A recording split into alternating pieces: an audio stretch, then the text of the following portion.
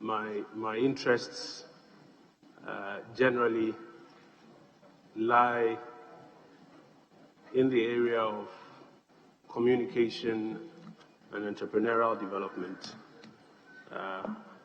And beyond that, I'm not sure there's much I'd like to add. Chairman, which committees of Parliament have you served on? Chairman, I've served on the Committee of Finance and then on Constitutional and Legal Affairs.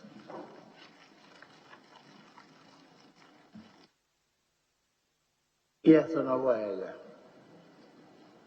Thank you very much, Kojo.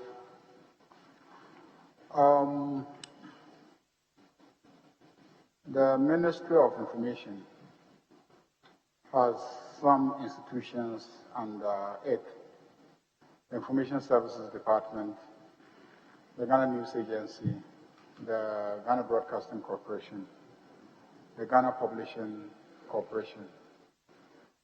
Can you update us on what you've been able to do to improve the welfare, the capacity, effectiveness and usefulness of these institutions? I have read your handing over notes, and I wanted to update us on what you've done about these institutions.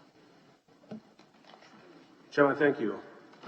As the Honourable Member rightly mentioned, the Ministry has one agency that it has some direct supervision over, a number of other entities which I would not describe directly as agencies because they are of a special creation. Those are the state-owned media, and then has the Information Services Department. Chairman, perhaps I'll start with the Information Services Department, which is more or less a direct department under the Ministry. The Information Services Department is the implementing arm of the Ministry that is responsible for executing the programs that the Ministry may roll out. One of the first things that we had to do upon my assumption of office was to reorganize the Information Services Department now to focus on about 4 major areas. 1, public relations for ministries, departments, and agencies, properly so-called, and I'll explain that briefly. 2, public education campaigns where officers across the country with vans have an opportunity to disseminate government information. 3, research, and 4, which was a new creation, a division to see to the implementation of the Right to Information Act. So, Chairman, for example, in the public relations class, at the time we assumed office, we had about 46 PROs only.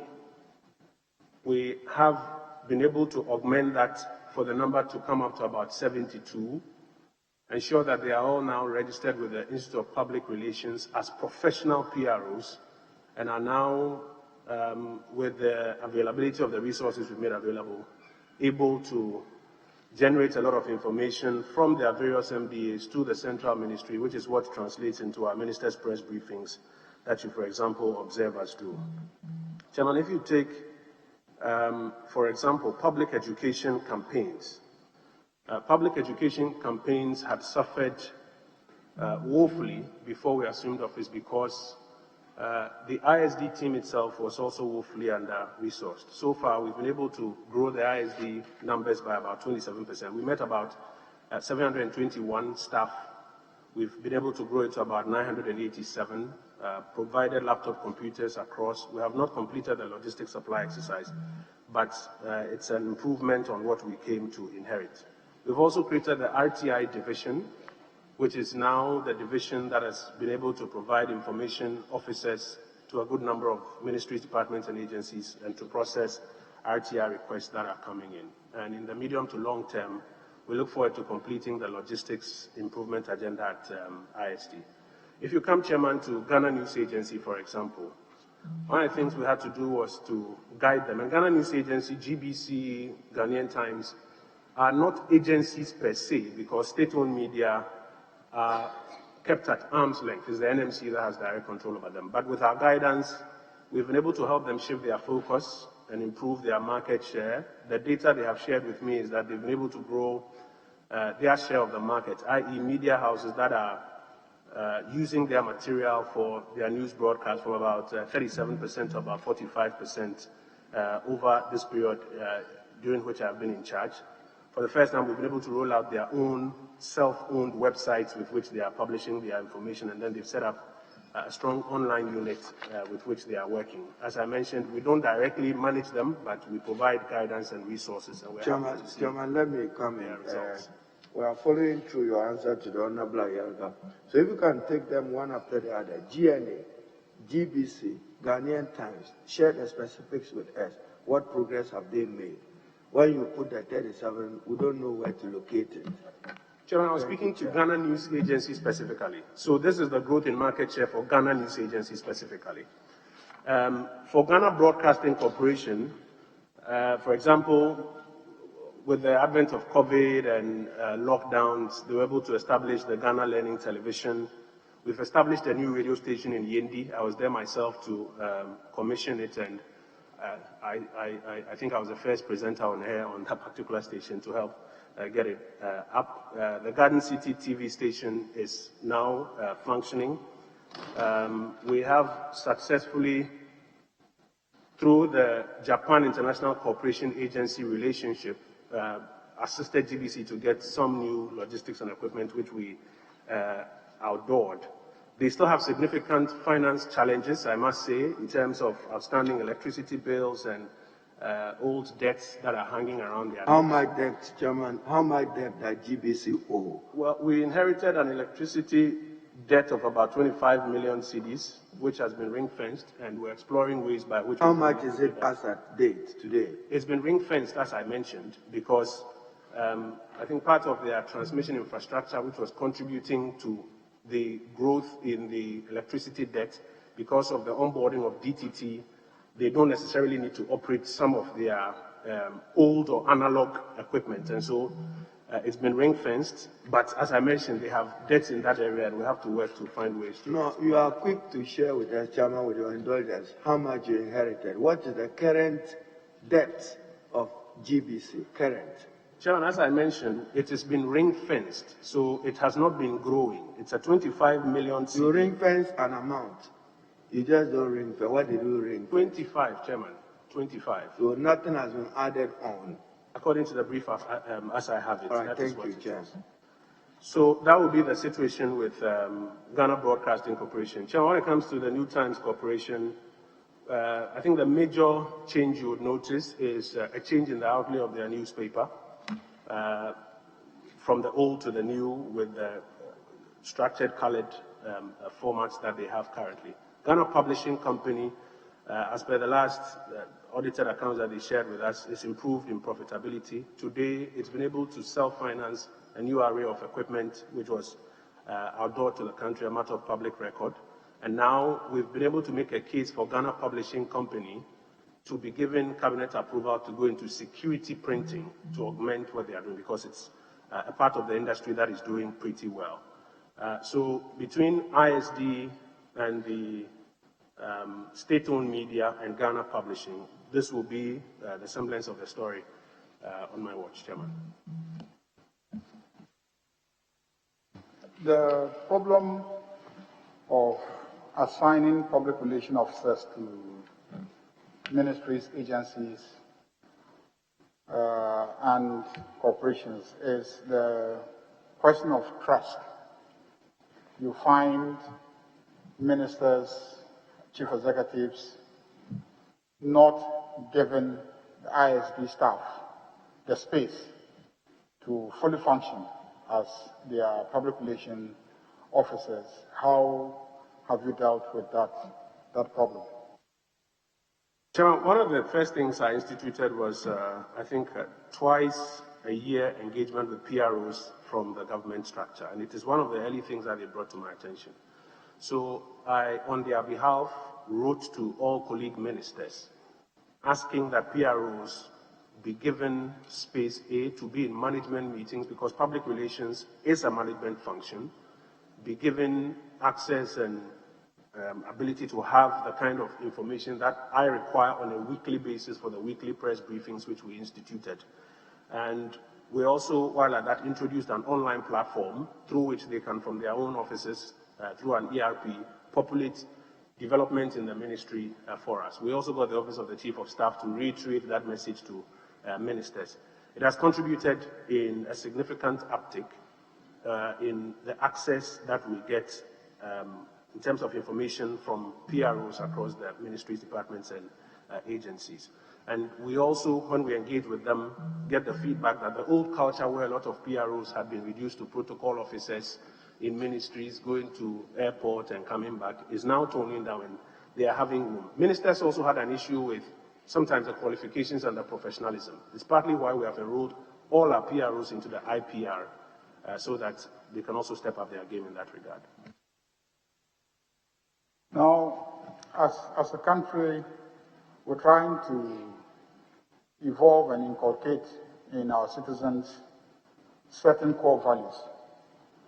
And let's say the values of meritocracy, developing a meritocratic society. That deals with the question of protocols, people feeling they must cheat in exams and all sorts of things. So developing a meritocratic society.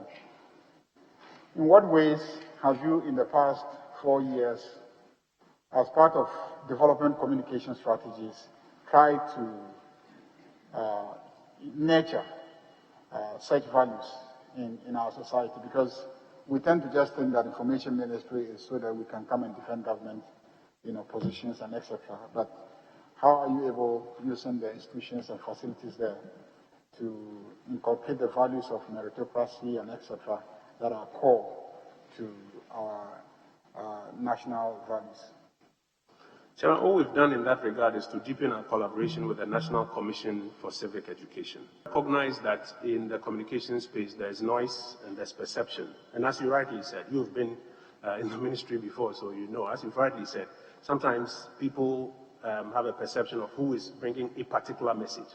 But we found that the NCCE is a very good vehicle for doing those things which, because of sometimes the political nature of our work, even our best efforts may not be received by some segments of the population. And so you will notice that our collaboration, as in the collaboration between the ministry and the NCCE, has improved. The NCCE, as you will notice, for example, in COVID times, has, as a result, been able to show up and get out there on the ground. We're just about to do a second wave with the vaccination rollout program where we are working hand in glove with the NCCE. But it's because we recognize that it is easier for people to receive some messages from them than from us, who may look politically, may I say, colored. And so that collaboration is what we are using to deliver on that. Last question, Mr. Chairman. In the last 4 years, during your tenure as Information Minister, the perception is that the media has come under enormous attack. Many radio stations were shut down because of issues about licensing and other obligations that are reported not to have been met. What did you do? How did you fend off what was perceived to be an attack on the media and the perception that it was an attack on media perceived not to be politically friendly towards the government that you belong to? Chairman, thank you. Chairman, yes, it came to my attention during the period that there was a perception that there is an attack on media and on persons who practice journalism in this country. Chairman, if I may just have some liberty just to expand a bit before I specifically answer this question. Whenever you hear of a report, or whenever I hear of a report that a journalist has been attacked, in my mind, one of three things is most likely happening. First, it may be true. And there are instances in which it is true that this person has been attacked in his line of work of journalism. Then there are instances where it is false. It's a totally cooked up story. And then there are instances where it is a coincidence. Somebody may have been attacked. That person happens to be a journalist, but it has absolutely nothing to do with his work as a journalist.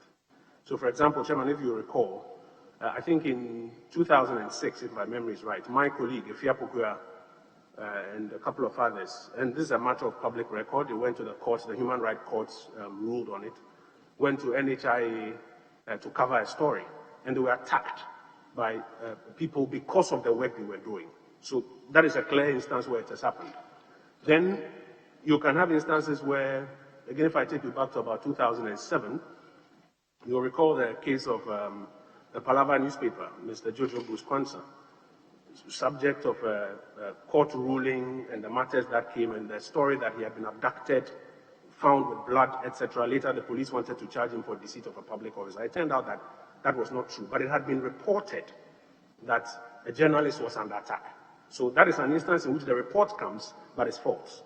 And then you can have coincidence. For example, Samuel Kwabena Ini, Ashanti Regional DJ, I think president at the time, between February and April 2007, shot in a bar, and initially the report was a journalist has been killed, suspected that it was in his line of work. I think by April, the police had arrested the persons, and it was because of armed robbery and proceeded to charge them and get a conviction accordingly. So anytime you hear or I hear of an attack on journalists, my professional understanding is that one of three things must be happening. So what did we do? We realized that one of the first things that needs to happen is to have the reports of attacks on journalists validated. Because as the reports go and nobody is investigating and validating, you would notice that over the years, our ranking on the World Press Freedom Index is coming down because all this chatter is picked online and it counts against us. So one of the first things we need to do is to validate.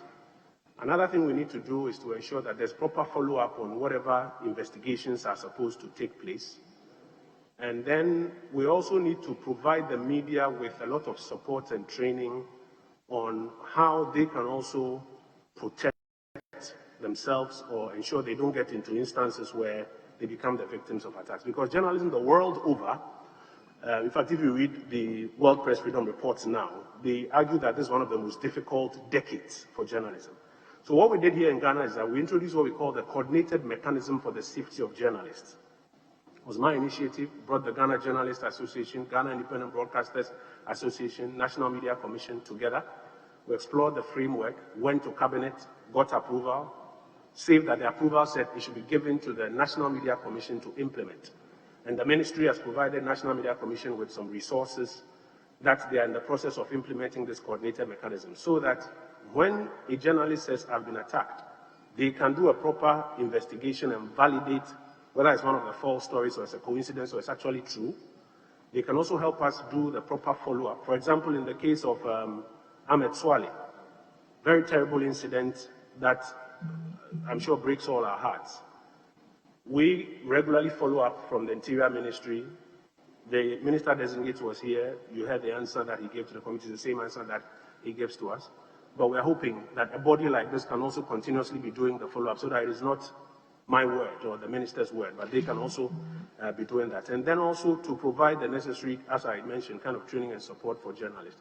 And Chairman, while at that, let me just mention that for all of those who believe in supporting the safety of journalists, it's not enough to talk about it. I think we should also support the NMC with resources so that they can deliver on this coordinated mechanism effectively for our common good.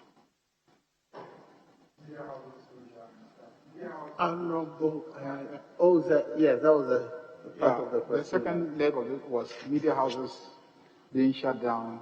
What did you do? How did you help them out? Well, if you did. The first thing I sought to do was to get an understanding of what was transpiring.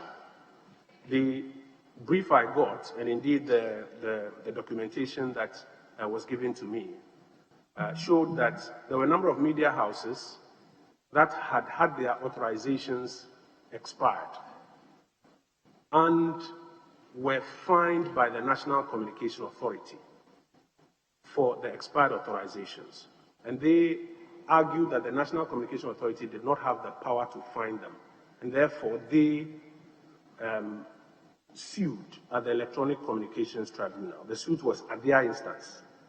And the panel, Professor Dateba, Dr. Nina Kukweno, and a third whose name immediately escapes me, found that, yes, the National Communication Authority did not have the power to fine them because their authorization had expired.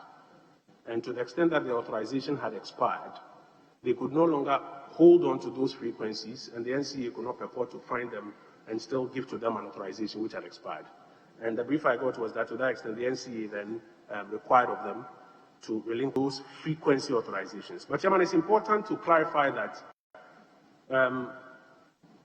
media in this country is not required to license before it operates, except that those who want to operate an electronic spectrum must get spectrum authorization. So what was withdrawn was a spectrum authorization of these media houses. As it turns out, some of them are still operating today, albeit on other platforms that don't require spectrum authorization. And we continue to encourage that they should reapply, and the NCA will be obliged as they go through their processes to, where appropriate, where available, provide them with the necessary spectrum authorization for their work. Are you aware of any of them who has reapplied and then they have allowed them to have their spectrum authorization? Are you aware of any of them? No, I don't have a brief to that effect. I don't have a brief to that effect. Yeah. Reverend. I'm grateful, Honorable Chair, and congratulations, Honorable Minister nominee. In the past 2 years, during your tenure as the Minister for Information, what could you inform this committee as to be your highlights, and what were the major challenges and how you overcame them, and how they prepared you to be more effective even in your next mandate when given the nod? Chairman, thank you. The work of the Ministry of Information is in about two major parts. There's the development communications part, which is working with the various ministries, departments, and agencies on how to get a message out and get feedback to government. And then there is the part that deals with the agencies and then the department of the ministry. I think for me, my major highlight, one of my points of pride, beyond what we've done with the RTI implementation, would be, in totality, what we've done with the Information Services Department, specifically the Research Department of the Information Service. At the time I assumed office, you had a research department that in a year will produce about 300 public reaction reports. You get a report that says one farmer in Kukrentumi says that this, and one teacher here says that. And we thought that wasn't scientific enough. So what we did was to work with some collaborating agencies to build a world-class research unit from the Information Service Department, 260 districts across the country, provide them with the necessary tablets and software so that when you issue a questionnaire, at the click of a button, it can be administered in 260 districts to provide central government with information that it can use for decision making. Specifically on RTI, if I may just have some liberties, Chairman, to speak to RTI briefly. The law assented to in 2019 took effect 2020. A number of things we've done. First, we've created the RTI division at the Information Ministry.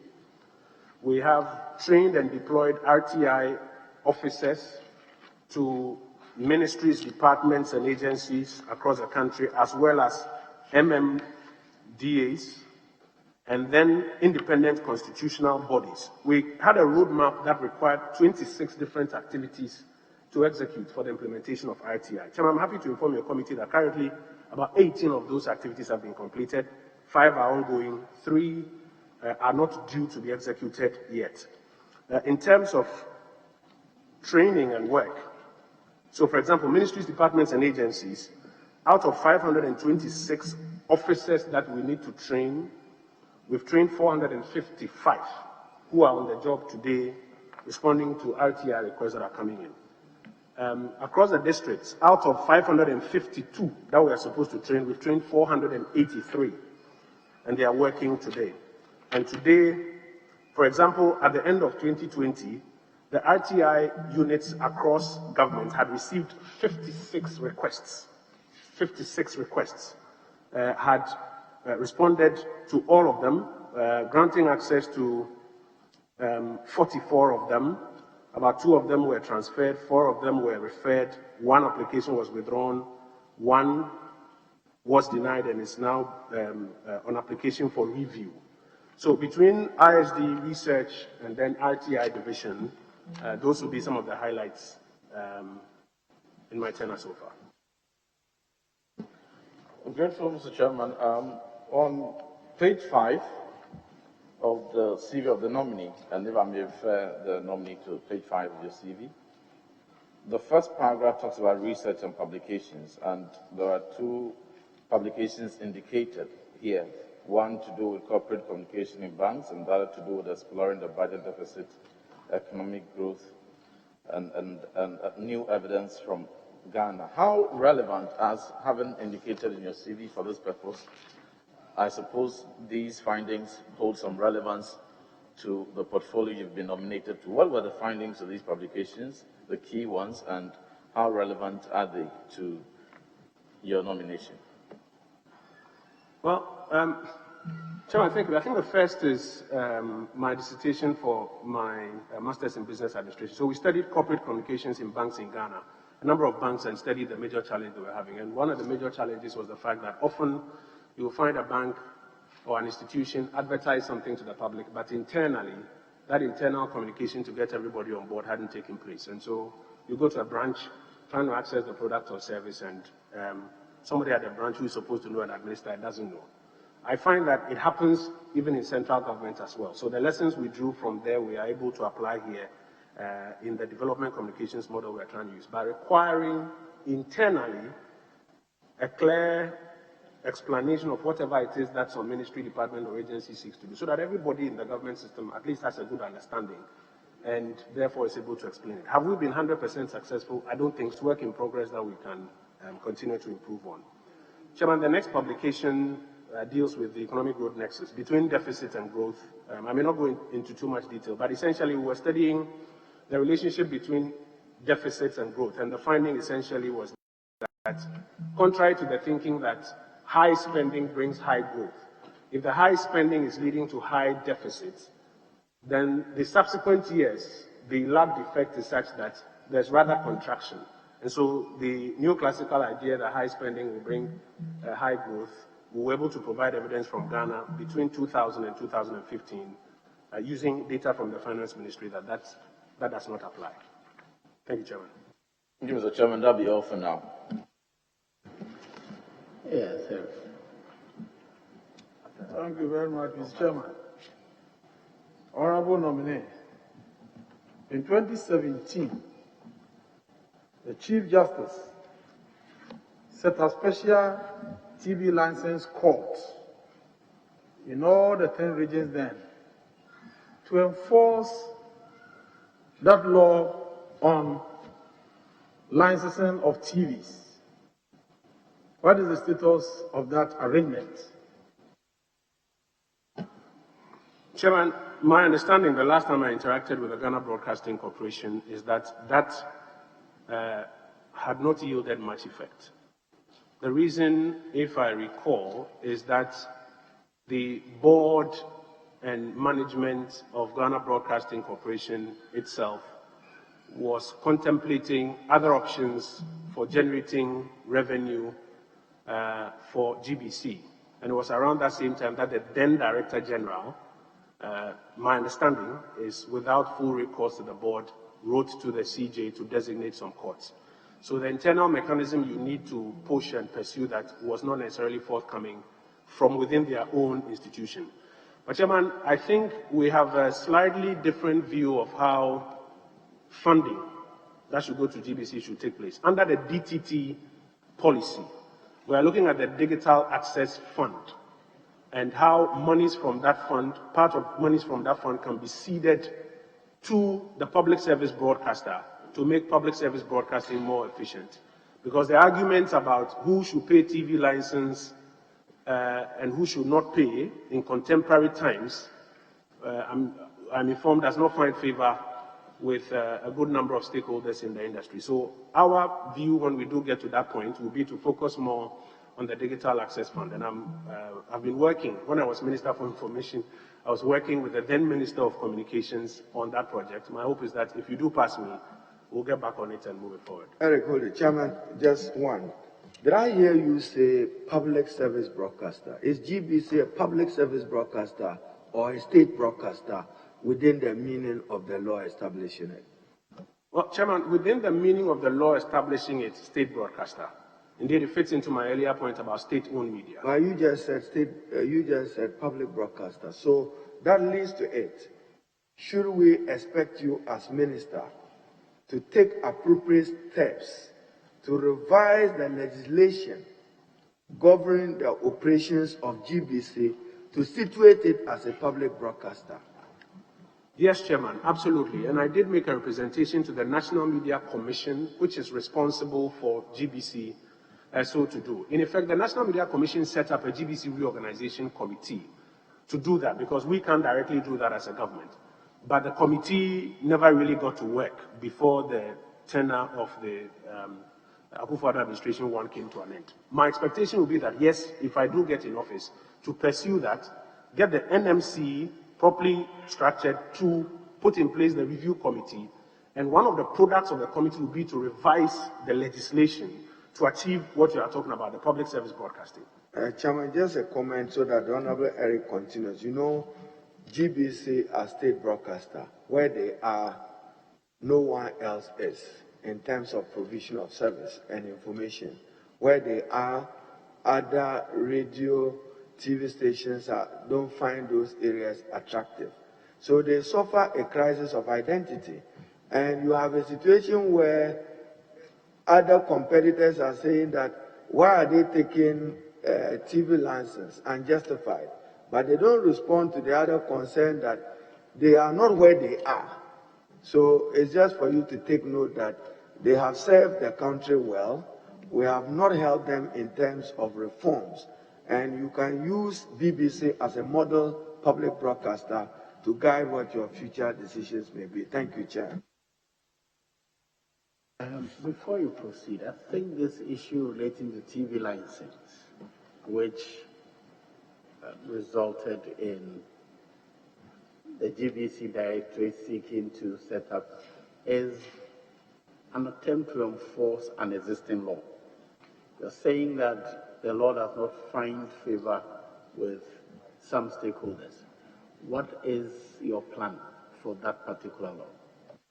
Chairman, as part of the reorganization, the views that we will be submitting to the committee, because as I reiterate, we cannot just go in there and begin to turn GBC around because of the nature of the creature it is. So we will submit our views to the reorganization committee. The view is that we discontinue the TV broadcasting agenda and move to the Digital Access Fund, and then also change the legislation and make GBC a proper public service broadcaster. As we are here, GBC is the one that is providing feed for all the private stations to carry.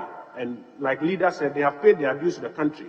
But through the public service broadcaster mode, we can also ensure that we properly fund their operations. Yes, please continue. Thank you, Mr. Chairman. Honorable nominee, as part of your functions as the Minister of Information, you are responsible to offer information to the Ghanaians on the activities, the policies of the government. You recall that in the 2019 State of the Nation address, the President touted as an achievement the establishment of an air wing of the police service. He actually stated that the country was going to take delivery of 3 helicopters to help make the service robust in the fight against crime. He further announced that some police officers were already undergoing training to become pilots. Additionally, in the 2020 budget, precisely on page 202, government highlighted some of the monumental achievements made over the period. And one of the achievements was that government had purchased 3 helicopters for the police service. Where are these helicopters? Chairman, thank you.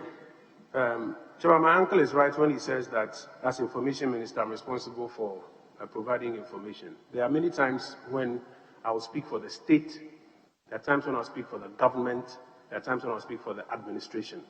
But in all of these, I work based on a brief I have received. Unfortunately, Chairman, as I said before you, I don't have an updated brief on that matter. I could find an updated committee in due course, but I don't have an updated brief on that matter. Updated brief on the whereabouts of the helicopters. On the subject of the air wing of the Ghana Police Service and their logistics. Okay. Honorable nominee, you recall that in the last budget, there was an allocation of 6 million Ghana cedis for communication. You recall during the debate, it was an issue. Can you indicate to this committee what went into the utilization of that allocation? Chairman, first of all, may I make the point that the annual budget performance report will come and provide some more detail, but I can provide some highlights here. That 6 million cedis was not part of the goods and service budget of the Ministry of Information. It was an allocation for communicating government flagship programs. Government had 16 flagship programs, from Planting for Food and Jobs, to NAPCO, to all of the other flagship programs that the Akufo administration had, free senior high school and everything that came along with it. Our job at the ministry was to design programs and activities through which the responsible ministries could express or to update the country. And we did quite a number of them. We had a number of nation-building updates, town hall meetings, mass media campaigns on television, etc., that allowed these various ministries handling the flagship programs to tell their story. Indeed, Chairman, as my uncle will recall, getting to the 2020 election, there was this joke in town that everything you say, the MPP people say free SHS. That was evidence that the story was being told and being told pretty well. So, as I mentioned, the annual budget performance report can provide the specific details, but these are just a few highlights, Chairman. Very well. Yes, Honorable Brian Achampo. Thank you, Mr. Chairman. Congratulations, nominee. My question is, in 2021, what is the relevance of the information ministry in this modern day governance?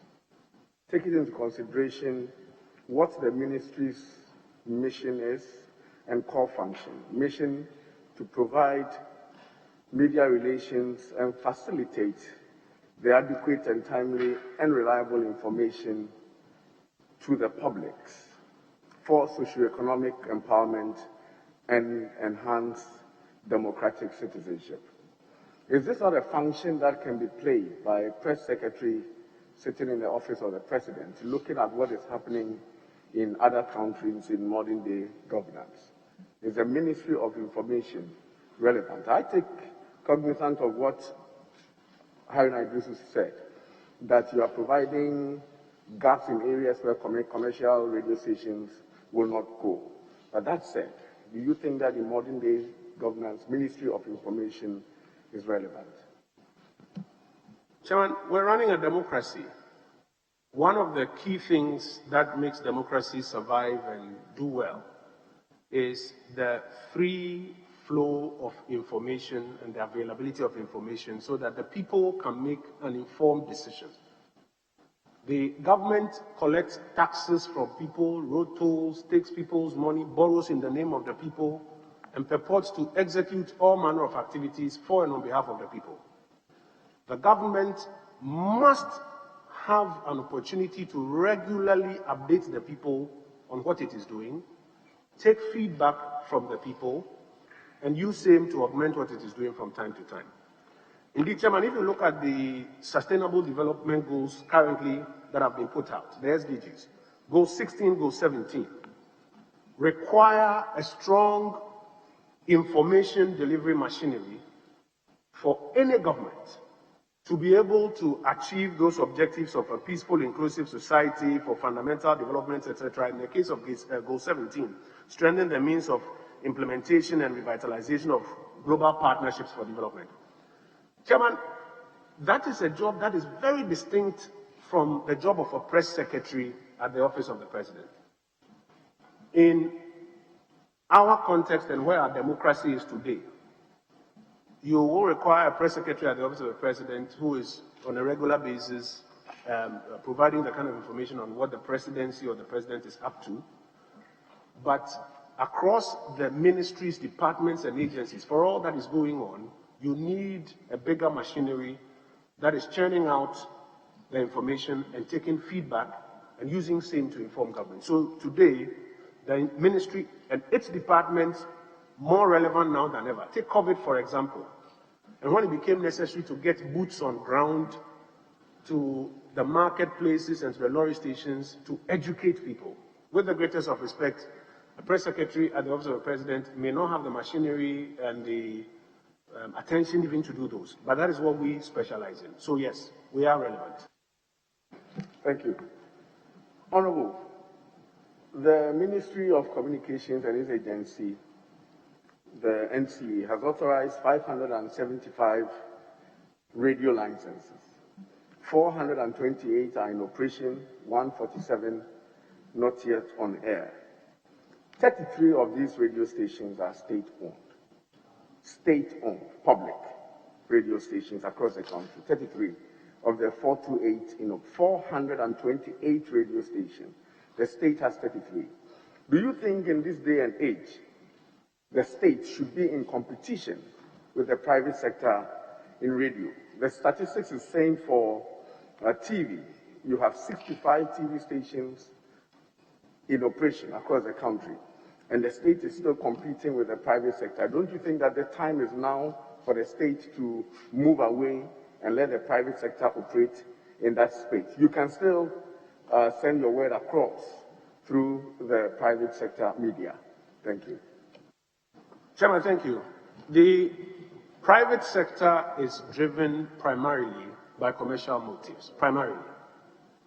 But beyond commercial motives, there are many other tasks in the governance area, in the information dissemination area, that must be undertaken, but which may not bring any commercial benefit to a private sector player.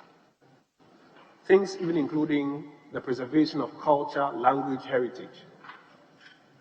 It is important for government, or the state rather, the state, to be in the media space, and it happens the world over, to provide, among other things, public service broadcasting, so that where the private sector will not go because there's no commercial motive, they can augment that space. I'll give you an example. When we opened the new radio station in Yendi, I don't have the names of the languages readily offhand, but languages that are not spoken on any of the local stations in that catchment area are being spoken on this station, and it's helping us to reach the last mile of the Ghanaian populace with messages which, if we had left it just to the commercial players alone,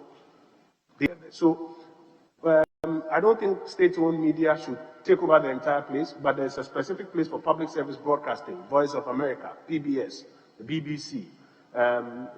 In China, they have state-owned media. That ensures that some part of public service broadcasting gets across, because it's one of the rights of our citizens. Chairman, Honorable Brian, if you allowed me a follow-up to build on a very relevant observation you made. Fortunately for us, the Minister for Communication is also here, sitting and listening as a member of this committee. What the Honorable Brian have referred to, TV, radio stations, licensed by the NCA as a regulator. Content regulated by the National Media Commission. There is a turf war, and the turf war, you are aware of it, is between the NCA and the National Media Commission, which has not allowed for proper control and regulation of the sector. Now, will you work with your colleague to seek to resolve these administrative differences? I presume that an answer to it will be a broadcaster bill, I presume. And I should say that I left the Ministry of Communication in 2012. I referred to the Ministry of Information then, a joint cabinet memorandum between the Minister for Communication and Information to give meaning to this legislation. So just relate it to his question and give us some assurances what you do. Chairman, so two things. I work very closely with the Minister responsible for communications, as she then was, and with your grace, will become, hopefully. And given the opportunity, we will do same. Secondly, we inherited a broadcasting bill, and we have done a lot of extensive work on the broadcasting bill in terms of consulting various stakeholder groups. And by your grace, if I am passed, I expect to bring it to this Honorable House in this 8th Parliament. Some of the new things we've had to try to attend to in the broadcasting bill is a question of fake news, which, learning from other parts of the world, we've been able to draft a provision for, and hopefully when it does get here, we'll have an opportunity to engage. So still keep it there. You use fake news. How can you regulate social media? In fact, that is why I said another before leader came in. Another area that this, may I say, amended draft seeks to deal with is the digital space. Chairman, if I may just share some data with your committee. The Afrobarometer reports recently published show that at least about a third from 2014-2017, about a third of Ghanaians are consuming news from digital platforms. Unlike newspapers where under the legislative instrument, you are required to register at the NMC. And therefore, even if you publish something that was out of 10, you can appear before an NMC and you can be called to order. In the digital space, currently, all you do is you register your domain name, pay your www. something, and then you are on it. It's even expanded with social media, which are not websites properly so-called, but people have pages on websites. And there's absolutely no regulation or guidance there. So some of the things that we are proposing in this amended broadcasting bill will be to address some of these concerns. And I think leadership is very right in that area. I will pray that when we do bring it to the House, we get the support from the entire House to tweak and to adjust what is necessary so that we don't end up infringing on free speech and free expression, because some countries in their bid to solve that problem have gone that way. And we have a piece of legislation that can work for all of us. Right, let me still have some of your bread. Minister, if you have your constitution there, refer to Article 1623 of the Constitution. And media is used there in a generic sense. And it reads with Chairman's indulgence, I quote, "There shall be no impediments in the establishment of private press or media, and in particular there shall be no law, for my emphasis again, requiring any person to obtain a license as a prerequisite to the establishment or operation of a newspaper, journal, or other media for mass communication or information." Are your hands not tied? Absolutely not, Chairman.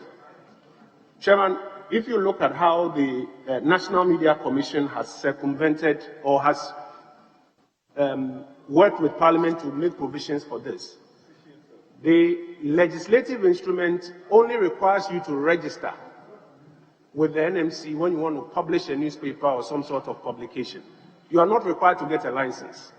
Indeed, it applies to all other media houses, and that's why I was making the distinction with the Honorable Mahama Yage's question, that for the electronic media even, the license is only for the spectrum that you are utilizing.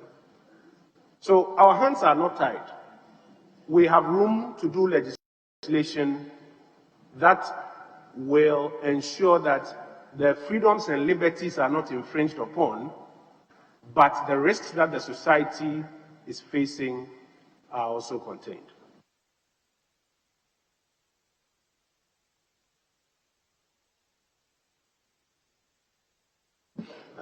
Yes, please.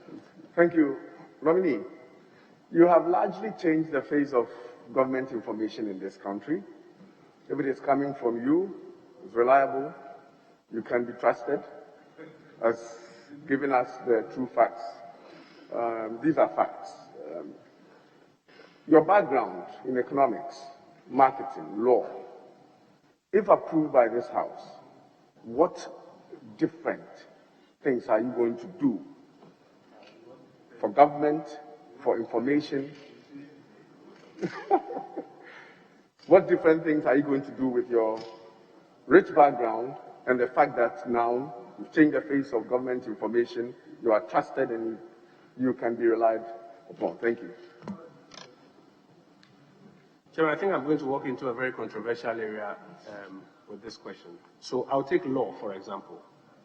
And as leader drew my attention to, if you read Article 162 of the Constitution, the concept of media freedom, and you compare it to the generally thought understanding of media freedom, a good deal of people believe that media freedom essentially means that the media is free to say and do anything without any inhibitions or without consequences.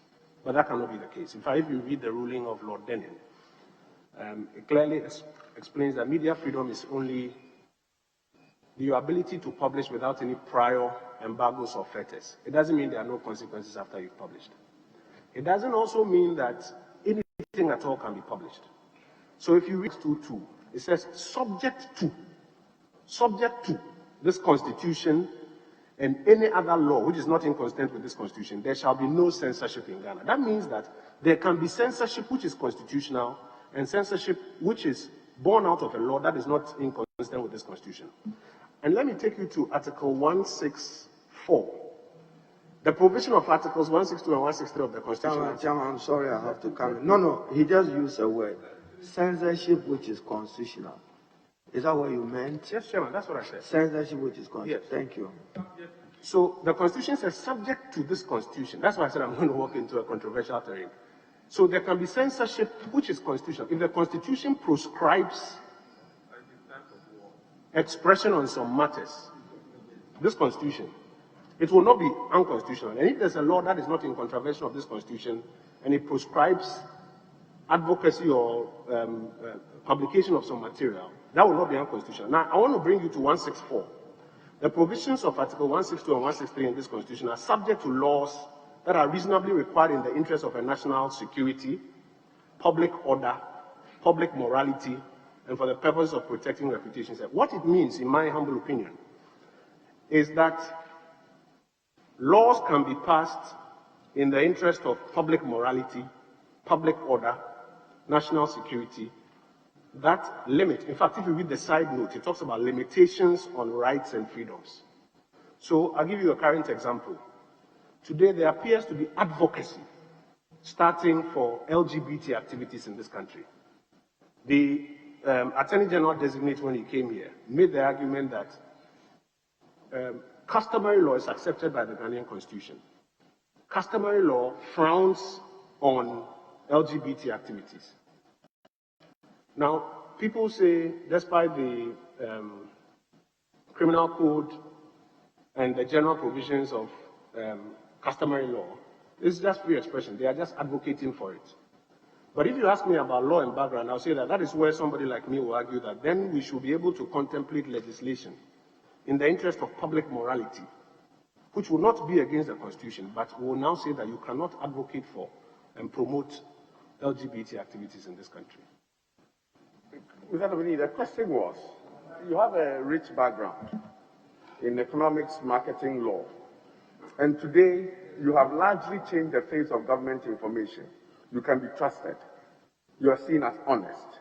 What new things are you going to do if approved by this House? Well, The big thing that we want to do in this second tenure, God willing, if we have your grace to be approved, is to complete the retooling of the Information Services Department. At the last cabinet meeting of the Akufo-Addo administration in the last tenure, we got approval in principle to go into the provision of communication vans for the ISD across the country and to assist retool them. I believe that it will make a major difference, especially in these extraordinary times, in getting message to ground. And in this second term, it will be one of the major things that I will be focused on doing for the department. Another thing that I believe I would like to do in this second term is to help grow a lot more spokespersons for various sectors who are skilled in the various areas and can speak authoritatively or provide information authoritatively, so that the citizen gets served with quality information he can trust, but from people who are also experts in this area. Talking about spokespersons, the phenomenon now, communicators for political groupings, and they are practically taking over the broadcast space. There's not a single matter in discussion that broadcasters will not call one person from this party, one person from the other party, irrespective of the knowledge base of the persons they are inviting as spokespersons. Often, what the public is treated to is a total misrepresentation of the facts, the laws, and the expertise. Do you have any inclination to do something about this kind of phenomenon? Chairman, it is the way of our politics and our media operations in Ghana today. I'm really not sure that we'll be able to walk back the hands of time on that one. What I think we can do is, as I suggested earlier, to invest more in getting people equipped in specific subject areas, so that when there are discussions on those subjects, then these persons are well skilled and able to be the ones who lead the public engagement exercise in that way. We can also, by moral suasion, encourage media owners to invest in their media talent, to build their capacities and competencies in specialized areas with which they can also lead their discussions, so that we all don't become generalists speaking about everything, but we can have more experts leading and participating in discussions on specific areas. Thank you, Chairman. Yes, Thank you, Chairman. Good afternoon, Mr. Nominee. Mr. Nominee, I would like to take you back, just briefly, to a question that Eric Opoku asked about GBC.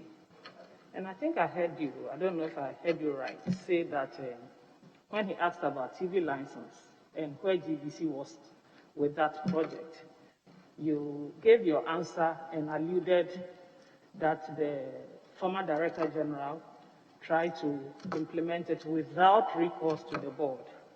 I'm sure you are aware that before the former Director General was dismissed from his position, the NMC, which was the supervisory institution, instituted an investigation into the circumstances under which the TV courts were so-called. Yeah. And did you see a copy of the report as Minister of Information? No, Chairman, I was Deputy Minister for Information at the time, and that was not my brief. You had actually become Minister of Information before the former Director General was dismissed in September 2018. Chairman, I became Minister responsible for information in November 2019. 2019, okay, that's fine. So when you say that it was without recourse to the board, are we taking it that you are saying it authoritatively, that this was the outcome of the investigation, or you are going by what was thrown out there, the narrative that was thrown out there when the TV license brouhaha came out?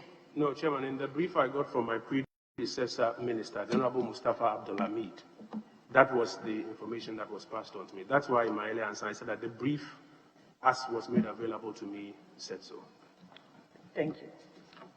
My question is, as the main government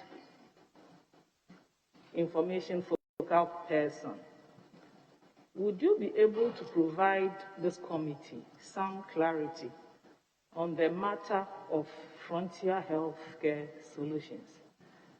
Some ministers designates have been here, about 4 of them, and none of them is able to tell this committee how we came about with Frontiers Healthcare Limited. But I want to find out whether, as the minister responsible for information, maybe you'll be privy to how we came by that, and whether we couldn't have used that opportunity to even give a local company the opportunity in order to build their capacity or to empower them, knowing that Frontier Healthcare is a Nigerian company, and whether we couldn't also use Noguchi to do the test at the airport. Chairman, thank you. Chairman, I'm a member of the Presidential Task Force on the COVID-19 response program. COVID-19 response was escalated from the Ministry of Health to the Presidential Task Force level. The Presidential Task Force is the one that tasked the Ghana Airport Company Limited to explore options by which it could find an acceptable instant testing mechanism at the airport, which will allow the airport to be reopened. The Ghana Airport Company Limited then proceeded, according to the brief I have, then proceeded so to do and reported back to the Presidential Task Force that they had been able to come up with an option, and that option will allow people to be tested, I think, within 15 minutes at the airport, and then the airport could be reopened. Chairman, I have observed your committee's hearing. I have seen the question put to, I think, other ministers. Respectfully, if I may suggest, Chairman, I think that the most appropriate person would be the Minister for Transport, under who or the Minister for Aviation, assuming there was one, but now Transport, under who the Ghana Airport Company Limited operates. It is his agency. It will be best seized to provide all the details on that matter. Thank you. My other question has to do with judgment debts. Yeah, in the last few weeks, we've read in the media a couple of issues about judgment debts that have bedeviled this country. In the previous government, the architecture was that we had a senior minister, we had finance minister, we had ministers of state. We had almost everybody in there to play advisory roles. What would you say gave rise to this huge level of judgment debts that we are experiencing? Chairman, I think we have all read in the media that there are some judgment debts. It is my expectation that we will be seized with the details and the proper documentation so that we can actually establish whether it's true or not. If there needs to be some investigation to find out, assuming it is true, how it was occasioned. It is after all of those that we can even take as a matter of fact that these are truths, and therefore proceed to make some commentary or analysis alongside.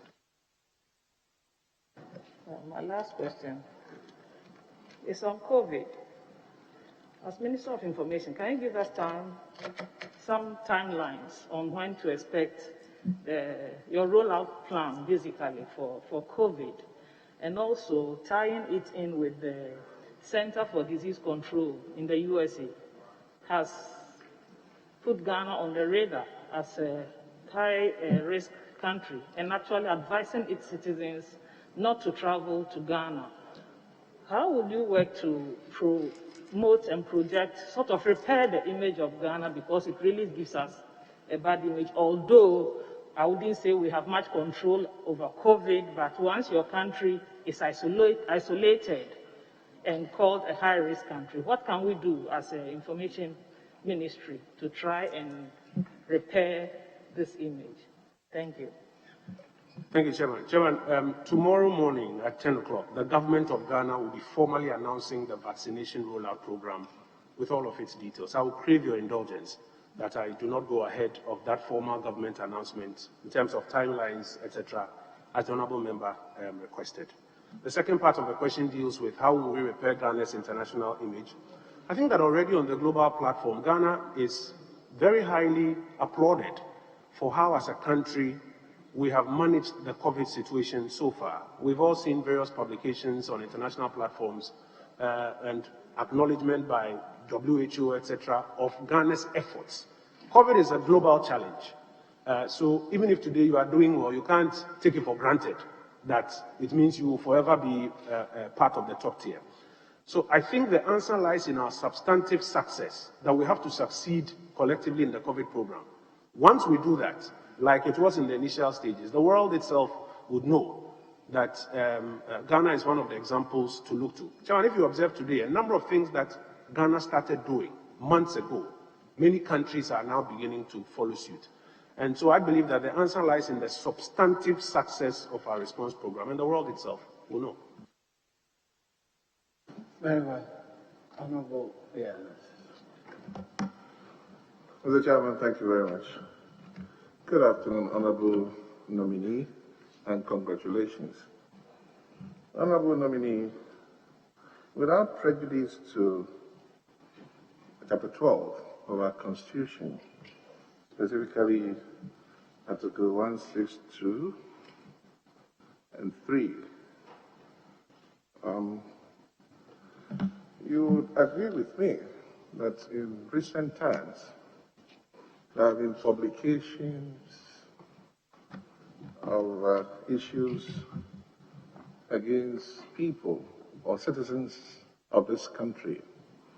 And that's why I say without prejudice to Article 162.3, which allows the press or media freedom.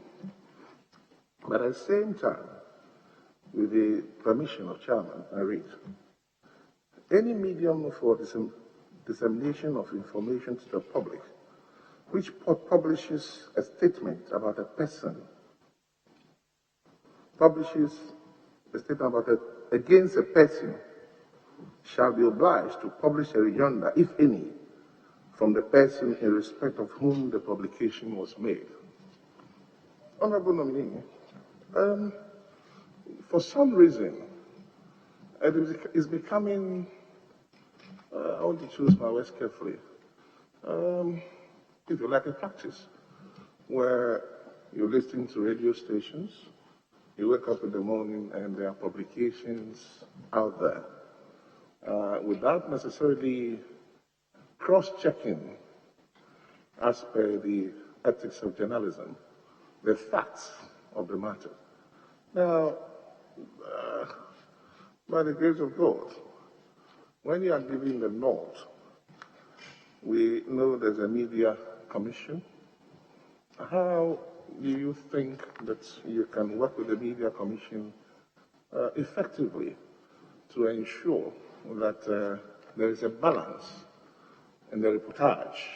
As I said earlier, this is without prejudice to Article 162. Chairman, thank you. May I preface my comments by saying that the media has a very, very, very important role to play in our democracy. Indeed, the provision that you read, Article 162, Clause 5 and Clause 6, which enjoins the media to uphold the principles, provisions, and objectives of this Constitution and uphold the responsibility and accountability of the government to the people of Ghana, is a provision that is critical in ensuring that sunlight is thrown on all the activities of government so that people who get into public office do the right thing and do it in the interest of the people of this country. Chairman, unfortunately, however, because on the other side, the media landscape has been totally liberalized, there are, if I may land with a full sentence, because it has been totally liberalized, unfortunately, there are people who have the opportunity to practice media without recourse to, for example, a background training, whether in media law or media ethics, or who are operating in a space that suffers what is described on the international platforms as the products of the difficult economy when it comes to media practice. The consequence is that you have people who are practicing media and the output is below par, like you have suggested. I don't think that the answer is in throwing away the baby with the bathwater. Media is so important, as we have read already, that I believe what we need to do is to provide support for training, capacity building, and improvement in the quality of standards, even where we find infringements. So, for example, under the DTT policy, for television, for example, and under the Digital Access Fund that we are speaking about, there are efforts to ensure that we take away some of the costs that media on their own was bearing. At first, if you are setting up a TV station, you have to buy your own transmission equipment. Today, because of the DTT program, all you need is a studio to produce your content. You may not even need a studio. In fact, part of the DTT program is to set up studios so that content providers just provide. So to lower the cost of entry. But more importantly, I believe we need to fund the training, the continuous training and support for journalists to build their capacity and eschew some of the things that you complain about, which will require rejoinder, etc.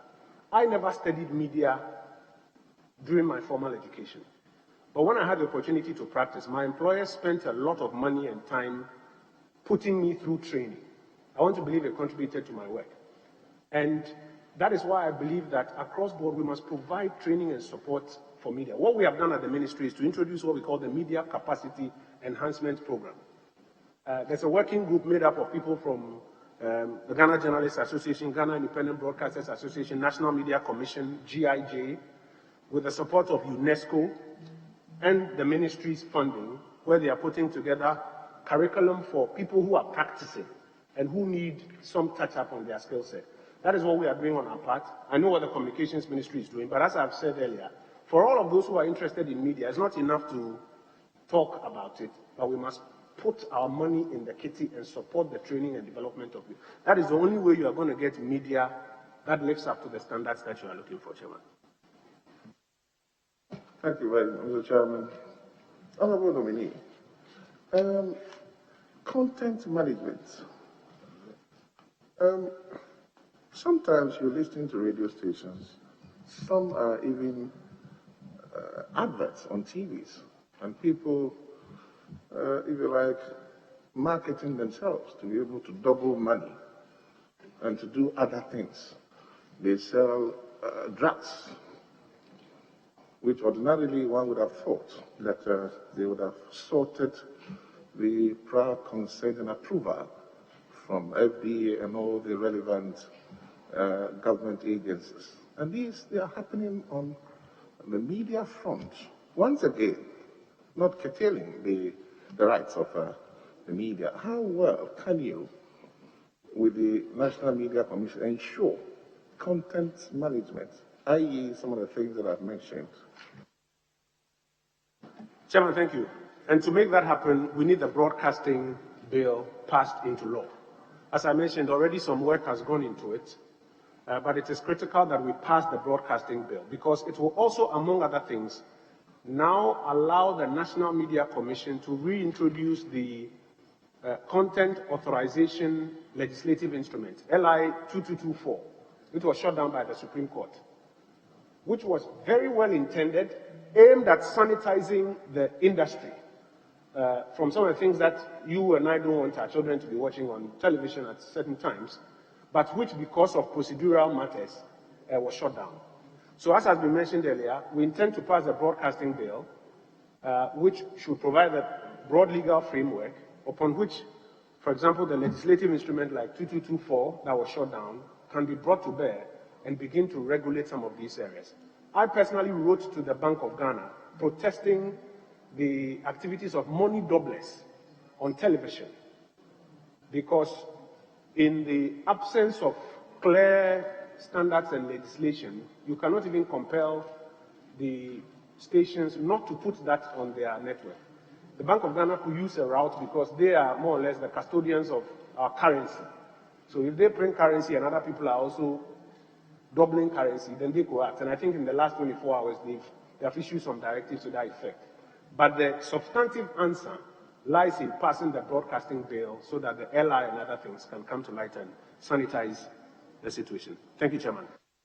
Chairman, finally. Honorable Henry, let me just come in. I'm getting some guidance from Chairman.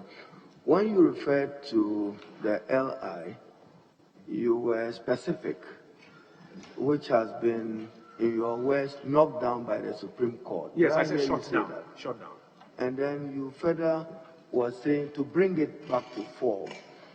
Within the meaning of the constitutional article, to the extent that any enactment is inconsistent with the Constitution, the Supreme Court has the power that they exercise. Absolutely. So contextualize your statement. When you say bring it back to 4, is it to disrespect the Supreme Absolutely Court not. when Absolutely. they have rightly exercised their mandate? And then also I'm happy the ministers for national, those who worked at National Security brought it up. Just for you to be guided. The Honorable Brian raised it. Honorable Henry have raised it. Parameters. In Brian's context, public broadcaster, state broadcaster, commercial broadcaster, community radio. And the respected Professor Karkari and even Professor Audrey and Co. have written extensively on it. When will we have a legal framework which defines these parameters? Then we know, for instance, these are private players. We know, for instance, these are public. Then we know, for instance, this is a local Bimbila or a Yorubi as you come from their FM station. Thank you, Chair. Chairman, thank you. And Chairman, as I was mentioning earlier, that is what the broadcasting bill will help us do. Because even, Chairman, the definition of broadcasting becomes a controversial matter, but the bill seeks to answer all of these questions. So as has been mentioned earlier, we'll be guided accordingly.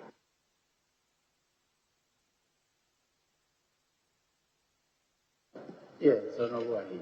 He'll come to you. Thank you, Mr. Chairman. Mr. Chairman. Sorry, we are not finished.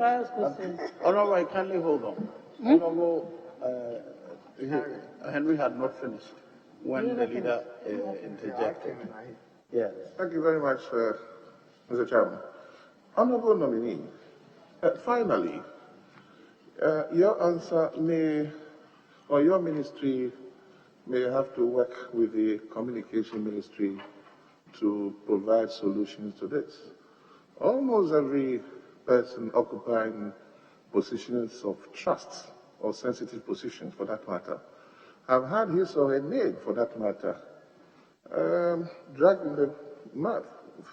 Reasons being that Facebook, people are creating Facebook accounts for politicians, for bankers, name them, and they are duping people, extorting monies from them.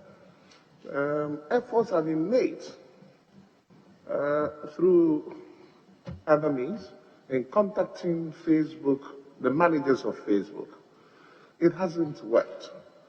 Now, can you assure this House that when you are giving the nod, you will work with the communication ministry to see how best you can, as a country, deal with Facebook on such matters by ensuring that the privacy, not necessarily privacy, but the people are protected, because it is really getting out of hand. You open a Facebook account, they say verify. You verify, and there are 14, 15 accounts being created in your name. Every day, 1 or 2 are being closed, another one emerges. What is it that we can do about this? So 2 quick things. First is that the Ministry of Communications has already rolled out a cybersecurity framework. I think an act has been passed by this House There are a number of things therein that are aimed at ensuring that we have a tighter grip on the cyber challenges that we are having in this country. As I mentioned, I've been working with the minister. I look forward to working with her so that it can see the light of day in this second tenure. Chairman, but on the other side as well, we need to also take some personal responsibility. If you go on social media and you see an account that belongs, or an account that purports to belong to somebody, and the person starts asking you for money through Momo numbers, I think some basic duty of care must also be encouraged on the average Ghanaian. And perhaps what we have to do is some more education in that area, even while we tighten the cyber security provisions, as have been spoken about. Thank you, Chairman. Yes, thank you, Chairman.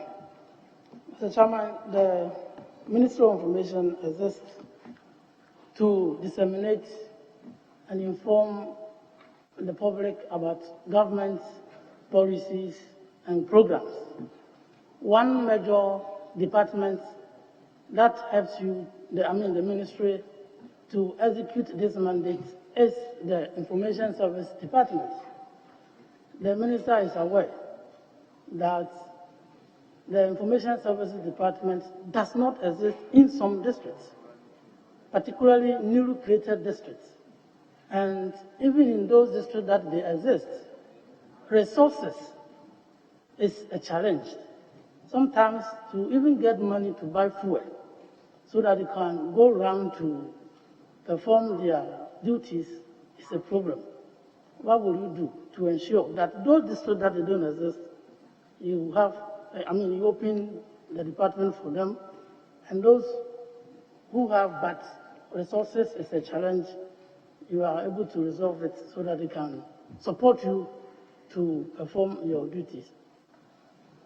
Chairman, thank you. As I mentioned earlier, at the last cabinet meeting of the previous administration, we got approval in principle for an ISD transformation program, as we call it at ISD. It includes provision of the information vans across all 260 districts, some logistics support to the district office. There are districts where it's difficult to find the basic logistics, as you mentioned. And then there are some places where there are no offices, so an adjoining district has to serve them.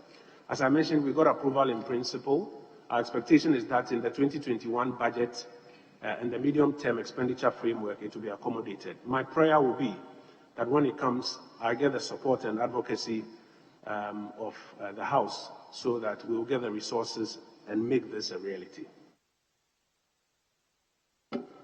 Mr. Chairman, in one of the media press organized by the Honorable nominee, he assured Ghanaians about the fact that government is stepping up messaging on COVID-19. And if you move in Accra, you hear some adverts being played to educate the people. But when you move to the rural areas, it's totally absent. When you are in Bodi district, Gaboso district, Kontomra district, Bia East, Bia West, you will never hear one advert about COVID being played. What accounts for that, and what are you going to do to ensure that those rural districts also benefit from this information so that it will also guide them so that they don't, they avoid COVID-19. Chairman, the honourable member is absolutely right. Messaging went down for a while. We are picking it up. It started very strongly in, may I say, the capitals. The challenge we have now is boots on ground. We have submitted the Information Services Department's budget to the ministry responsible for health. The minister assures me, or the president's representative, I beg your pardon, assures me that they are working to release some funding so that the vans can get back out there on the ground, especially on this mask campaign that we are currently on. And hopefully the people of Bodi will see and hear the vans out there. Mr. Chairman, lastly, there is a rationale for organizing media press to educate the people on pressing issues. And I just want you to look at the timing of late, of organizing the media press. You know that in this country, from 6 o'clock to 10 o'clock, that is where major TV stations and the radio stations organize their programs. Of late, too, that is when you also organize the media press. And so people have divided attention. People who want to listen to the regular, media houses will not even listen to you. Don't you think that you should consider the timing? Because 8:30 to 9 is problematic for me. We want to look at the timing of organizing the media press so that many Ghanaians can listen to whatever information you have for them. Chairman, I'll take my senior's advice accordingly.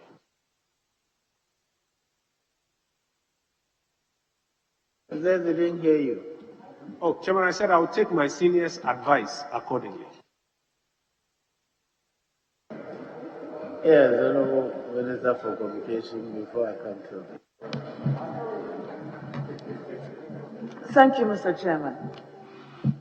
With the easy access to social media platforms, we've seen a proliferation of fake news, defamatory material, all published on social media platforms, and people hiding behind the anonymity of social media to publish all kinds of things. What are you going to do to limit this scourge and extend the reach of regulation and oversight to those who act in that manner? Chairman, as I've mentioned earlier, the digital space is fast growing. I have with me a copy of the Afrobarometer dispatch number 250 of 6th November 2018. And a few highlights therein. For example, from 2014 to 2017, consumption of daily news from digital sources in 2014 had grown up. In fact, prior to 2012, you couldn't account for consumption of daily news media from digital sources. But from 2012, about 6%, then 2014, 30%, 2017, 31%, and I'm sure in the recent service, gradually, the market is tilting there. The traditional newspapers, etc., easier to regulate because they are registered and you can identify the people behind them, and therefore the levels of responsibility are comparatively higher. But on the digital platforms, it's easy for anonymous people using websites or social media platforms, etc. That is why we believe that the new broadcasting bill will help us to create a certain framework within which digital broadcasting and digital publication can also have some semblance of regulation around it. And as I've mentioned earlier, it's my hope that we'll get the support of colleagues when we do get to that point to implement it. Mr. Nomini, does freedom of expression mean an unfettered right to publish anything, anywhere without limitation or boundary? And does the media have a duty to act responsibly in the discharge of their obligations as the fourth estate? And if so, how are you going to ensure that they do? Freedom of expression, freedom of speech as a subset of freedom of expression, freedom of media is not absolute. As I have hinted earlier, even the Constitution, which recognizes these doctrines, make them subject to constitutionality and other laws that are not inconsistent with the Constitution. But interestingly, if you look at Chapter 12 of the Constitution, it ties in freedom with responsibility. If you look at the side notes, just close to Article 162, it says freedom and responsibility of the media. So I am a firm believer in media freedoms. I believe we all are. We should uphold it, promote it, safeguard it, but we should also at the same time be interested in supporting the media with the things that make it easier for them to also live up to the standards. Chairman, just a little one. If you can just paraphrase yourself, you believe in media freedom. You want to add independence to it or just freedom? Is it just that freedom? Freedom and independence, leader, right, thank you. of the media. And as I've mentioned, while we uphold it, we should also work to support the media so that they are also able to live up to the responsibility required of them. At the risk of sounding like I'm defending my media colleagues, Chairman, there are some of the infractions in the media space that are not out of malice. They are not out of malice. But because of the very liberalized market in which we are, there are people operating who have not had even the benefit of any training or support. And that is why I argue that we should support them so that they can do that which they desire to do without falling into the tentacles of irresponsibility.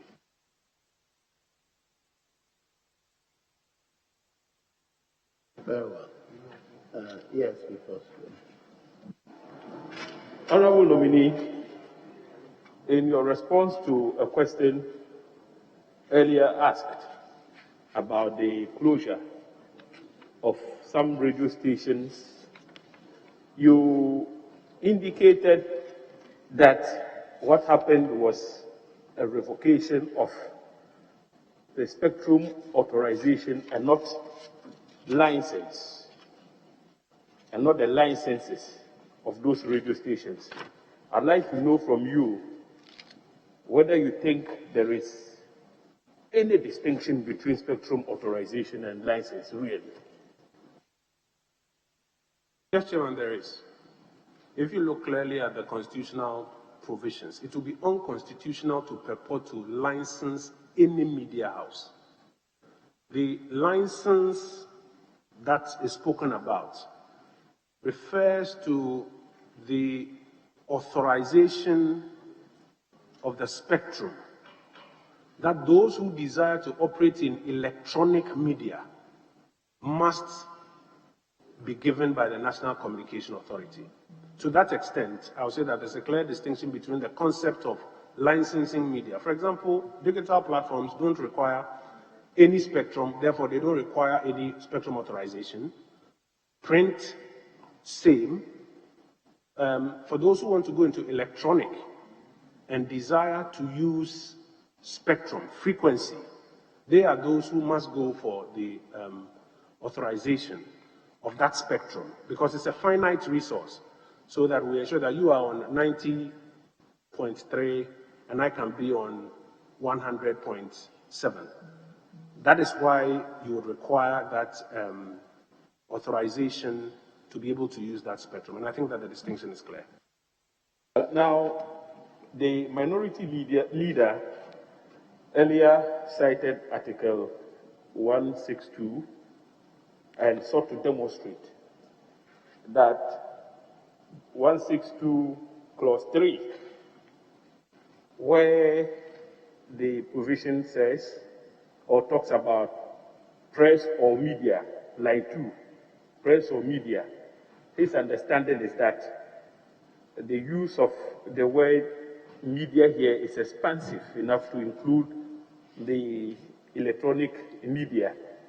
And the understanding of the use of the word license here, license, should cover the spectrum authorization. You sought quick refuge under Article 164 to justify why there can be some limitations to the enjoyment of the freedoms granted under 162. Now, I happen to act for one radio station which was shut down, a community radio station, namely Radio Mantambo, which operated around the Bimila area. The reason cited by the NCA for the revocation of the authorization of Radio Mantambo was security concerns, that nebulous concept. Are you aware of any other reasons canvassed for the closure of Radio Gold, Radio XYZ, under the specific exceptions provided for under 164, which includes interests of national security, public order, public morality, and for the purpose of protecting the reputations, rights, and freedoms of other persons?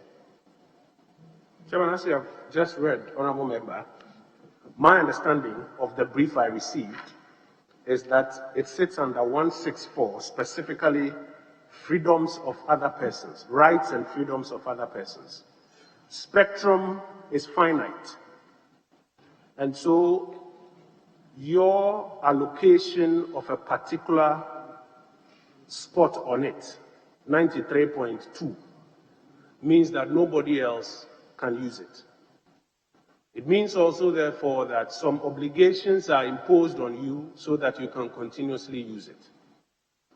If you renege on those obligations, and the Electronic Communications Tribunal is of the view that that amounts to giving up that spectrum, that, in my understanding, clearly fits under the question of the rights and freedoms of others to use that particular spectrum. Because if you want it, you fulfill the obligations associated with it. That is my understanding of the brief as I received it.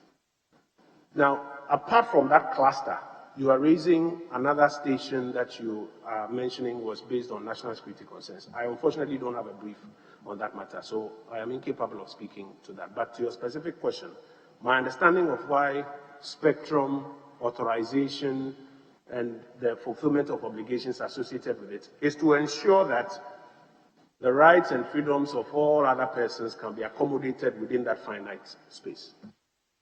A follow-up question on that. Rights and freedoms of other persons, in effect, would mean that some other persons may have been granted the frequencies on which radio stations like XYZ Gold operated. Otherwise, how does the concept of rights of other persons arise here? Do you know of any specific persons who must have acquired those frequencies that Radio Gold and XYZ used to operate on prior to the revocation? No, Chairman, that is not the point I'm making. I think if we go back to the ruling of the Electronic Communications Tribunal, as by the learned Dateba, Dr. Nina Koino, etc., if my memory serves me right, they explain the concept of spectrum and why it is finite and why the dial you have must be protected for you so that nobody can interfere with it. And why, if it is being protected for you, it's a national resource which has been given to you to utilize. And therefore, you have some obligations to fulfill so that other persons can be stopped from interfering with it. And if you therefore elect not to comply with the fulfillment of those obligations, then the rights of other persons will kick in. It is not to say on a specific matter, I am aware that A or B or C is looking for a particular dial. Indeed, if my memory serves me right, these frequencies that you are talking about have not been given to any third party, if my memory serves me right on that matter. Yes, so there are no specifics I have in mind. Lastly, you also, in response to a question on media, still on media freedoms, you stated that whenever it is proper that we do some form of validation whenever media practitioners come under attack, to satisfy ourselves that the attacks suffered by media practitioners relate directly with the work they do. You made that proposition in response to an earlier answer. I just want to find out from you, as former information minister, did you become privy to any form of validation done in respect of the murder of Ahmed Swale? That is number one. And two, Adeti, who practiced from Bolgatanga, my regional capital. And three, Manasseh Azure, who had to flee this country because there were some threats on his life. Did you do any validation in respect of these three individuals? Chairman, so on the case of Ahmed Swale, it's a very interesting point that you raise, because all of us today are operating with the assumption that the very unfortunate thing that happened to him was because of his work as an undercover journalist. I am operating under that assumption. I believe you are also operating under that assumption.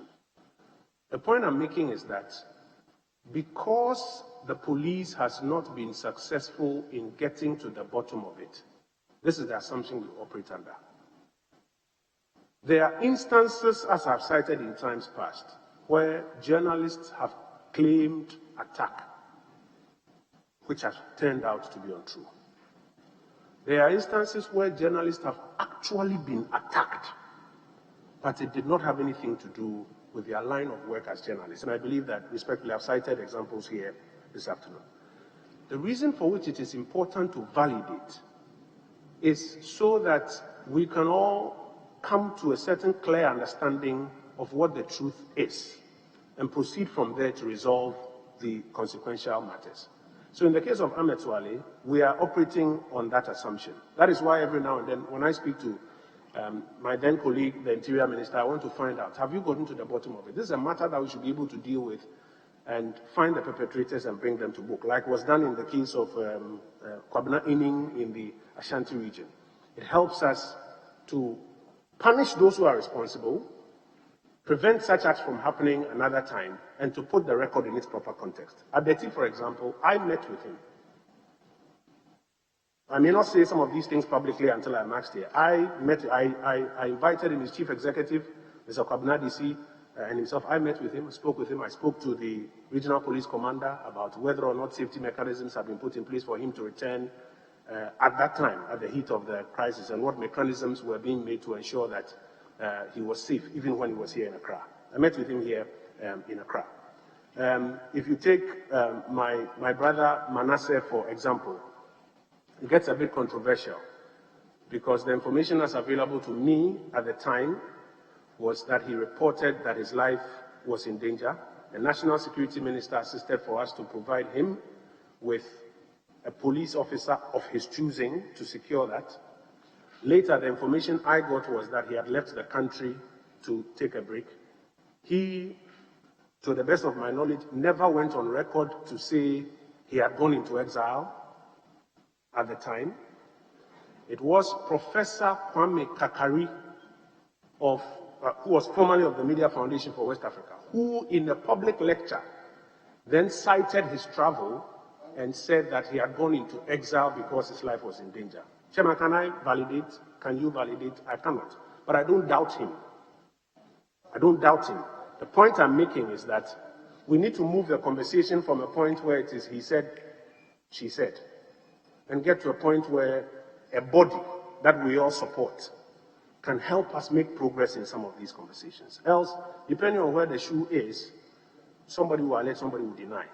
But if we are able to resource the NMC to execute this coordinated mechanism for the safety of journalists, we'll all be the better for it. Yeah, I promised Obi. I'll come to you. Yes. Very well.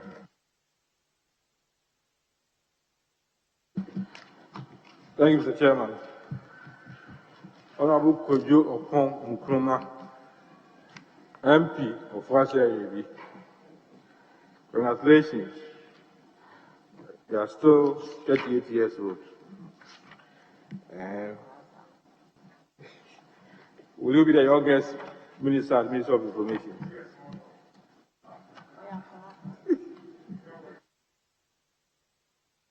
Yeah, thank you.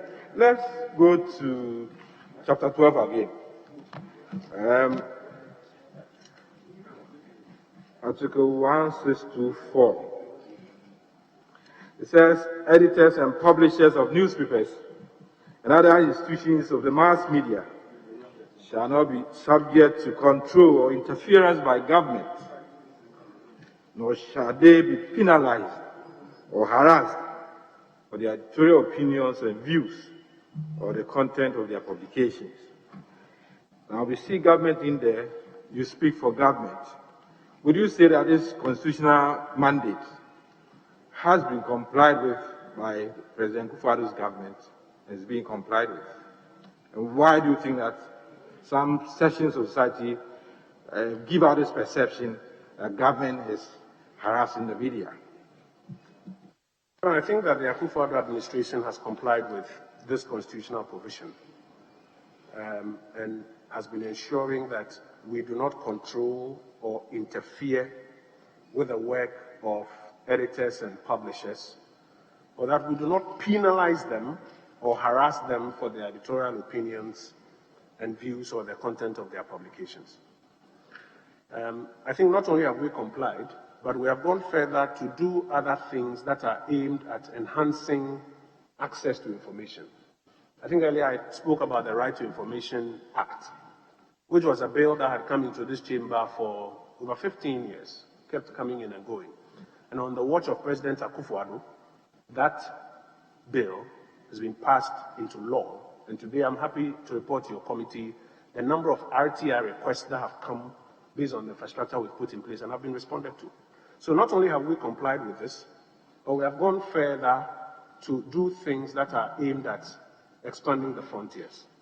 But it is true that there are lots of reports of attacks on journalists. That is true.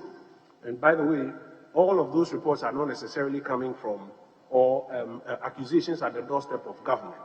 In fact, you recall that even in our recent elections, supporters of some parties that were not happy, with some media houses participated. There are private organizations, there are people whose money locked up at institutions, they take their, anger on the media. So various sectors of the Ghanaian community are indulging in this. And I think it contributes to the perception. But as I've said already, we need to put in place a mechanism that helps us to validate, that helps us to track, that helps us to sanction persons who are involved, because we need to protect the media. The media, the fourth estate of the realm, provides the sunlight that helps our democracy grow. Thank you. Now, we've heard about our colleagues talking about 164, which is very critical under the freedom and independence of the media.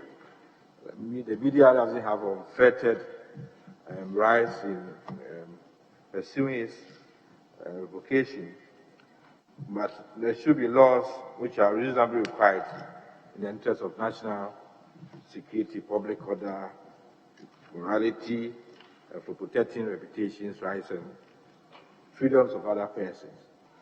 Now, do you think there are adequate laws to back this provision, especially for public morality and protecting rights and freedoms and reputations of persons? And I'll tie in this with the LI, which was declared unconstitutional by the Supreme Court, and what efforts have been made to ensure that it's cleaned up and brought back to this place. Indeed, I was a member of I was the chairman of the Social Legislation Committee, which passed this LI, and I happened to be a member of the Media Commission too at that time. But the Supreme Court said it was unconstitutional. But I was thinking that with all these years, about 4 years now, would you say that we've worked adequately enough on these aspects to be able to enforce 164? Chairman, so the first part of my answer is that no, I don't think there are enough laws. There are still a lot of gray areas that need to be touched up, even including some of the ones you are mentioning about public morality. Secondly, the LI 2224, I believe, will be best grounded on a Broadcasting Act. Because in the absence of that Broadcasting Act, the LI my view respectfully is hanging, and you can't put something on nothing. And that is why I've mentioned earlier that one of the things we seek to do, after the consultations we did in the last 4 years, sending the draft bill back to the various stakeholders and getting their input, we couldn't meet the cabinet timelines, but what we are now poised to do is to be able to bring that broadcasting bill into this House, get the support of members, have it passed, and then proceed to do an LI, which should hopefully then have an enabling legislation beneath it that can stand the test of time. Because I think part of the ruling in that case, the Ghana Independent Broadcasters Association versus the Attorney General and National Media Commission, was that you could not, by legislative instrument, list out those sanctions that the NMC sought to put out for infractions. Any such sanctions will have to be contained in a proper bill, which becomes an act. That is assuming it is not unconstitutional in itself. And these are the parameters that we'll be working in, hopefully, if you approve me and I become minister. The last one is about politicians who own media houses. There are several media houses, especially radio stations, which have ended up being owned by politicians or pseudo-politicians or people fronting for politicians. What really do you think are the challenges in this area as far as this matter is concerned? So, Chairman, I think it's a position between two extremes. The Constitution gives all these freedoms, which allows everybody who qualifies and who can afford it, including politicians, to set up and own and operate media organizations. And I do not disagree with that. But on the South side as well, there are standards that must be met, including content standards. I think the real fear is that some politicians go very extreme, especially when they own media. And to cure that, what you need is a legislative framework that proscribes some things. If you have that, it doesn't matter who owns the station. Because it is actually possible that the politician does not own the station, but can do very dangerous things on the station. So respectfully, it is for me not about whether the politician is in ownership or not, though I agree it can give greater access and higher risk, but it is more importantly about setting the standards legally and the consequences thereof, so that politician or not, owner or not, we don't go there.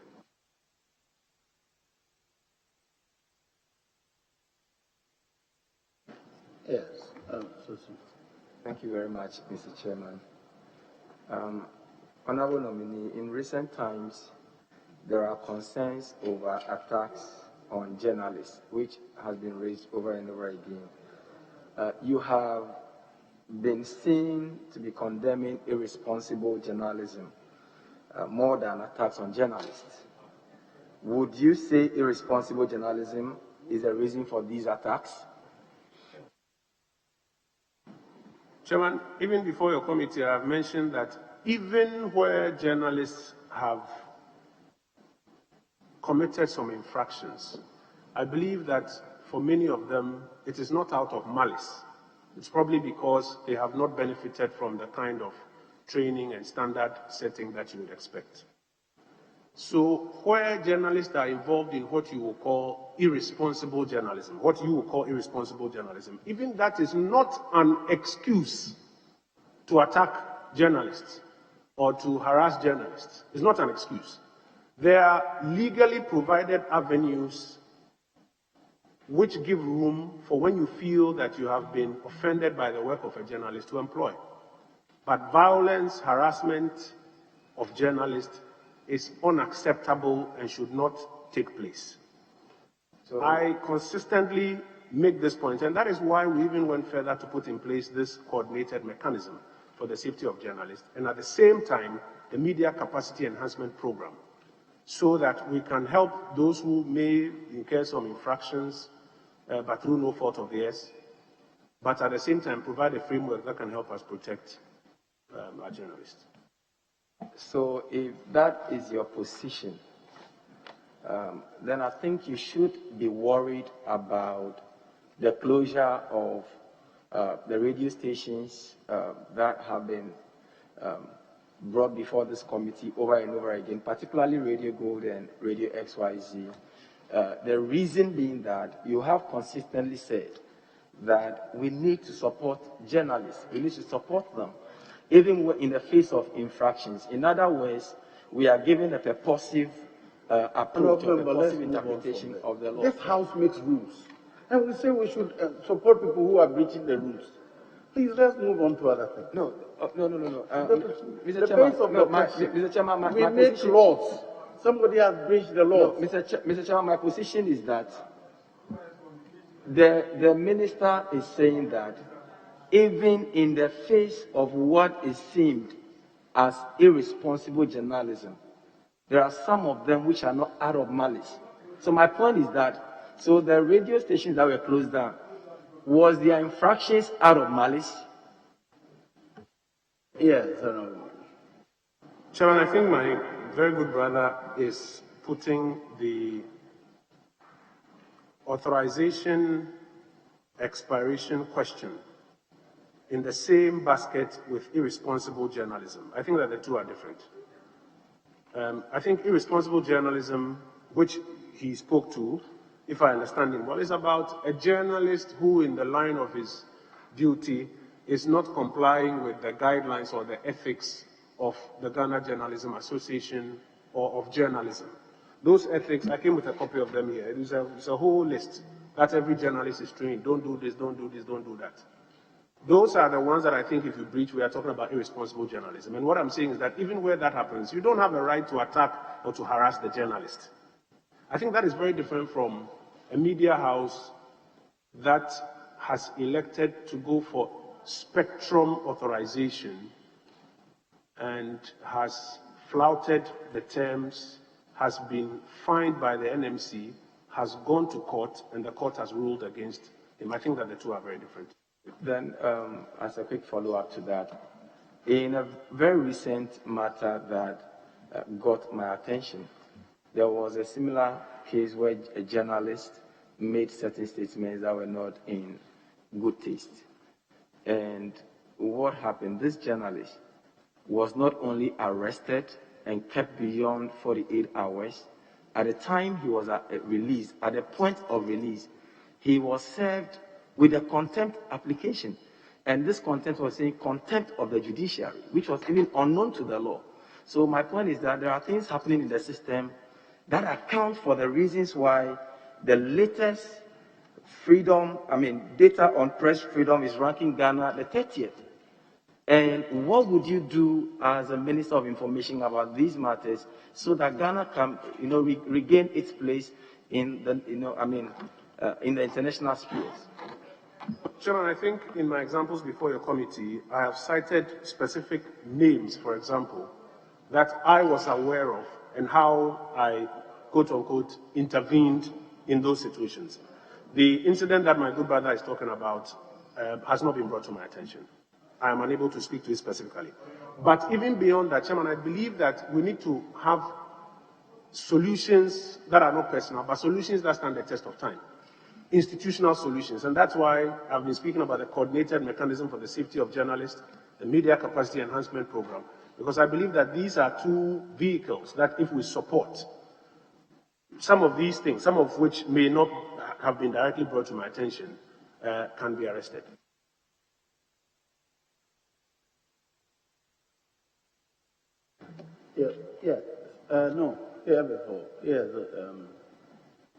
Chairman, thank you. Minister, is the Advertising Association of Ghana under your jurisdiction? No, Chairman. Okay, very well. But I want to posit a question in that area. They've been clamoring for the passage of the advertising bill, and they've been pushing for that for some time. They've been honoring lots of media personalities, including Bernard Avle and the last Gong Gong Awards, which I believe you participated in. They've been supportive of government efforts during this COVID time. Their executive secretary, Juan Francis Dazi, mentioned, I think a week ago, about the challenges that they are going to be facing during this after inception, and that bill ought to be passed, because if it's not passed, they wouldn't have a council to protect their businesses, and that Nigeria has an advertising bill or act in place that protects, and a council in place that protects that space. You being the Minister for Information, God willing, are you going to help that association push through that bill with the support of the appropriate ministry? I believe in the Ministry of Trade, reading around it. Thank you. Chairman, thank you. I've had opportunity to read that bill and to even profess some views to the association on it. I believe that the objective of the association is a very good one. Yes, you are right. In countries like Nigeria, they've made a lot of progress. Not only does it deal with issues of council, etc., but even advertising standards and other persons entering the marketplace and taking market shares unduly from current operators. I think, however, in the last draft of the bill that they brought, on their own volition, if my memory serves me right, they withdrew to do some corrections, and they are yet to come back. And as and when they do come back, you have my assurances that I would support the Minister responsible for trade to have it passed so that their subsector can also be well regulated to be fruitful, or more fruitful for them. Second question is on projecting election results by the media. I'm sure you've projected an election results in this country. I think in 2008 or 2012, you projected President Mills as the president-elect, I'm sure, around that time. It's become a topical issue. Do you think it's going to help our democracy, or it's going to hurt our democracy?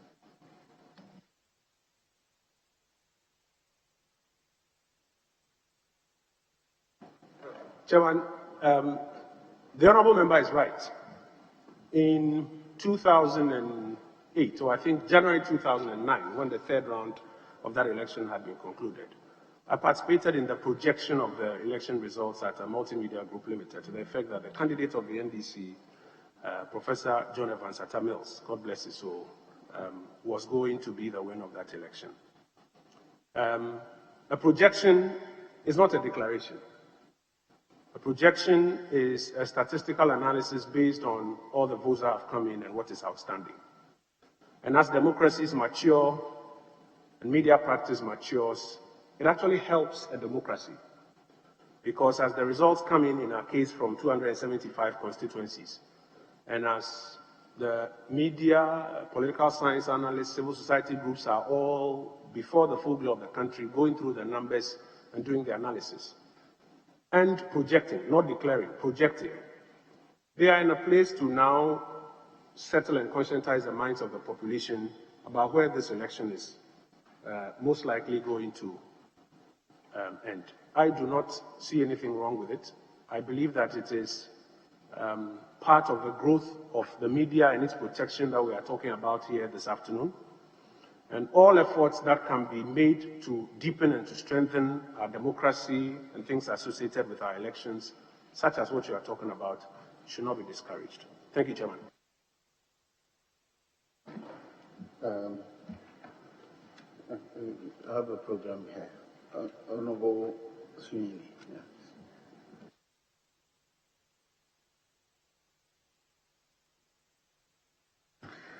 All right. Thank you, Mr. Chairman. Mr. Chairman, let me begin by expressing my concern when the nominee suggested, because we are past broadcasters, that our previous profession can be censored under the 1992 Constitution. But I think the remedy to what he suggests is in Article 165 and Chapter 5 of the 1992 Constitution. And so media men perhaps should not be that worried that somebody may just censor our work. Mr. Chairman, again, I have tried to avoid questions since this vetting started in relation to what happened to Radio Gold for very good reasons. But in an answer to a question that was asked earlier, I do not know where my colleague gets his briefing from, but it will be instructive for him to keep an open mind and perhaps get briefing from, all parties involved. I do know that the station, after a number of representations, withdrew their challenge even in court. Yes, they challenged the fines. The court ruled in their favor. The authorities saw in the ruling an opportunity to shut it down. It did. It challenged that opportunity again in court. But due to some representations that were done, even including a parliamentary select committee, the station decided to withdraw the cases based on an understanding that had been reached with the ministry, and followed through with requests that was made of the station to reapply for the authorization to use the spectrum.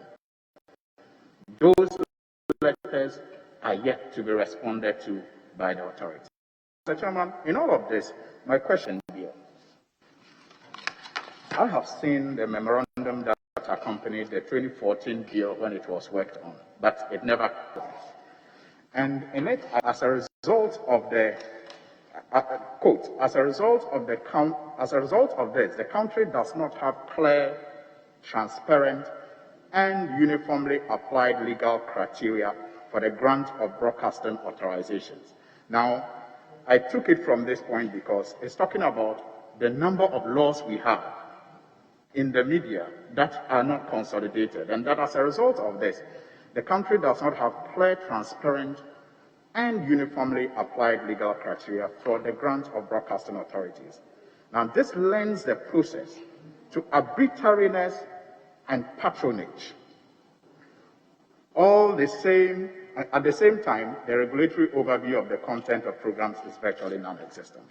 I relate this also to a research report by Freedom House International, in which it says, in part, Mr. Chairman, with your permission, that in some parts of the world, the threats to press freedom are explicit and often violent, and that journalists are murdered or imprisoned. States maintain strict media monopolies, and domestic audiences are cut off from foreign news sources. Now, such unambiguously hostile conditions typically elicit strong responses from international advocacy groups and democracies that are committed to defending freedom of expression. However, in a much broader range of countries, governments are using the more subtle tools of media regulation to restrict press freedom, maintaining a veneer of legality and pluralism that is less likely to draw attention or criticism from abroad. Manipulation of the regulatory framework allows leaders to either tolerate or rein in influential news outlets depending on the political situation, and permits even democratically elected governments to fortify themselves against future electoral competitions, unquote. Now, being a former broadcaster yourself, how does it feel, given what we know, and given the fact that all of this have contributed to Ghana dropping in the ranking when it comes to when it comes to freedom of expression? How do you feel as Minister of Information that all of this is happening under your watch, a former broadcaster, and what have you done to save the situation? Thank you. Indeed, that publication from Freedom House which he refers to With my comment earlier, and I think I was first to even say that which ought to be done, which is this broadcasting bill that needs to be looked at and passed, we have to be careful so that it does not become the guise under which we claw back on the rights to free expression. I think I mentioned it earlier, because there is enough data that shows various jurisdictions where, in an attempt to handle some of the excesses that are being complained about here, it has been a cover for these clawbacks in those jurisdictions. And I think the point that I was making earlier, which sits very well with the article you just read, which is a view that my brother, who's also a former broadcaster, I believe shares, is that we should be sure that even in trying to solve the problem, we don't create perhaps even a worse problem in this space. My feelings are expressed, I believe, in that route, that this is how we have to handle it. There's a challenge on our hands we have to deal with, but we have to be careful not to fall into this trap. Well, I hope we are not in the trap already. I think I'm suggesting to you that we are already in that trap, and perhaps we must be working together to come out of it. Now, Mr. Chairman, in 2017, when this House worked, the 7th Parliament worked on the budgetary allocations to ministries, the Committee on Information, I think, and Communication, presented its report. The chairman, Kennedy Ajapong, complained at the time about how much the state was owing the Ghana Broadcasting Corporation. He did put the figure at around 40 million Ghana cedis then.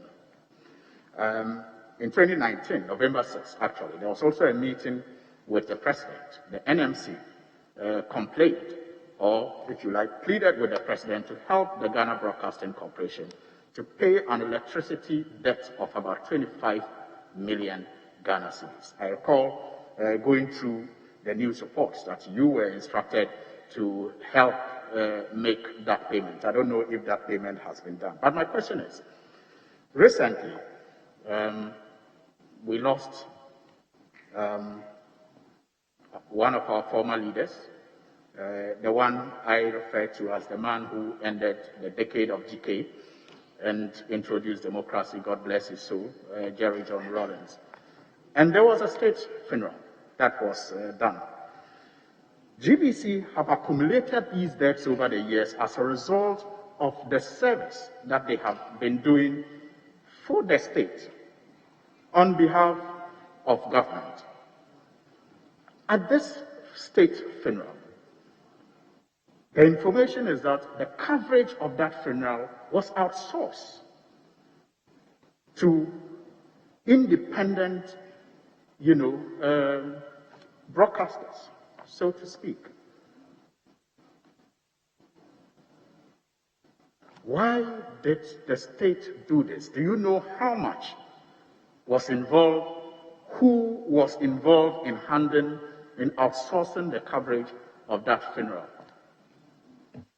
So, Chairman, the question is in two parts about how GBC incurs costs by offering services to the state, and a suggestion that the coverage of the funeral rites of His Excellency the former President Jerry John Rawlings was outsourced. So I'll deal with both. Chairman, I firmly believe that GBC costs for state events must be covered. The Director General of GBC would be the first to attest to my insistence that when a state institution asks them to do some program for them, because they know their financial situation, they should ask that state institution to write through the Ministry of Information. Because we also having clarity on their budgets can also then begin to say the cost of the satellite link or the cost of the wireless link will be X or Y or Z, and at least cover it for them. Then GBC doesn't incur these costs, because those are the costs that are crippling the organization. Chairman, here, Parliament, going through these hearings, GBC is required to cover it. Just 3 or 4 days ago, Director General copied me in on some communication that was ongoing, that their internet link between here And Broadcasting House had gone down, and if they did not have the opportunity to fix it, they did not have money to go and rent a satellite link. And I recall drawing his attention that if he formally wants to, because we can't interfere in the operation, if he formally wants to inform us to have an engagement with Parliament on their behalf, we'll be happy to do.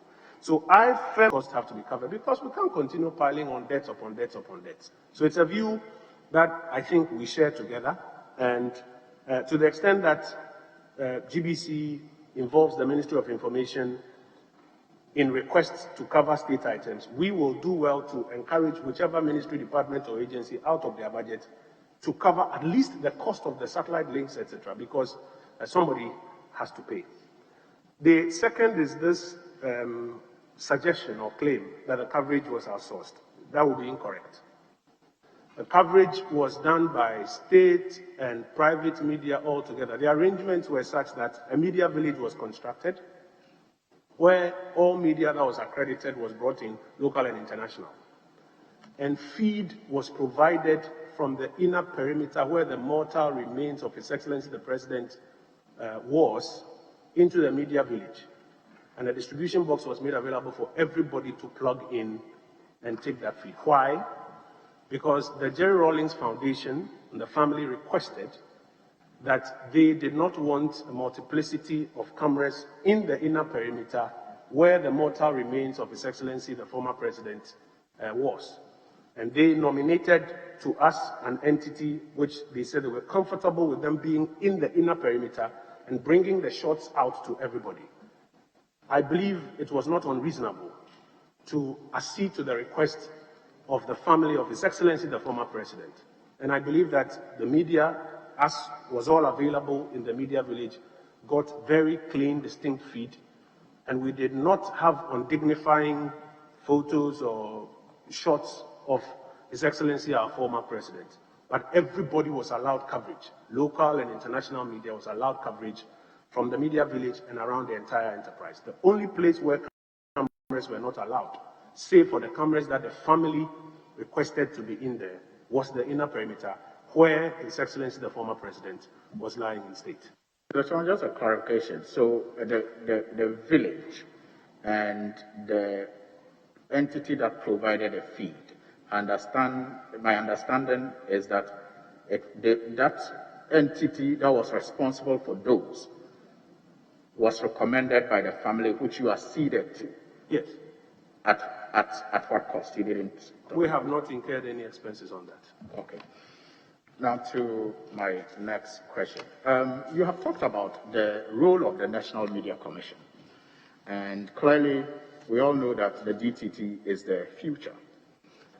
As part of the policy, there's to be a company set up. That company is supposed to have a board. Per the policy document, the board is to be appointed by the president.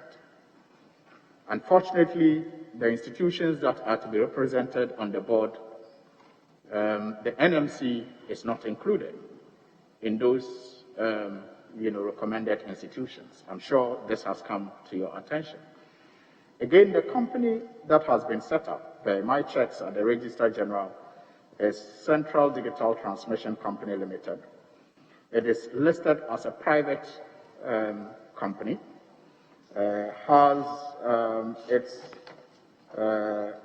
lawyers as the secretary to the, as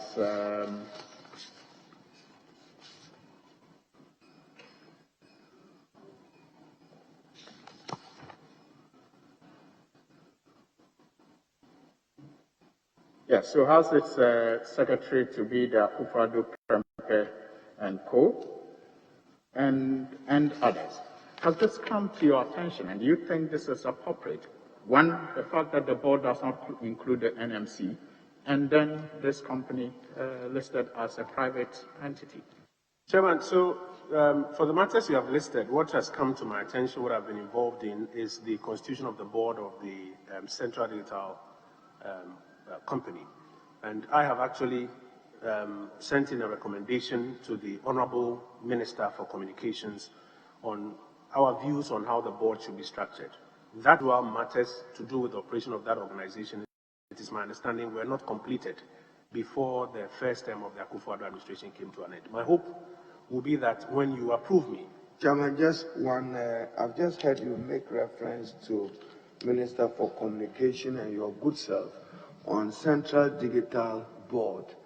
Is it governed by any legislation, that board? Is there a legal framework?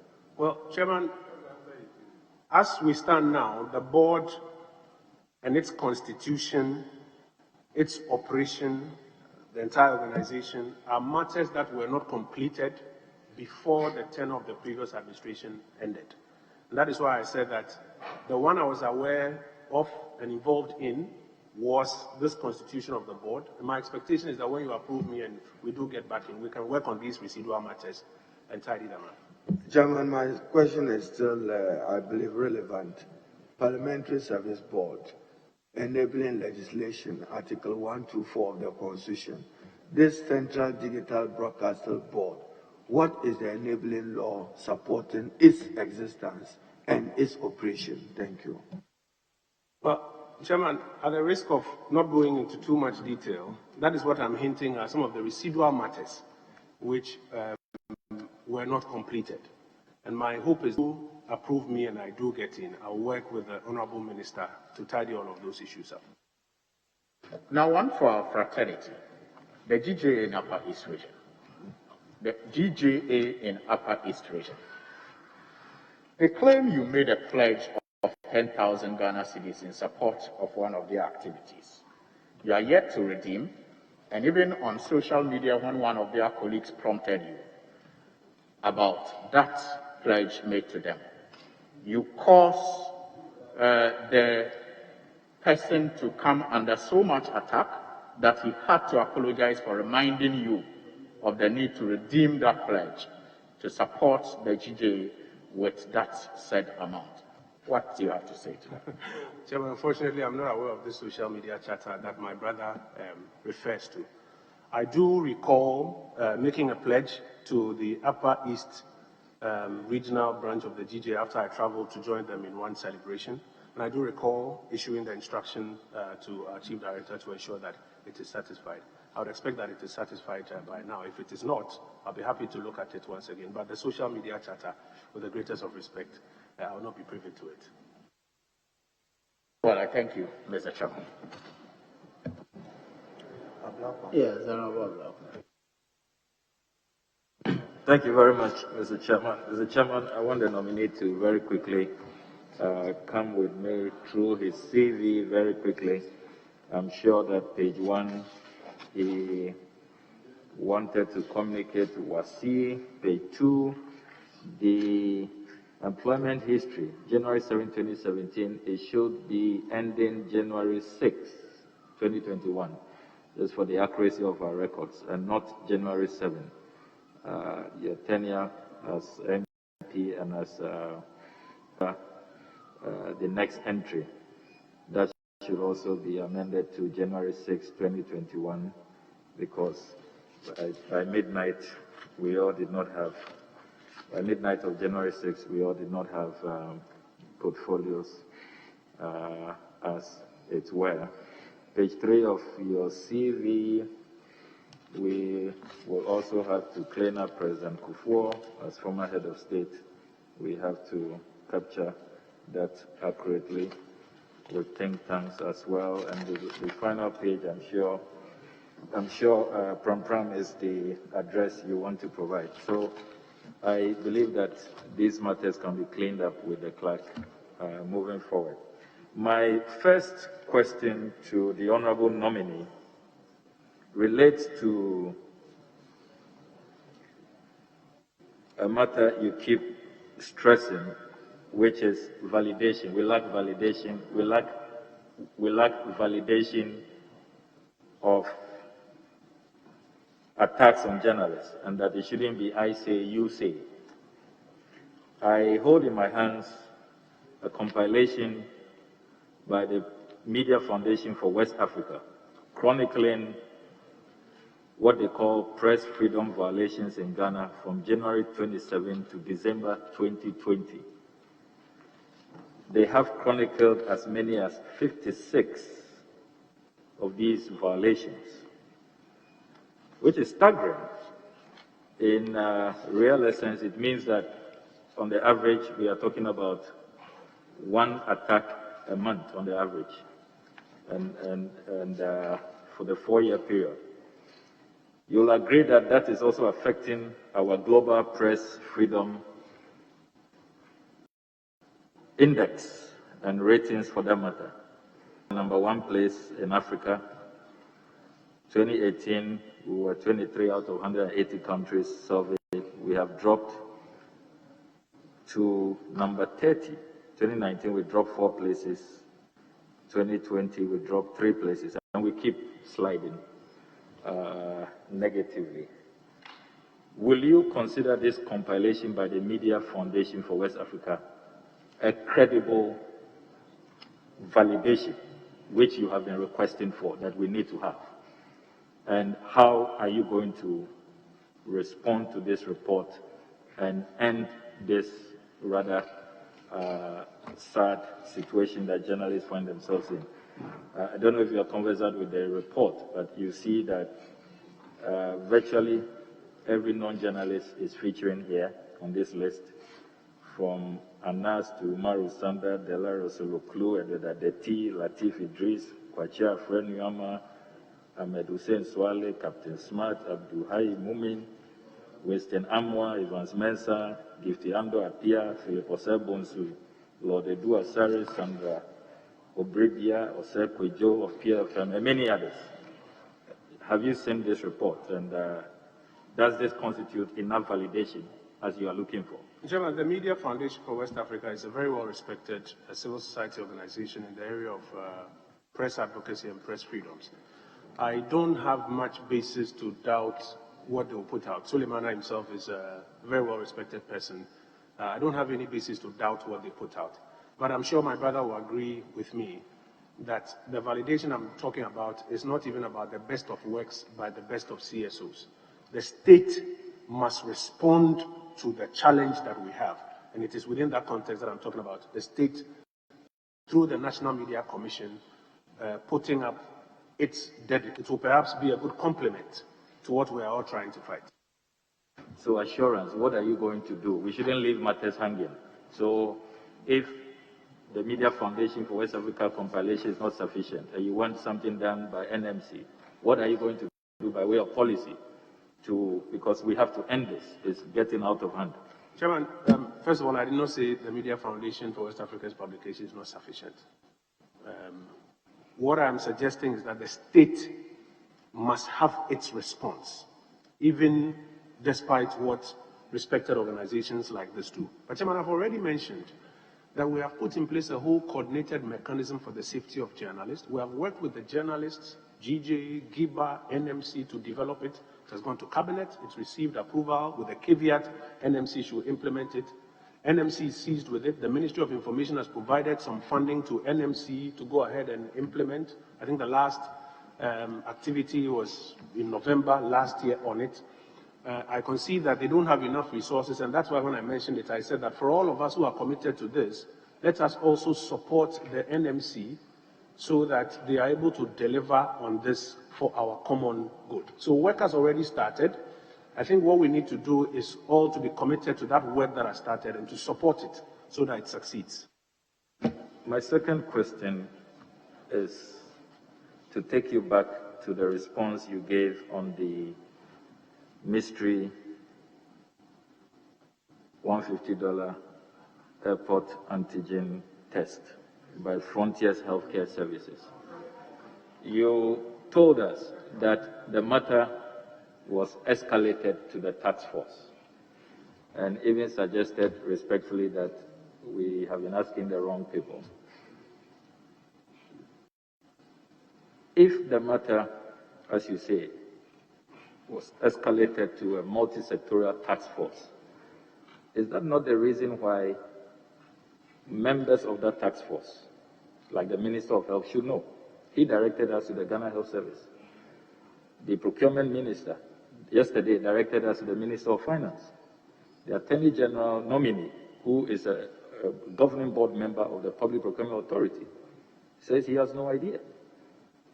So you are now today directing us to the Transport Ministry within the confines of Article 21(1)(f), where the people of this country have the right to information. And government must be transparent and accountable. Honorable, Article 21(1)(f) has been clearly provided with rules how to go about it.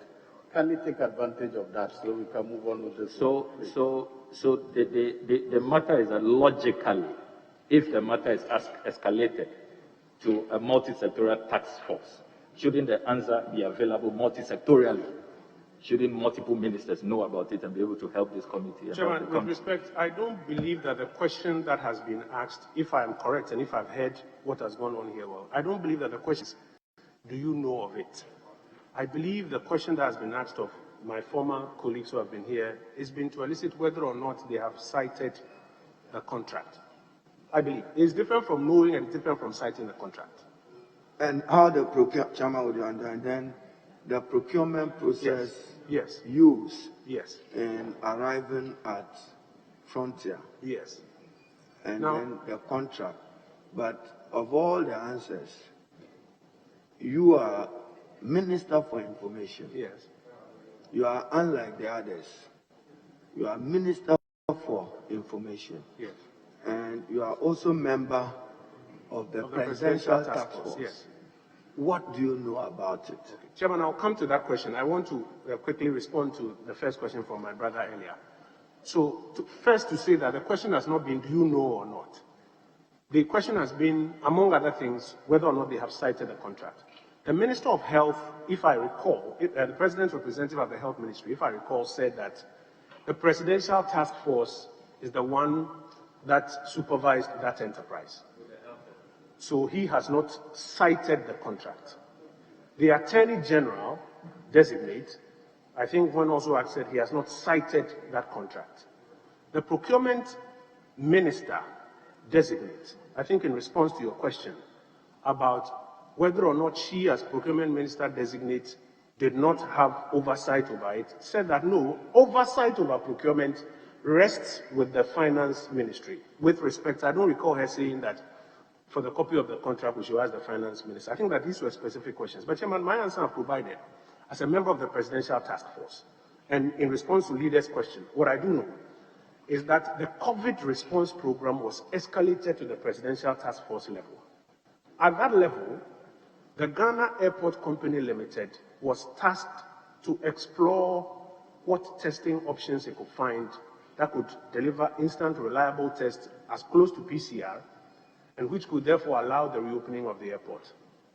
They then came back to report that they had been able to secure one through an arrangement with a private sector organization. And I volunteered the information that the Ghana Airport Company Limited, that did this with respect. It's an agency of the Aviation Ministry or the Transport Ministry. I wasn't saying that you were asking wrong people the questions. And therefore, I'm hopeful that when the Transport Minister designate comes, and the question of whether or not he has cited the contract, and even the residual question of why not some other options, he will be best placed to respond. At the task force level, we were briefed, and this is what I'm able to share on it. My third question to the nominee. Honorable Bloko, just a second. Chairman, with your leave, I think Honorable Haruna Idrisu made the point that you are Information Minister. Are you able to get in touch with Ghana Airport Company Limited to give us some information as to whether there is a contract executed between its office and that of Frontiers Healthcare Services? Well, Chairman, as I mentioned earlier, I believe that the Minister for Transport designate will be appearing before you and will be able to perhaps deliver the closest to first-hand information on it. If I am requested by a committee to engage Ghana Airport Company Limited and fetch a copy of it for Parliament or for the committee within the rules of what is appropriate, I'm sure I'll be able to oblige that. Mr. Chairman, my final question to the nominee relates to a matter he has been very vocal about and speaks to quite often, the financial sector cleanup. And you have indicted the previous government for regulatory weakness and laxities.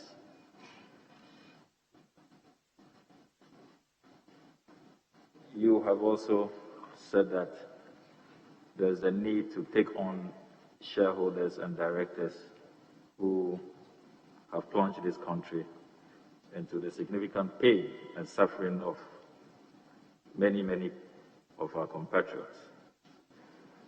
But I have been researching on the list the Bank of Ghana published, the 347 microfinance limited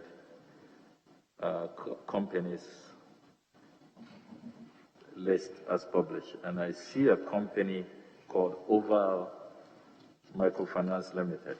And looking at page 2 of your CV, you indicate that between 2014 and 2016, you were managing director of West Brownstone Capital, Accra.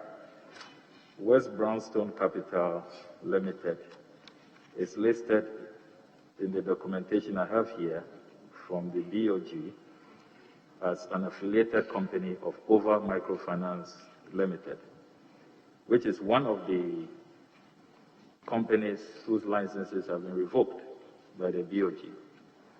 And the BOG concerns are that the company valued a 2-story building at Pokiasi, owned by Vincent Kojo Oppong Nkrumah, shareholder, and has capitalized it without approval from Bank of Ghana. The market value was 1.6 million. Majority shareholder Vincent Kojo Oppong Nkrumah transferred all shares 82% to West Brownstone Capital Limited, an affiliate of Oval Microfinance Limited, without approval from Bank of Ghana. Companies registered, approved, paid up capital by Bank of Ghana was 100,000 Ghana cedis as of 30th September 2017, and was below the statutory requirement of 2 million for all Tier 2 microfinance companies. The company's paid up capital was impaired due to persistent losses arising from poor loan recovery and high operational costs, contrary to Section 28(1) of the Banks and Specialized Deposit Taking Institutions Act 2016 at 930. The net owned funds was negative 5.161 million. Company's capital adequacy ratio was 487.46%. Non-performing loans of 1.4 million. The company failed to honor its statutory payments such as staff income tax and Social Security and National Insurance Trust contribution to its workers since January 2017. Company defaulted in maintenance of primary reserves.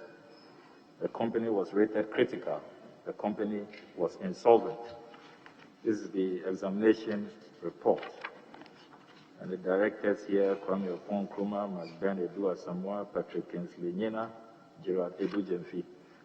How do you respond to this report? And how do you assure Ghanaians that this whole financial sector cleanup and the punishment of persons or sanctions being meted out to persons who caused this is being done fairly and nobody, including your good self, is being left off the hook? Chairman, thank you. Yes, I have spoken on behalf of government about the financial sector cleanup exercise. We have been at pains to explain the various reasons that occasion the difficulties in the financial services sector, including, as my brother mentioned, questions of regulation, etc. Yes, Chairman, he is right. 2014 and 2016, my private business invested in this organization as the largest shareholding entity in this organization. Between, I think, 2017 and 2019, the directors and management reported to us that they were having difficulties and requested of us to recapitalize the organization. I was not in a position to inject any further capital. The outline that you have mentioned talks about my personal investments in the company. I was not in a position to invest any further capital in the organization. And the Bank of Ghana, after it adjusted the statutory requirements for capital, because the requirements for entry was not the same as they kept adjusting, I came to the view that they were in breach of what the new statutory requirement was. As I mentioned, I as a shareholder, and indeed many of the other shareholders, could not reinvest in the organization as was being required by the directors and the management. And the Bank of Ghana effectively revoked its license accordingly. I believe the second part of your question would deal with whether or not there's any impropriety that is found on the part of the directors or managers or shareholders. And to that extent, I'm not sure that the report before you suggests so. The report suggests that West Brownstone is a beneficiary of what is known in the industry as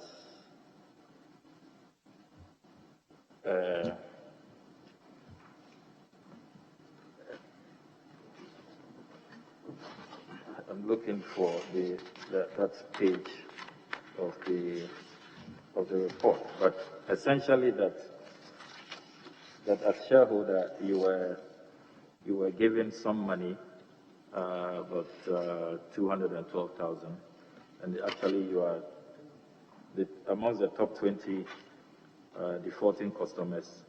West Brownstone is number 1. Chairman, I'm not sure that will be accurate. To the best of my knowledge, West Brownstone was not indebted to the organization as at the time that the Bank of Ghana was conducting its exercise. So there was no internal party lending in this instance? There was no outstanding liability. I'm grateful, Mr. Chairman.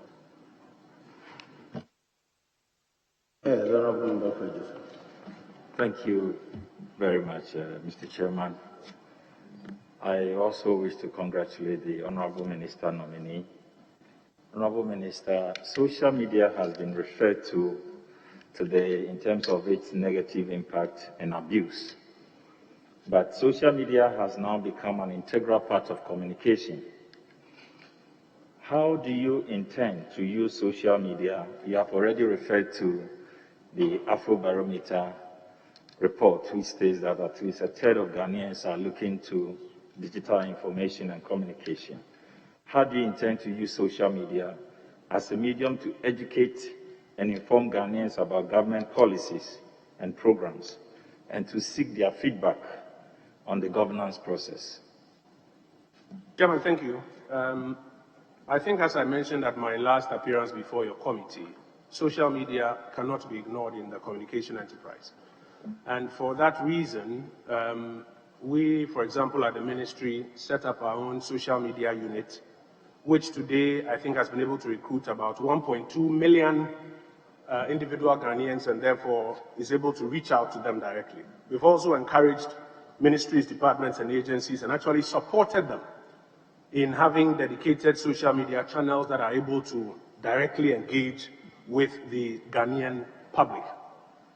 Our expectation will be that moving forward, we're able to extend that even to the retail level to include specifically members of parliament and other high-ranking officials that people expect to receive or consume information from. But in so doing, ensure that their accounts and their handles are verified so that the risk of people utilizing it for other purposes is curtailed. Mr. Chairman, during your tenure as Substantive Minister for Information, we saw a tremendous transformation of some of the agencies under you, like the Ghana Publishing Corporation. A lot of physical infrastructure changes and equipment. Unfortunately, some of the other agencies like GBC, and I kindly respectfully request of you to visit GBC in Kumasi the next time you are there, their facilities require some facelift, and I believe some other regional GBC offices. Is there any plans to look to upgrade some of the physical infrastructure of GBC across the country? Chairman, yes, it's a question of resourcing, but as I hinted earlier, the National Media Commission is leading a GBC reorganization program. Our expectation is that out of that program, there will be clarity in terms of the legislation, in terms of the resource requirements, and we'll be able to do this exercise of reinvesting in GBC and some of the other state-owned media organizations. Yes, and the Right to Information Bill was passed under you as minister. I know you have done a lot. Can you briefly tell us the status of implementation and what measures will be taken to educate Ghanaians on how to take advantage of the right to information? In my responses earlier, I outlined the many things that the RTI division, as we created at the Information Service Department, has achieved and the benefits that have come out of that. I think one of the outstanding items, I mentioned some items are outstanding, is public education on it. If you don't complete the internal work and you make a lot of noise about it publicly, what ends up happening is that you cannot deliver even on your brand promise to users. So having come to the end of the internal exercises that must take place, we'll be looking to do a lot more of the public education so that people can know where to go for information, how to apply for it, how to seek redress if they feel there are challenges. Chairman, may I also mention that the RTI Commission has been set up. The governing board has been sworn in by His Excellency the President, and they have commenced their work. They are taking leadership in working with us to develop the legislative instrument that is required to flesh out the gaps in the RTI Act.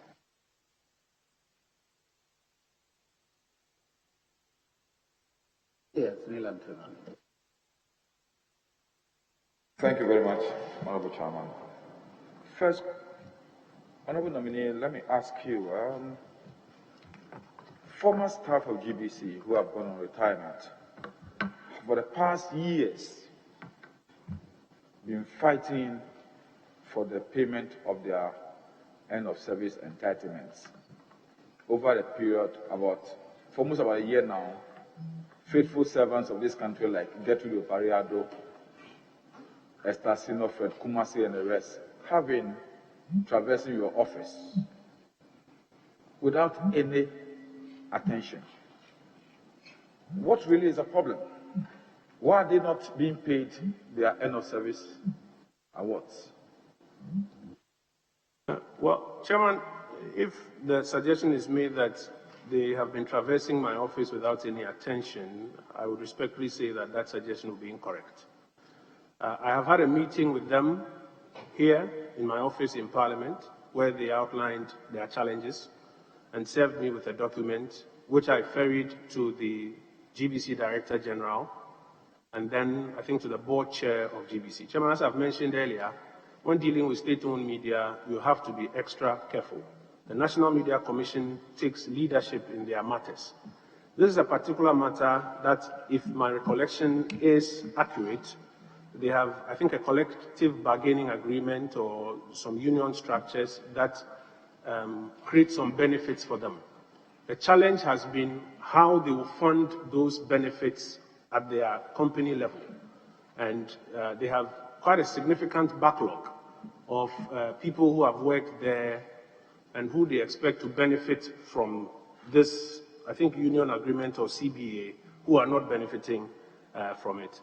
Our expectation, Chairman, is that under the reorganization program and the resources that can hopefully be made available under that program, we can satisfy some of those obligations that GBC itself is struggling to satisfy. Between their, may I say, representation to me and then, what I've done is to bring their issue to the limelight, to the quarters that matter, that if some resourcing can be made available and prioritized, maybe in terms of age, to begin to dispose of it while we're waiting for a substantive answer, it won't be a bad idea. John, permit me another GBC question because you should know. The Bible says go back to Go the on first with love. your second question, please. In an answer to a previous question, you mentioned the training of good spokespersons on various sectors. I want to ask, why would you go out to recruit the spokespersons when we already have the Information Service Department staff trained.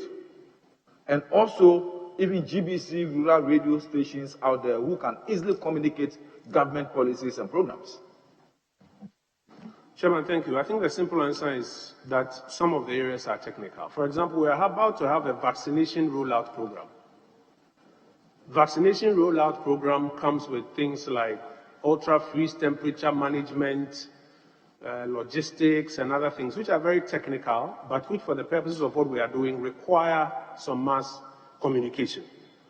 I am not even equipped, even after my years in this enterprise, etc., to be the one to lead this technical aspect of the communication. And so are many aspects of our national life developing and requiring that we have people who are well skilled to lead that kind of communication enterprise. And so the reason for which we will be looking to invest in these 5 spokespersons is to mirror them to each of the 5 subcategories of cabinet, so that for the various sectors, infrastructure is a technical area, security is a technical area, general administration is another area, as I mentioned, social services, including health, etc., they can do that bridging of the gap at the top level. That is not to say that at the ground level or across to the ground, you are going to be recruiting spokespersons. No, we are talking about these 5 subcategories of cabinet so that they can help regularly interact, provide the answers that the media is looking for in these areas.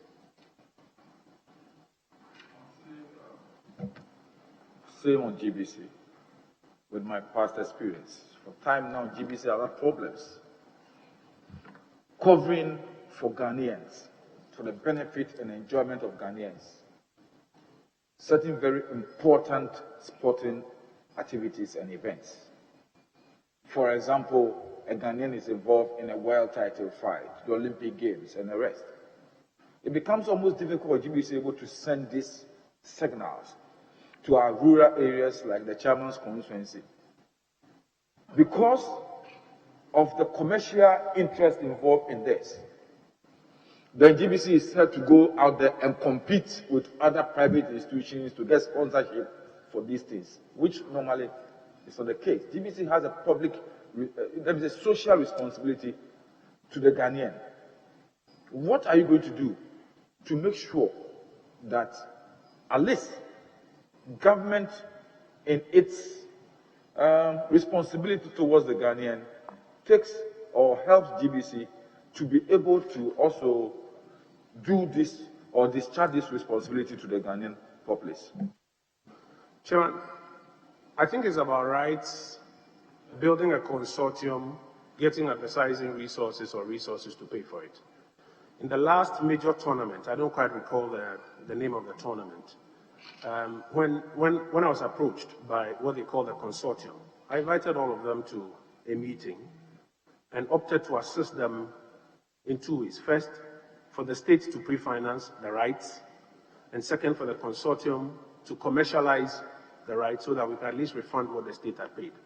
And I think we were able to recoup, I dare say, about 90% of what the state invested. And my suggestion to them, and again, because GBC, state-owned media, you can't dictate, you can't direct them what to do. My suggestion to them was to make that consortium permanent. So a consortium on sporting rights, made up of public and private media here in Ghana, so that when these big events or these big sports games, etc., are coming up and the consortium is interested, the government can assist by prepaying and can assist them to ensure that we sell to all of these private entities that are looking for the same eyeballs, and then that money can be refunded. It is a proposal we've made available to them. They promise that they will come back on it. I expect that if I do resume office, they will come back and we'll be able to act on it accordingly. My last question, Chairman. There was recent hullabaloo about your ministry, one of your ministries, let me say Ministry of Communication, and the National Communication Authority. One of, I mean, government ministries. I'm not saying, he speaks for government. Honorable, did you say one of his ministries? No, one of government's ministries.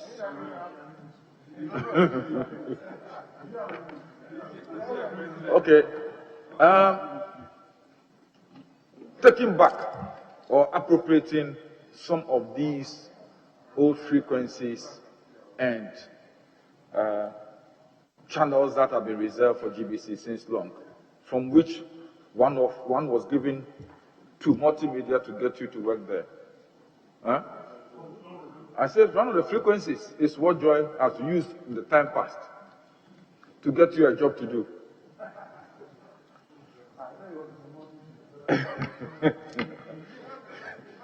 Oh, I'm coming to my question.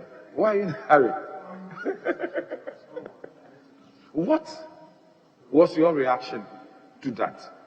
And do you think it was necessary for that attempt in the first place? Chairman, just a quick correction. No, I did not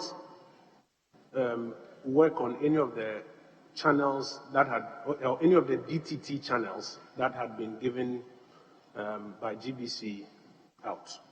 I worked on 99.7, which was an arrangement earlier between GBC and them. But the issue you are talking about are the DTT transmission channels on their multiplex, if I'm correct.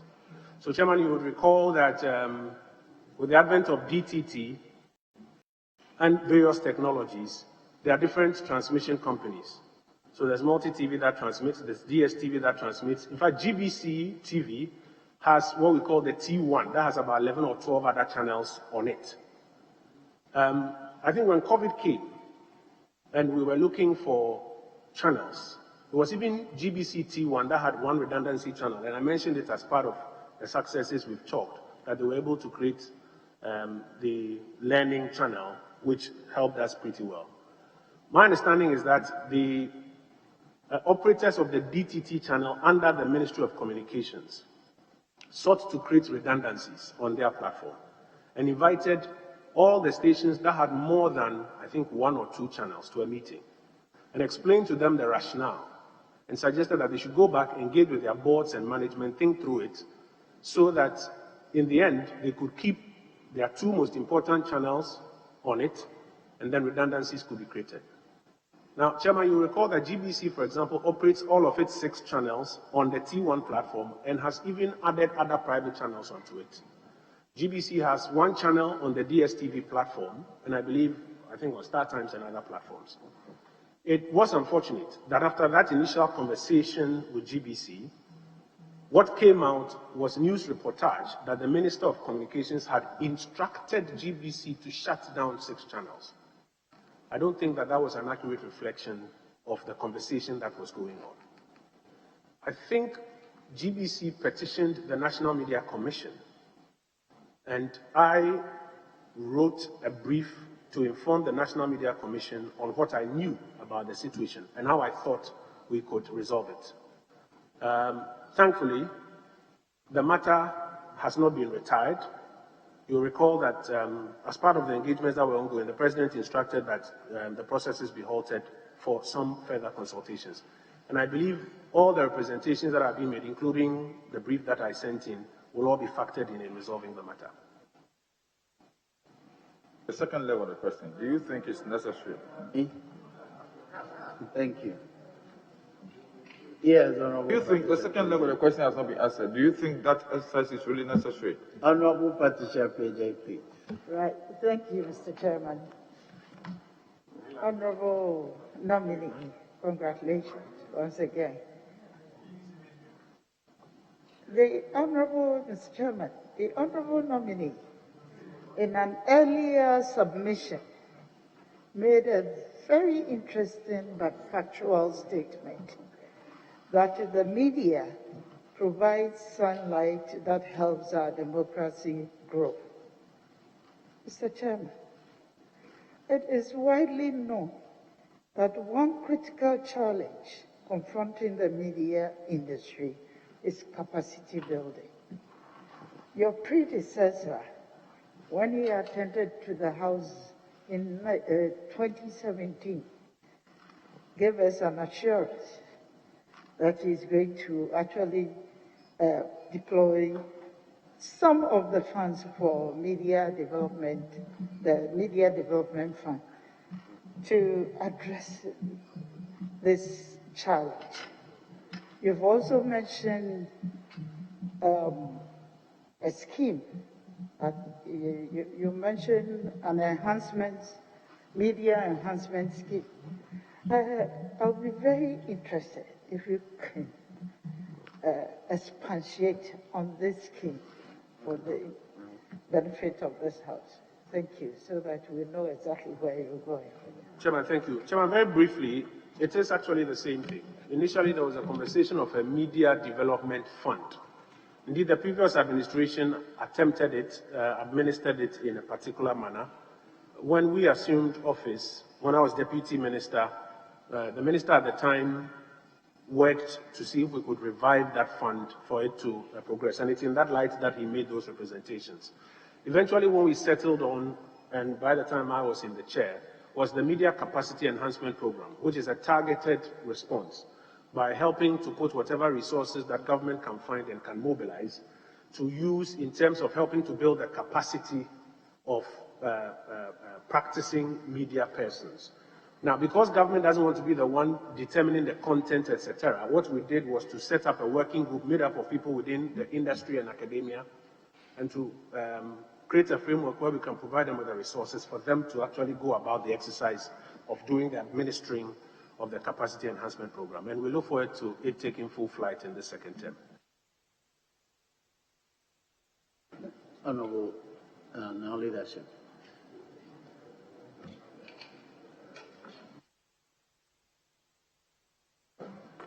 Thank you, Mr.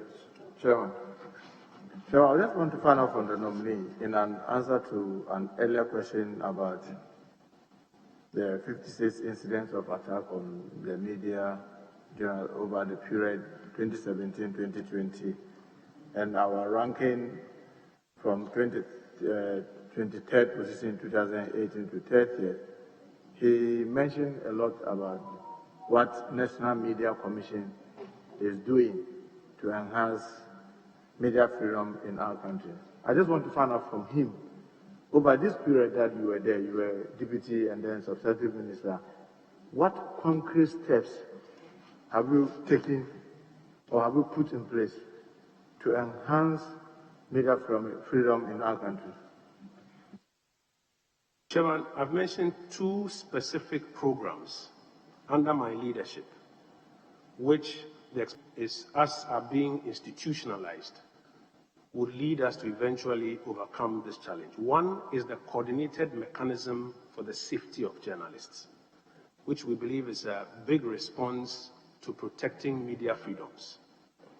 That is the one that I've said that we drew up the program working with the NMC, GIJ, GJA, GIBA, and out of that came up with a cabinet memo, went to cabinet, got approval with the caveat that NMC should implement and not us. And we have provided resources to the NMC, and they are on the path to fully executing it. And I used this committee's hearing as a platform to appeal to all who are interested in protecting media freedoms to help support the NMC, including financially and with resources, so that they can excel in utilizing it. Mr. Chairman, that's where my worry is, because this program, as you may be aware, had been there before you got your ministry. Which one? The coordinating? Yes, the National Comprehensive Framework on Safety of Journalism. No, I'm not aware of this. And it is this is a program, as I'm speaking about, that we conceptualized right from the beginning. Right. Our media colleagues themselves will tell you about the meetings we had at Alisa Hotel, etc., to put it together. So this is not the national the comprehensive framework. How different is that from what was there? Well, I don't even know about it, so that's how come I don't even know. My worry is that for 4 years, if we've not been able to get its full implementation, what guarantee are you giving us that in the next 4 years, if given the nod, this will be fully implemented? Chairman, I've been minister for 2 years, and in this 2-year period is when the crisis itself escalated, during which period I've had to put in place this response. My hope is that in the next 4 years, we all will be able to get some support and resourcing for the NMC to fully execute it. The second is the Media Capacity Enhancement Program, which is aimed at building or enhancing capacity. The media has outstanding capacity, but we need to build on it.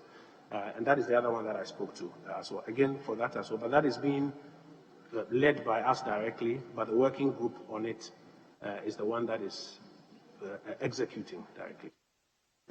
Mr. Chairman, on 30th May 2018, you and I, our colleague, Honorable Kojo Oppong, sat on his radio station and TV, and out of anger from the investigative journalism of Tiger IPI, made a lot of comments, some even attacks, and suggested that persons, I mean, if I may quote in tree, he said, if you meet him anywhere, slap him mercilessly. Yes, I said it. Beat him. He added, this is a matter of public. What were, at the time, even though I know at that time you were a deputy minister and that, in that sector. Sorry, what did you who said do? that? Come again. I had a quote. Who was being quoted? I was quoting Kojo Oppong. And I said that even though during that time he was a deputy minister, what did you do when the member of parliament was issuing all these threats? Well, Chairman, that specific matter, as I'm sure you are aware, is still the subject of ongoing police investigation. I would pray your indulgence that I do not make any comments on it. Well, Mr. Chairman, will he agree that such acts are attack on media freedom? Chairman, I think in my earlier responses, I have said quite clearly that no amount of harassment or verbal or physical attack should be inflicted on the media, even if we think that it is indulging in what some may describe as irresponsible conduct. Because for some, it is because that is the only way they know. And what we ought to do is to support them with training and resources so that they get on the right path. I believe that my comments express clearly how I feel about that matter. So you agree that that was an attack on media freedom? Chairman, as I mentioned, I believe that my comments express how I feel on that matter. So you agree that that was an attack on media freedom? Honorable Mr. Chairman, this is a very straightforward yes, no. Because you have said, the Constitution has said so, and you have also expressed that yes, regardless of whatever happened, harassment, attack, and probably even worse, murder. Honorable Member, I think you can make your own interpretation from his statement, but if you agree, is asking for an opinion, which you know our rules don't allow. So your interpretation is up to you, but please leave him out of that. Yes, so I just want to hear you. So you agree that that action... Chairman, it goes without saying, I have expressed how I feel about it. I believe it goes without saying that, yes, that is my position. Unfortunately, even though you yourself, you were a practitioner, and at that time you were a deputy minister, I never heard you condemn this. Why? Well, Chairman, the truth is that at that material moment, I honestly was not aware of this matter until after the fact, when all of these things came up. Chairman, there are 500 and so radio stations across the country. Not everything that happens on those platforms come to my attention in real time. In this particular instance, as you talk about, I believe even for many of us, it was after the fact that the associated matters became publicly known. So it will not be out of 10 that you would not have heard me at that time, because it was not something I was aware of. But when it did come out, with the videos and the comments, I never heard you. Because when it did come up, it was also now a matter of a subject of police investigation, and I cannot prejudice that. No, but condemning an act does not in any way interfere with investigation. Condemning the act, Chairman, we have today before you, I've extensively spoken about why I do not believe that media should be attacked or harassed in any way. I think my position on that is very clear. But on a specific matter that was under investigation at the time it came to public limelight, I pray my leader to bear with me that it would not have been appropriate for me to be speaking on ongoing investigations. Mr. Chairman, for the avoidance of doubt, I've heard him speak earlier on the murder of Ahmed Swaleh and how you were saying that's the perception, that is even you yourself, that's also the impression that you're also carrying, the suspicion. It's been over 2 years. Has government found any contrary position to the fact that he was murdered because of the work that he did? The police have not told us so. So long as we are concerned, he was murdered because of the work that he did, and that was attack on the... Yeah, that's a suspicion that we are all operating with. So you agree including myself. That's a suspicion that we are all operating with. So you agree with the international press freedom when they add the murder of Ahmed Swale as part of those who have died in the line of their duty? To the extent that no contrary evidence has been provided, yes, I would agree with them. Honourable Member, what is the basis of that conclusion? Have they provided any evidence to suggest that? Evidence has been provided to suggest otherwise. I will not fault an international organization that therefore proceeds on the generally suspected view and adds it to their rankings. What do you then say to those who claim that, well, it's sad, it's unfortunate for people to say that the murder of Ahmed Swale is an attack on press freedom? What do you say to people who claim that it is sad and unfortunate that the murder of Ahmed Swale is being counted as attack on media freedom? Well, I think that they need to understand the context within which some of these statistics, etc., are put together. Because unless you have some contrary evidence, the generally suspected view is what will be applied in this case. But this is also why, Chairman, as I mentioned earlier, it's important to have a mechanism that helps us to validate, to track, to follow up, to put pressure on the entities that must work. So do you remember the president saying this himself? Our president saying this himself? Saying what? That it's unfortunate that the death of Ahmed Swale is being associated with attack on media freedom. If those are his words, I think that is also understandable because, like I've explained, you either have contrary evidence or how those who are accounting for it on the global platforms will be to add it.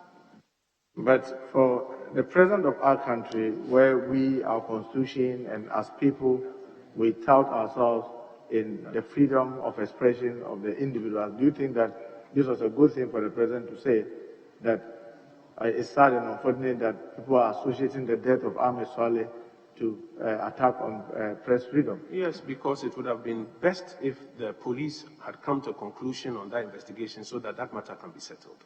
To that extent that it is not done, it's a sad spectacle. Honorable Nominee, do you remember in July 2019 in London during the Global Media Freedom Conference? This is what you said. It is very disappointing that a case of Ahmed Swale as high profile like that which worked us back on press freedom has remained unresolved. Why did you, and unquote, why did you say this, work us back on press freedom, if you didn't believe, or if you would support those who say it is sad and unfortunate that his death is being associated with Because, Chairman, press freedom? consistent with the conversation we've been having, until you have contrary evidence, it will be added and it will walk us back. Now, as the Minister for Information and also maybe a former practitioner in the media setting, since the death of Ahmed Swale, is there any steps that you have taken to help speed up the investigation? Because it's been 2 years, it's over 2 years, and no information is forthcoming from the... Chairman, the President's representative at the Ministry for the Interior will be the first to attest to the regularity of my queries to him on how far they have come on that. As you do know, investigations are within the ambit of the police, that is under the Interior Ministry. I cannot bypass him and go directly to the agencies, but he will be the first to speak to the regularity with which I request for an update from him. Because the truth is that it's not a pleasant thing for that thing to be hanging around our press freedom record. It will be important for the police to come to the bottom of it, find the persons responsible, and bring them to account. I do concede that sometimes investigations take time, even in the best of police environments, but I think we cannot stop but continuously remind the police that that is an outstanding matter that must be resolved. Mr. Chairman, when a journalist on Munti FM is said to have threatened the life of the president, can you hear me? I'm saying that when a journalist on Munti FM is alleged to have threatened the life of the president, he was arrested and is facing trial. When the Honorable Ofosu Ampofu, the national chairman of NDC, is alleged to have threatened the chair of EC, he is facing trial. So why is our colleague, Honorable Kenneth Apon, who said all he did before the murder of Ahmed Swale, is not facing trial? Chairman, with respect, the police and the prosecutorial authorities will be best placed to answer that question. I am incapable of providing an answer to that. Mr. Chairman, I often hear you advising journalists and media organizations to practice responsible journalism in their media organization. Is that right? Most of the time when you are talking to your colleagues, I keep hearing you say... No, that is not correct, Chairman. One of the first things I speak about is the safety of journalists. Today before you, the first program I've spoken about is the coordinated mechanism for the safety of journalists. Today before you, I have been extensively advocating for media freedoms and why we should protect and support journalists. So if there's a supposition that I'm only heard advising or calling for responsible journalism, that is an incorrect supposition. Mr. Chairman, I want to take him through the independence of the state-owned media and National Media Commission. The Chairman, they've all made reference to the Chapter 12 of the Constitution. The state-owned media, Graphic, GBC, Times, GNA, are supposed to be insulated from government control. To ensure this, the Constitution placed the management and oversight of this state-owned media under the National Media Commission. That is why, even though the state-owned media are seen as agencies under Information Ministry, which he heads, or he was the minister then, it is the National Media Commission and not any minister that appoints the board of the state-owned media, and the board in turn appoints the Director General of the state-owned media.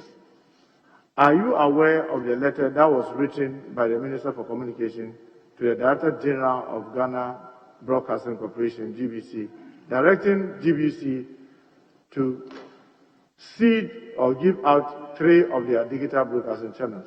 Are you aware? Yes, Chairman, I think I answered that and gave an elaborate account of what my understanding of it was and what the current situation is. I just want to find out whether you, as the Minister for Information, was consulted. Whether the Minister for Communication did consult you as the Minister for Information, who, I wouldn't want to say, play oversight over GBC, but GBC is one of the agencies under you. Did she consult you? Chairman, I've already explained that the narrative out there that the minister directed GBC to shut down 6 channels is not correct. The minister invited GBC and a number of, at least one other station that had more than 2 channels on their multiplex to a meeting and discussed with them the need to have redundancies and gave them, if I'm correct, I think an 8-week period within which they should consult their boards and management on which of their channels they could cede and the 2 that they would like to keep on the platform.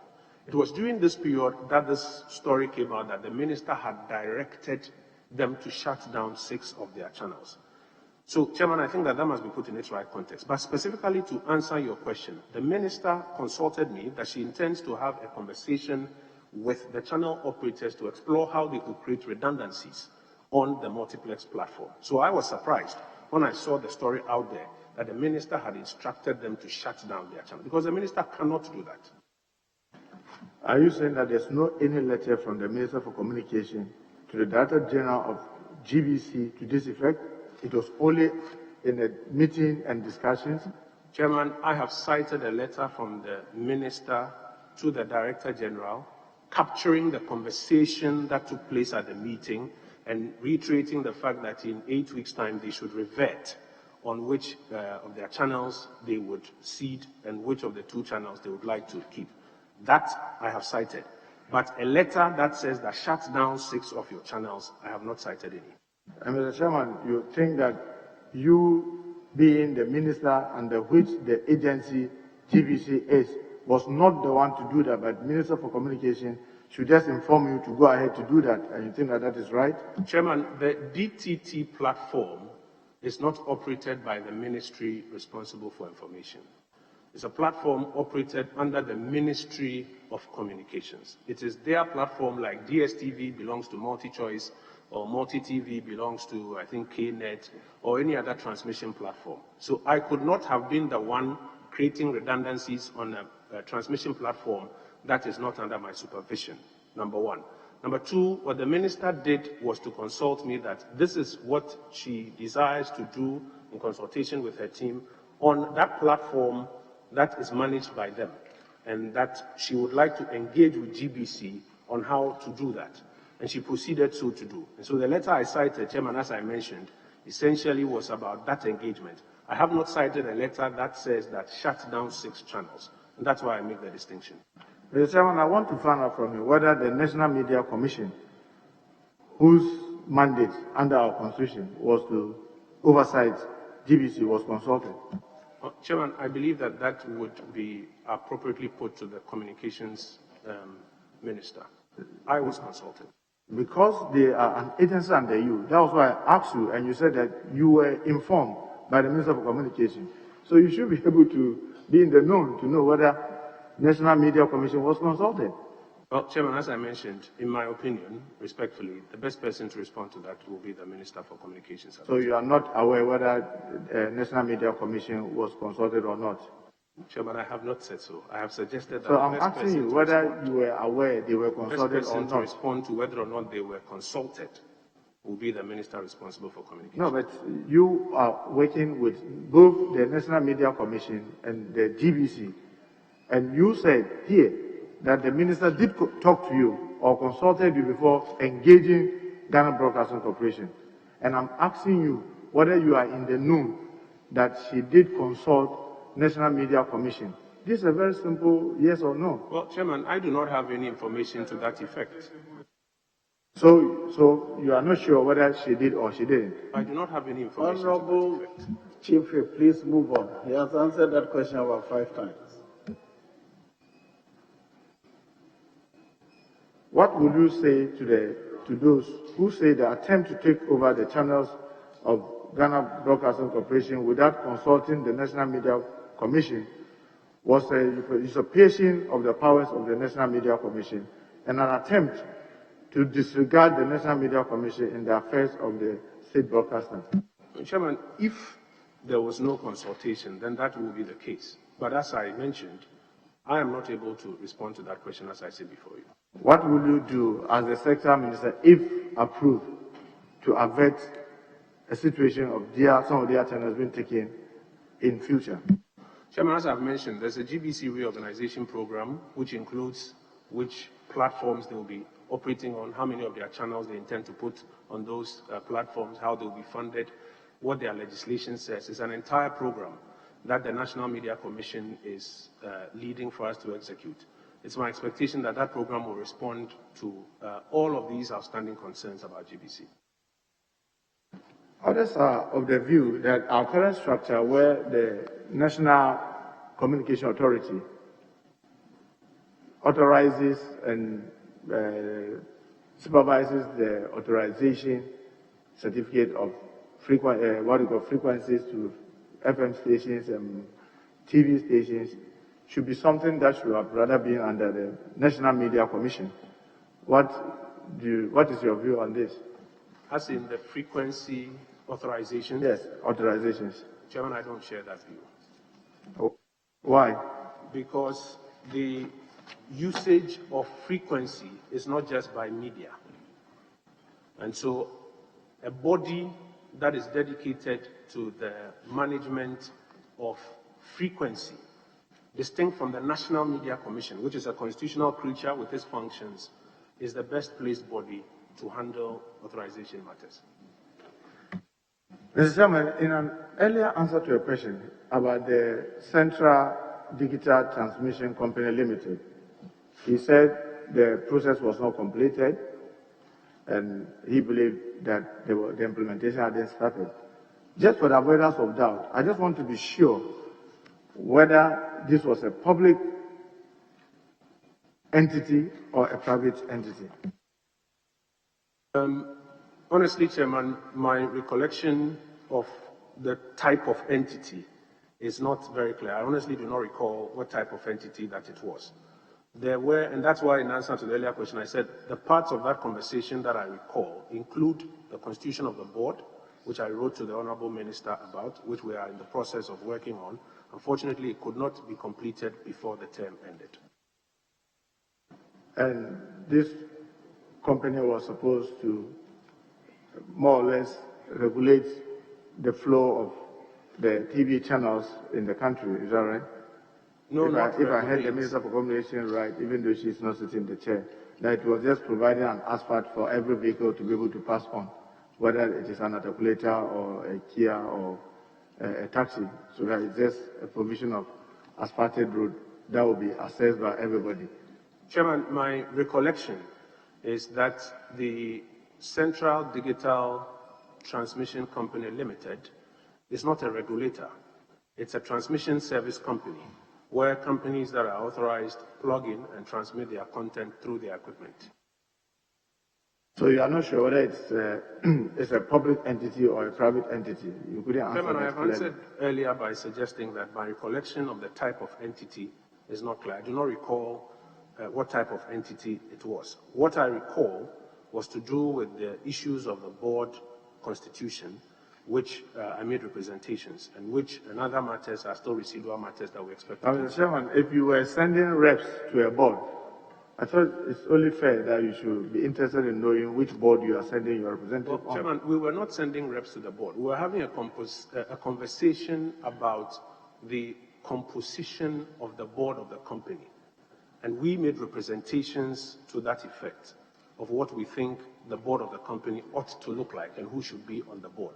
That is the furthest that we went on that conversation. And when this company is also going to include some of the state-owned media passing through it, wouldn't you be worried to find out what kind of board it was going to be? Well, Chairman, as I've mentioned in our consultations, we're not at that stage yet. We're talking about who ought to be on this board when it is created. And those were the representations that we were going through. Because if it was going to involve state-owned media, I mean, as a member of parliament, as minister of state, as a media practitioner yourself, you want to be saying that, oh, then let's refer to the act that established it, so that we can see what the act says, who and who should be on it. But once we are proposing persons onto it, there's no any legislative, what do you call it, there's no any existing law or instrument that was guiding that. Obviously, you should be worried as a minister. Yes, Chairman, that is why I've said that there are residual matters that need to be dealt with on that particular project. And my understanding is that it has not been completed. And for example, these concerns that the Honourable Member raises, I believe, can all be accommodated in the conversations that will ensue. Would you say that, even though this was asked earlier about the absence of National Media Commission being on that board, will you say that such a company, organization, or agency should rather be operating under the National Media Commission? No, Chairman, I would not say you should be operating under the National. No, I haven't said you said. I'm saying that I'm of the view that if it's going to be providing access for television channels and what have you, because of our constitutional structure, this should rather be under National Media Commission. Yes, and Chairman, I'm saying that I do not share that view. I believe that the National Media Commission must have a role to play. I have made representations on how I think that should be structured, or let me say my ministry has made representations. We are in the process of having those conversations on those residual matters. I don't think we should prejudice it by trying to resolve it here on this floor. As I mentioned, with your leave, if I do get into that office, I believe we can deal with those residual matters. Mr. Chairman, will you be surprised if I show you the profile of the Central Digital Transmission Company Limited? and on their registered profile, it shows that they were going to be a private entity. Will you be surprised? That they were going to They were registered. They were entity. registered to partake a private activity. Well, Chairman, as I've mentioned, the knowledge as I have of this matter is the discussions that are ongoing. If there's any additional information, if it's made available to me, I believe that we can factor it into the residual conversations. If, after you leave here, you confirm that this is a private entity, will you advise a private entity to be doing this that involves state-owned media and other property other property that are state-owned? Chairman, I think like the expression goes, we'll cross that bridge when we get there. When we are seized with all the rationalization and the reasons for whatever proposals this may be, we'll have an opportunity to have a discussion on it. Well, Honorable Nominee, do you own any media house in Ghana? Yes, I do. What's the name? I own ABC Communications Limited, or I'm a shareholder in ABC Communications Limited that operates a radio station in Achimota. What of MX24? MX24. That will be a television station. Yeah, is it yours or do you have a share in it? No, I do not have shares in it. Did you apply in last parliament for members holding profits? Yes, I did, and was certified as such. So you did, just to be sure that you can carry out your business activities. Absolutely.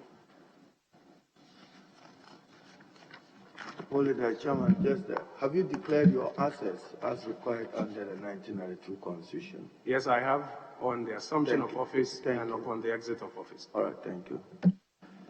So, Mr. Nominee, Mr. Chairman, so in that case, you are both a policy maker and you oversight, and you are also a participant in the media arena. When you say participant, you mean as a shareholder? Yes. Well, yes, to that extent, yes, I'm a shareholder. So you are both a policy maker and somebody who oversights, and you're also a participant. Well, as I've explained, to the extent that I'm a shareholder, I'm one of the shareholders, you can say so.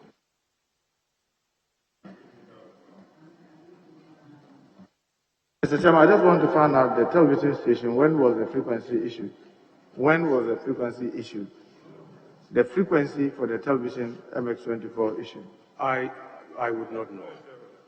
But is it when you were Minister for Communication, Minister for Information? I would not know. I am not a shareholder of that company. I would not know. You are not a shareholder in the MX24? No. Mr. Chairman, during the COVID and its reportage, since the outbreak, has government extended any financial assistance to any media houses that you know? Chairman, no, not that I'm aware of. I have made representations that where funding is available and is possible, we should support the media because one, the media has been taking a lot of risks, going out there interviewing people associated with COVID in these risky times, and two, COVID and the economic slowdown has also affected how the media business is operating. I am advised that as resources improve and as we continue to support various sectors of the economy, that will be considered. Chairman, in an answer to an earlier question about the Presidential Task Force, you said that you were not privy to the nitty-gritties of the agreement. Is that the understanding? I've never used the word nitty-gritties here, Chairman. I have not said so. You said you are not privy to the details. Is that what you said? I have not said so. I have explained my participation at the task force, the instruction to the Ghana Airport Company Limited, what they did and the detail that they brought back to the task force. And I have suggested that the transport minister may be in a position to provide any further details that this committee may be looking at. But you don't have any details on the agreement, do you? No, I do not have details on the agreement. And since the issue became topical, people talking about it, the minority then issued a press statement and a press conference. You never find it necessary to find the details as information minister. The brief as I have is sufficient to me. If there are any specific details that I may be required to look for, maybe if you ask of some specific detail that ordinarily I should have, maybe I can answer you on that one. When the company, the Frontier Health Service Limited, was registered in Ghana, do you have that information? No. Whether they have operated about when the company was registered in Ghana? Yes. Whether they have operated any laboratory in Ghana? No, because they are not details that in the ordinary course of my work it will come to my attention or that are required to be known at this point in time. I have not heard so far any claims, for example, that the procurement was done out of order or that there's anything questionable about this organization to arouse my interest in going fishing. But, Honorable for that. Nominee, you are a lawyer. You said so. In an ordinary agreement, would those details be contained in any such agreement? I'm not even sure, Chairman, if the recitals will be in that agreement. It's not likely even if it will there. be in the recitals of that agreement, I'm not sure. But Mr. Chairman, the interesting thing is that when issues come up from any government sector, normally here you come out, you articulate, and you try to get the final details to be able to feed the public about their doubts, about what the facts are. But I'm surprised that when it came to this Frontier Health Services, most of the questions that are being asked, the procurement method that was used, who are the owners, do they operate any laboratory, how are they operating at the airport, how do they arrive at their charges? We don't find it necessary to inquire this information and be able to educate the public. Educate the public, Chairman, on when the company was incorporated, etc., may not necessarily be what I would desire to do. The biggest thing I've heard, which I think has warranted my attention and my curiosity, has been on the cost of the testing, about $150 initially, and then now cut down to $50 for Ghanaian and ECOWAS citizens. I have inquired about why. I'm told that that is the agreed price between the airport company limited and the private service provider who was providing it. But beyond that, I mean, Leader, with respect, issues of date of incorporation, etc., will not ordinarily fit in my line of work. Mr. Chairman, in an earlier answer to a question about whether it's not very clear, the company that you own is in your CV, yes, where you were the managing director, West Brownstone Capital. Is that the name? In an earlier answer, you said that they didn't have any liability, outstanding liability with over microfinance. No. Is that what you said? Yes. Is that for a fact? Because you're under oath. Yes. Well, there's information from Bank of Ghana that indicated that they have their outstanding of 212,751 point something.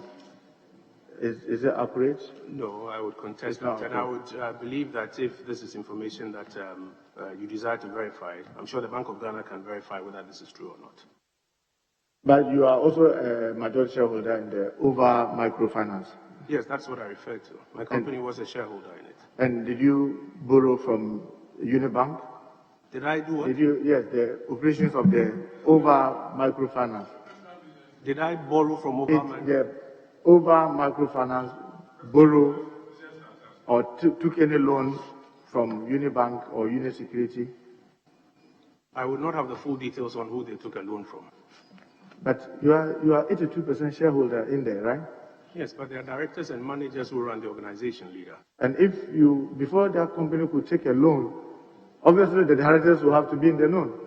And you are a director. No, shareholder. You are a shareholder. And you are the lion shareholder, because 82%. And yes. You think that if they are going for a loan, you will not be in the loan? Leader, in their ordinary line of business, they used to raise liabilities to create assets. They would not come back to me on every single one of those. Are you aware that they have defaulted in payment of their loan that they took from Uni Bank, Uni Security? No, I'm not aware of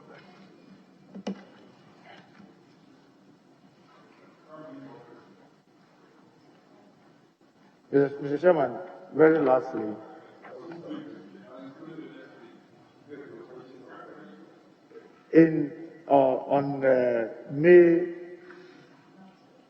on 6 April 2020, the dirty dollar, the DW dirty dollar, they wrote to you about an assault of one Mr. Yusuf Abdul Ghani, who works for Zuria FM in Kumasi, about an assault from a military lady. And the letter was signed by Christophe Jompe, that's the head of corporate communications and PR, requesting that the matter be investigated. I don't know whether, did you receive that letter from DW? I'm not sure. They wrote to me where, at the ministry or Yes, the personal capacity or where? Yeah, the letter. This was a hand-delivered letter? The letter was dated 6 April 2020. No, about Chairman, an incident that happened on 5th of April 2020. You never received that letter? No, I do not know if there's a stamp from the ministry that says this letter was received from the ministry on that day or on any day. I don't know of this. Mr. Chairman, he said that, so far as he's concerned, Manasseh Azure did not leave this country because he felt threatened. Is that the impression that I got in the answer that you said? No, I have not said that. I said the information that was available to me was that he reported that his life was under threat. With the help of the National Security Minister, we provided him with a police guard. He subsequently left the country. He himself, I never heard say that he had gone into exile because his life was under threat. It was Professor Kwame Kakari who, in delivering a lecture, said so. Do I doubt him? And I went further to say that, no, I don't, but it is one of those matters that we have to get a framework that allows us, like all of the other matters I've spoken about, to validate. I have not said the words that you... But you remember how you disagreed with him vehemently when he did the documentary about the thugs that were training. Yes, I recall. Yes, I recall. And how he was taken to National Media Commission. I led the government report to the National Media Commission. And then subsequently you were seeking multimedia to apologize. Yes. And you thought that all those things will not fall under Article 1624, where it talks about the harassment that you said your government has complied with throughout the 4 years. Chairman, no. Article 166 provides for the National Media Commission, membership now of 18, following the amendment by Act 527, which, among other things, if you take Article 167B, says to take all appropriate measures to ensure the establishment and maintenance of the highest journalistic standards in the mass media, including the investigation, mediation, and settlement of complaints made against or by the press or other mass media. Our report of multimedia and my good friend Manasseh to the National Media Commission was not out of hatred or dislike or malice. It was because we disagreed with the piece of journalism they had put together. And Chairman, if you observe the petitioners we sent to the National Media Commission, we were profuse in even saying that we hold the station and its work in high esteem. But in this particular instance, we disagree with the work that they have done. I don't believe that reporting them to the NMC for adjudication amounts to harassment. Mr. Chairman, the nominee is a lawyer, am I right? Your CV says so. That is correct. Practicing one or? No, I'm not practicing at the moment. I noticed that after the Supreme Court hearing, you are one of those who give the commentary, right? That is correct. And also the President representative at the Ministry of Information. That is correct. So when you are giving that brief How are you doing that to a private citizen, or in what capacity are you doing that? Oh, I think the designation is very clear in that instance that I am the lead spokesperson for the President's legal team. I think that designation has been clearly announced. So when I speak there, I speak as lead spokesperson for the President's legal team, explaining the legal positions as have been advanced in court, explaining the view of the second respondent, and responding sometimes to comments that may have been made by the spokespersons for the petitioner's legal team. So how do you then separate or differentiate your role in speaking for the state and speaking for candidate Akufo-Addo? So, Chairman, how we do that is that very often we try to let our address be known. So there are many instances in which, during our briefs, we say that this is the position of the Akufo-Addo administration. In fact, I think my colleagues in the media will tell you that I am the one who profusely uses that expression, that the Akufo-Addo administration, and that there is one government of Ghana. This is the view of the government of Ghana. And then when we are speaking for the state as well, we're able to make that distinction. We try very hard to make that distinction clear. Very last, who is Kojo Oppong Nkrumah, the chairman of Uber Microfinance? That's my father. That's my father. Oh, that's your father. Okay. Thank you, sir. Yeah. Do you want to ask any questions? Yes.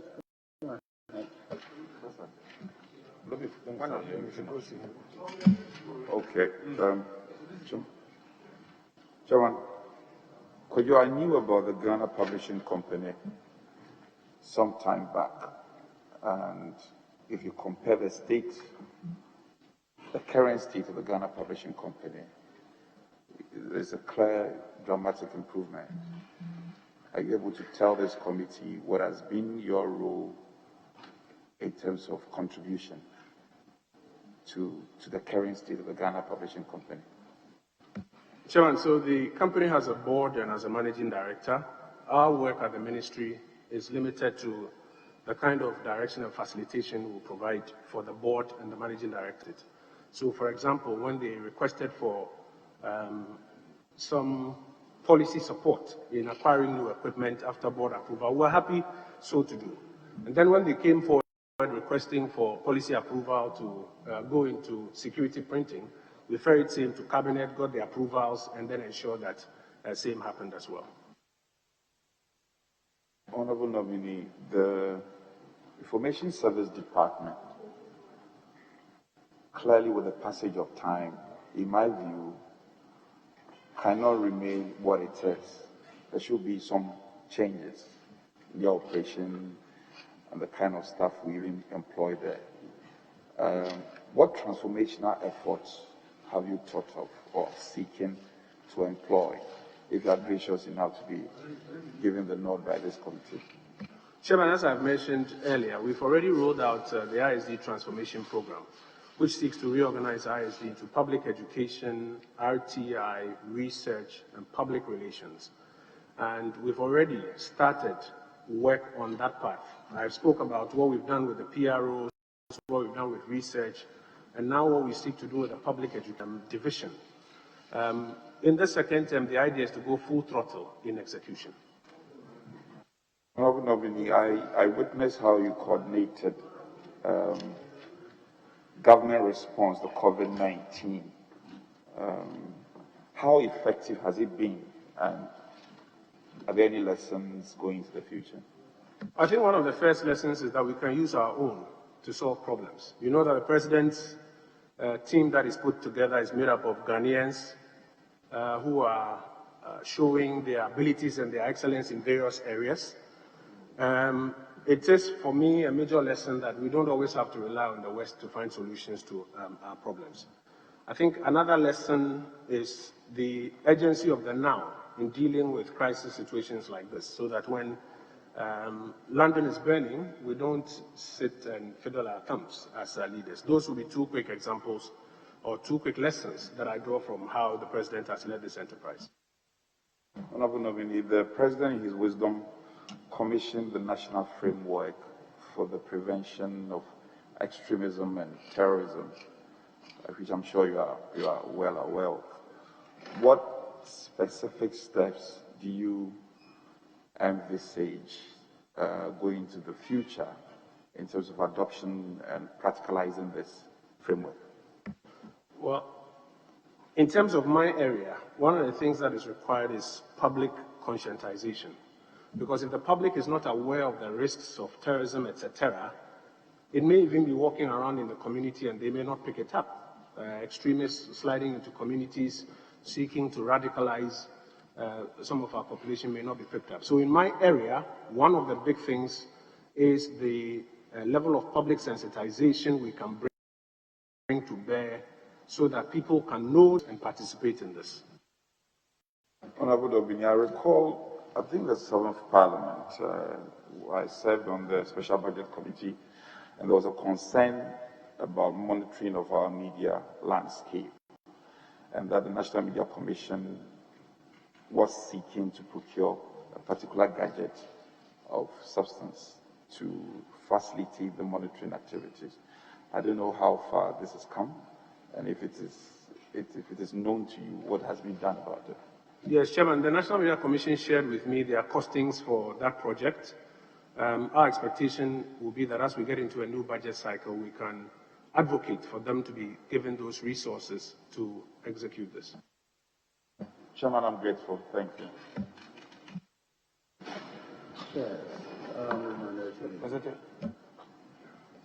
Chairman, I should thank you for the opportunity, and I also join you and colleagues in congratulating our colleagues.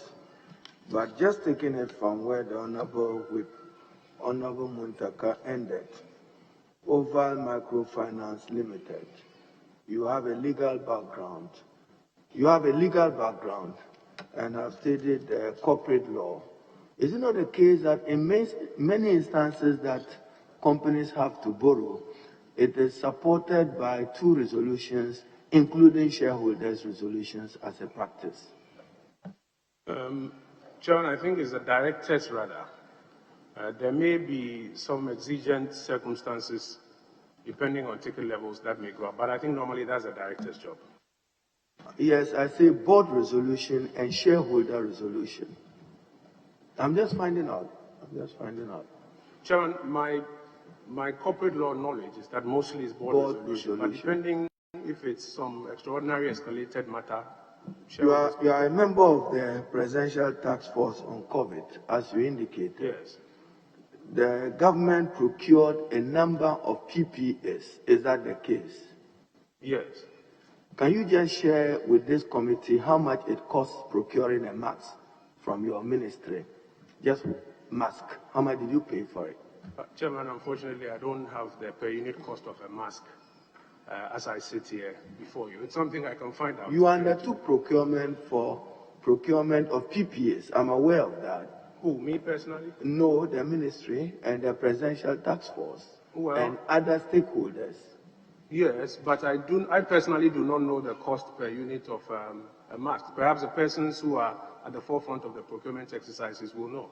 So your ministry didn't procure masks? Chairman, my ministry procured masks. At what cost did you procure unit cost of the mask? Chairman, I can fetch that and then make that available to the committee. I don't have. Chairman would need that evidence of how much it costs procuring a mask for the state, so that we compare it to other procurement process. That's nose masks. Did you procure other PPEs other than the mask? Not to my recollection. I recall that I think journalists and ISD staff at a point, some provision was made for them, but I don't have any further recollections. All right, thank you. In an answer to an earlier question, you were emphatic that you took over affairs of the ministry in 2019. Your handing over records says it differently. Which should we rely on? I see that in a page, and I have it here. Handing over Ministry of Information 2020. There's a paragraph, and I quote Chairman with your indulgence. The ministry was under the leadership of Honorable Dr. Abdul Hamid since its rebirth in January 2017 to August 2018. He was succeeded by Honorable Kojo Oppong Nkrumah August 2018 and not 2019 as you submitted to this committee? Chairman, I think the appropriate date will be November 2018. November 2018. Chairman, I'm not challenging him. This is an official document signed by you. Yeah, Chairman, we've noticed that error, and the error comes about because the letter which is inserted into it. So should I assume that there are many errors in your handing over notes? No, Chairman, that is the only one that we cited. Office, we cannot have that. No, Chairman, that's the only one that we cited. And it is because the accompanying letter, which you will find has been attached to it, was signed separately from the document itself. Chairman, these are not my words. I'm quoting from his own officially submitted report. And this is the report which is made available to us. What plans do you have for the Ghana News Agency? They still have problems with staff. They have problems with office accommodation. They have challenges.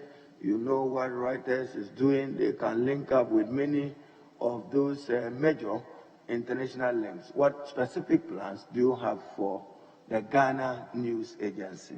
Chairman, I think the new leadership of the Ghana News Agency has developed a clear plan for turning the organization around. Their challenge has been resourcing. What we are exploring with them now is how to get a number of state-owned enterprises or state-owned entities that regularly pay money to international organizations to promote their work, to instead contribute that same amount of money to GNA so that GNA can use it, as it were, to recapitalize and turn its operations around. This will include the Free Zones Board, the GIPC, the Ghana Exports Promotion Agency, and related agencies that usually rely on international communication platforms to promote their work. We are looking to work with them to rather channel that funding through GNA so that GNA can do that same exercise for them.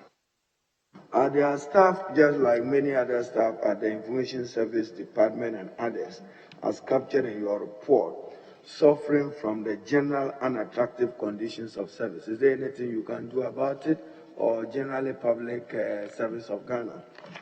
Chairman, you're talking about the Information Services Department, correct?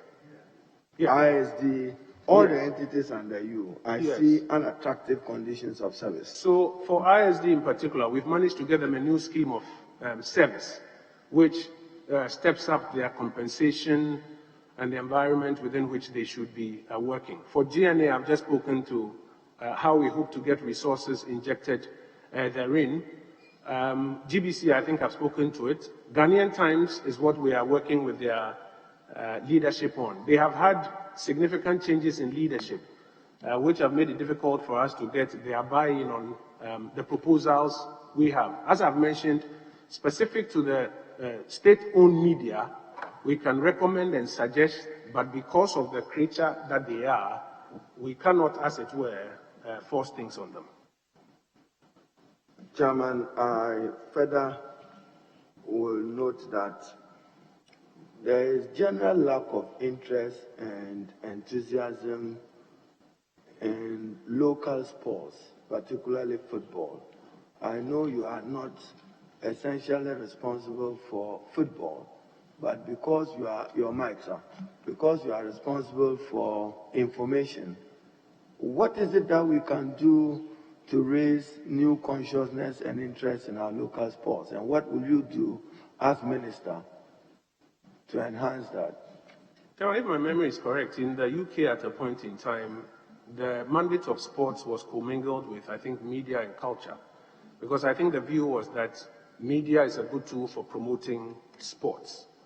I believe that a stronger collaboration between the promoters of sports themselves and the managers of the media enterprises can assist in bringing back the love, as it were, and shoring up interest in local sports. Yeah, in an answer to the Honorable Montaka, when he referred to the Manasa Azure expose, and you relied on the ruling of His Lordship Datiba, if you read the ruling well, there are cautions at all times as to efforts and attempts by state institutions to emasculate the media. Harassment of the media may not necessarily be a direct harassment, But will you admit that probably those actions you considered was because of the embarrassment that was associated with the expose done by Manasseh Azure, and therefore we are not wrong in assuming that subtly you were kind of seeking to punish him for what he had done? Chairman, far from that. I have worked at multimedia before for close to a decade. Many of the persons involved in this enterprise are persons I have personal relationships with. Indeed, during the hearings, there will be many times that the NMC officials, when they come to the lobby, would joke that, well, perhaps this is a matter you guys can go settle, because here you are sitting and chatting. It was purely on the face of our disagreement with them that the publication they had put out did not meet the standards. And I think the ruling spoke to those specific issues where the photographs and footage did not comply with the content and the narrative that had been put on it. But beyond that, I don't think that conversations about embarrassment, etc., will be the ones that will occasion the actions that government took.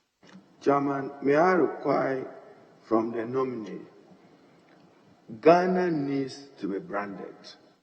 Ghana, as a country, I've seen in your handing over notes a certain page on branding.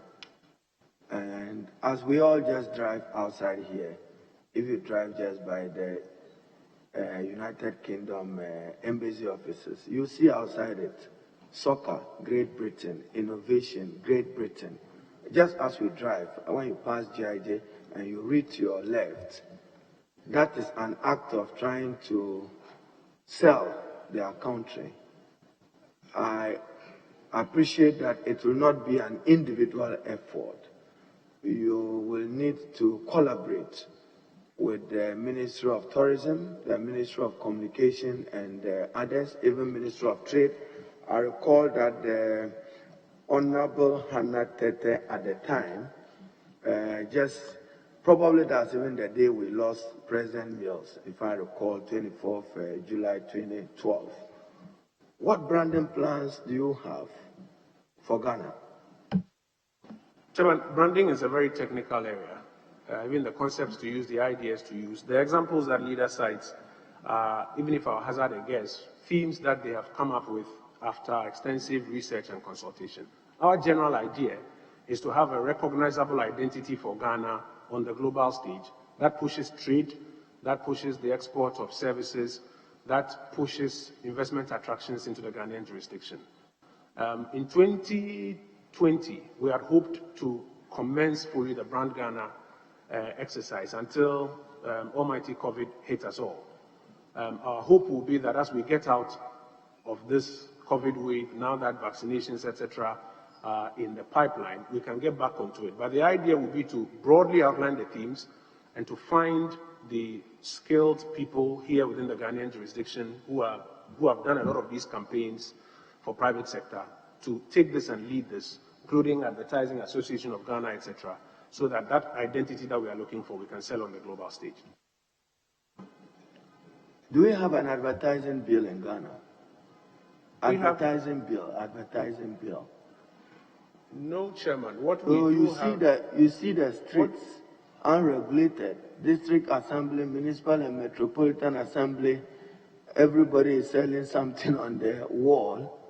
Would you work with your collaborative ministries to give Ghana an advertising bill?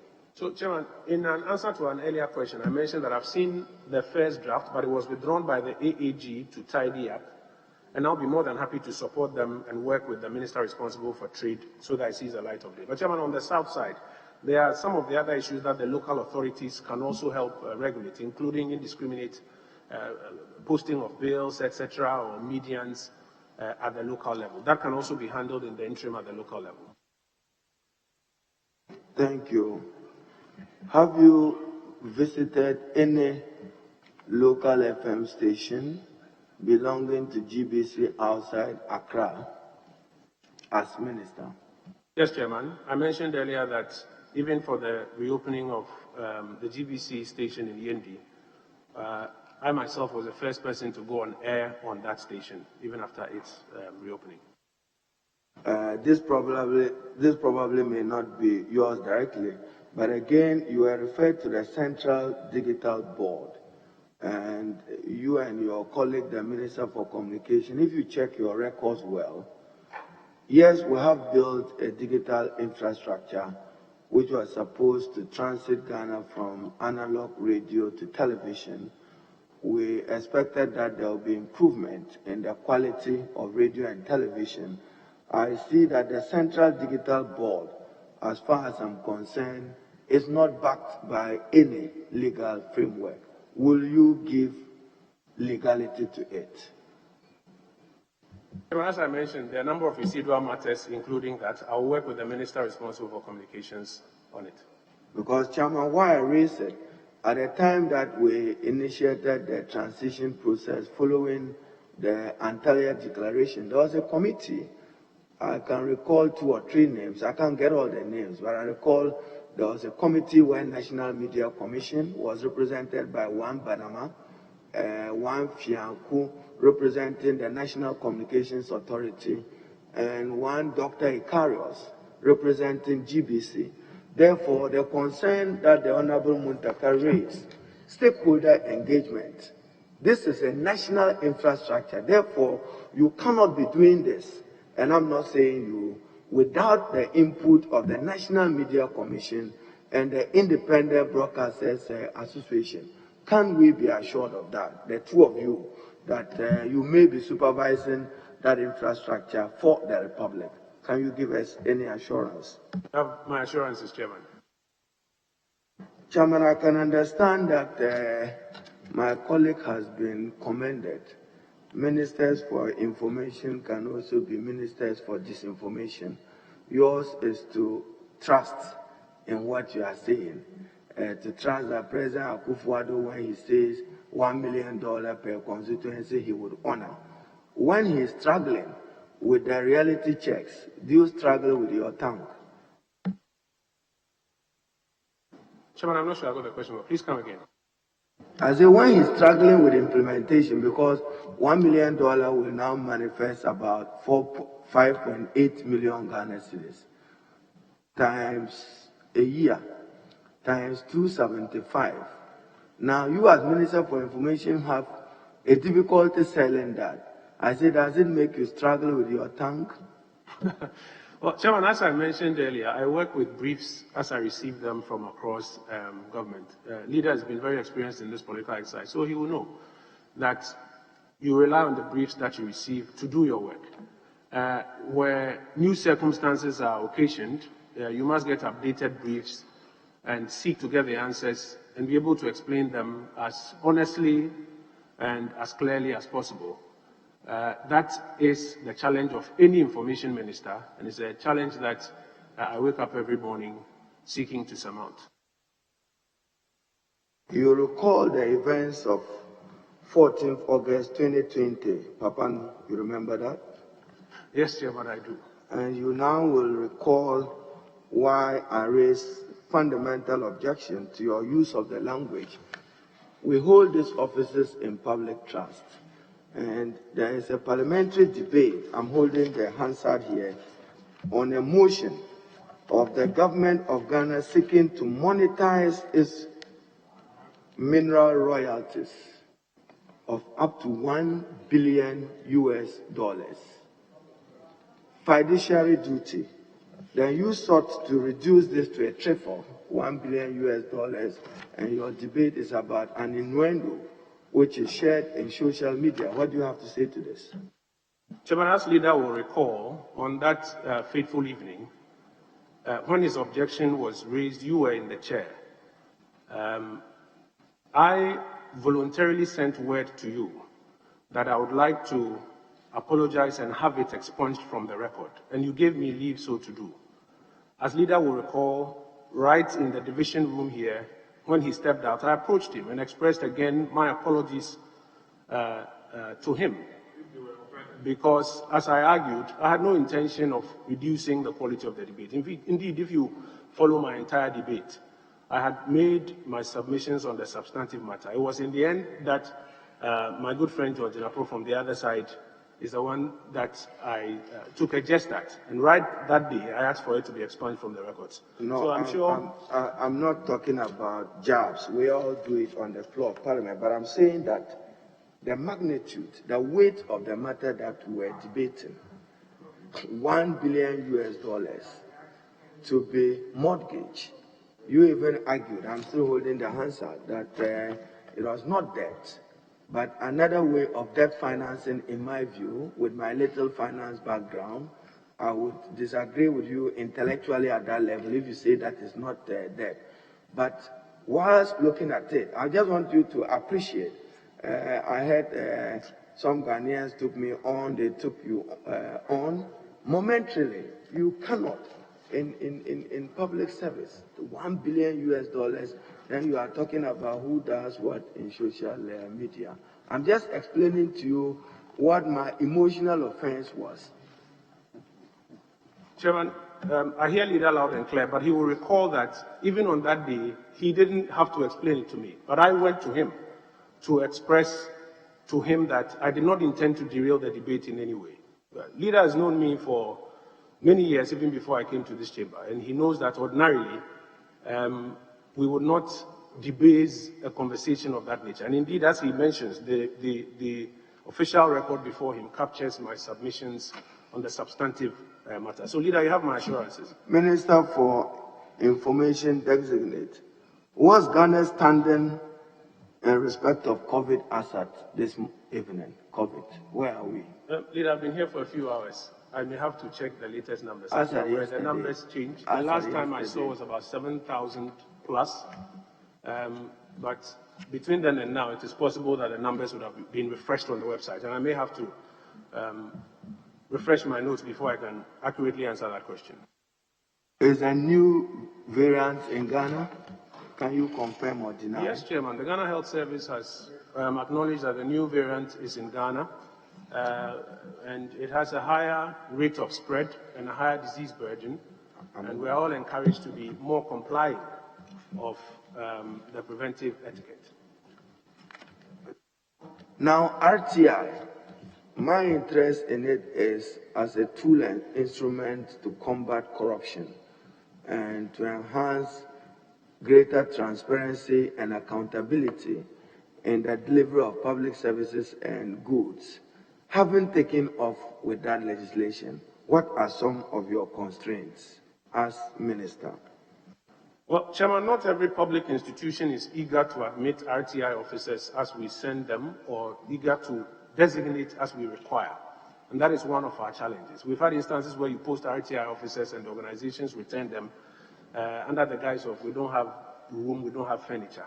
But we've been able to successfully post a good number of them and train the numbers as I put before you. Moving forward, Chairman, we think that time is coming for us to work on the legislative instrument that will flesh out some of the issues.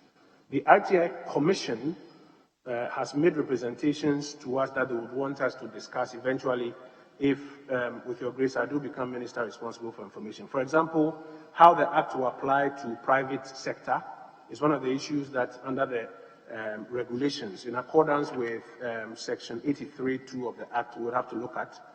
The question of ceding of some of the fees eventually when it comes into fruition to the RTI Commission is being discussed, possibly under the LI. Prosecution of offences by the Commission is something that we are looking at. Certification of public institutions that are RTI compliant by the Commission as well. So these are some of the areas that we are looking at moving forward in terms of the LI to close some of the gaps in that. So you are providing leadership as minister. The frontline health services, the Honorable Muntaka referred to, assuming a Ghanaian citizen tomorrow wants to come under RTI to seek information, can he be assured that he would have access to that information within the remit of the legislation on RTI and our collective quest to fight corruption? Yes, Chairman, as I mentioned earlier before your committee, already a number of people have applied under the RTI legislation and have received the information that they have requested for. And we encourage anybody who wants information to visit the public institutions I acknowledge, however, that in these nascent days or stages, it will not be perfect from day one. But as you visit and as you draw our attention, then we can work towards tightening some of the loopholes. I'm still referring to your handing over nose chairman, and I refer to what the Honorable Brian Achampong had raised, and I now see practical evidence of his concern. Establishment of 140 radio studios nationwide. What do you mean by that? Chairman, you would have to give me the context. It's a big document. If It's your document. I know, but if you can just help me with the context. Okay, you want the clerk to bring it to No, you? I have a copy here, so if you help me with the context. The GSGA 2 identified issues from performance review and profile. Chairman, which page are you referring to, sir? It has page 33 with some deep green and light green lines. If it's in context of GBC, I understand it. But if it's radio studios, I hope I'm not confusing it for radio stations. If the studio, because I'm not aware that GBC has 140 radio stations across the country. So what is this seeking to achieve? It's Ministry of Information handing over notes, volume 2020. Just this. Yes, Chairman, and you're saying page 33? Yes, page 33 of that. Summary of key development issues under the thematic areas of GDA 2. Yes, Chairman, I think it's a gap analysis from the GSGDA 2 under the theme of the transparent, responsive, and accountable governance. So, for example, they've identified some of the gaps which they will propose that we are able to close. And yes, this will be under the summary of key issues identified from the Performance Review 2014 to 2017.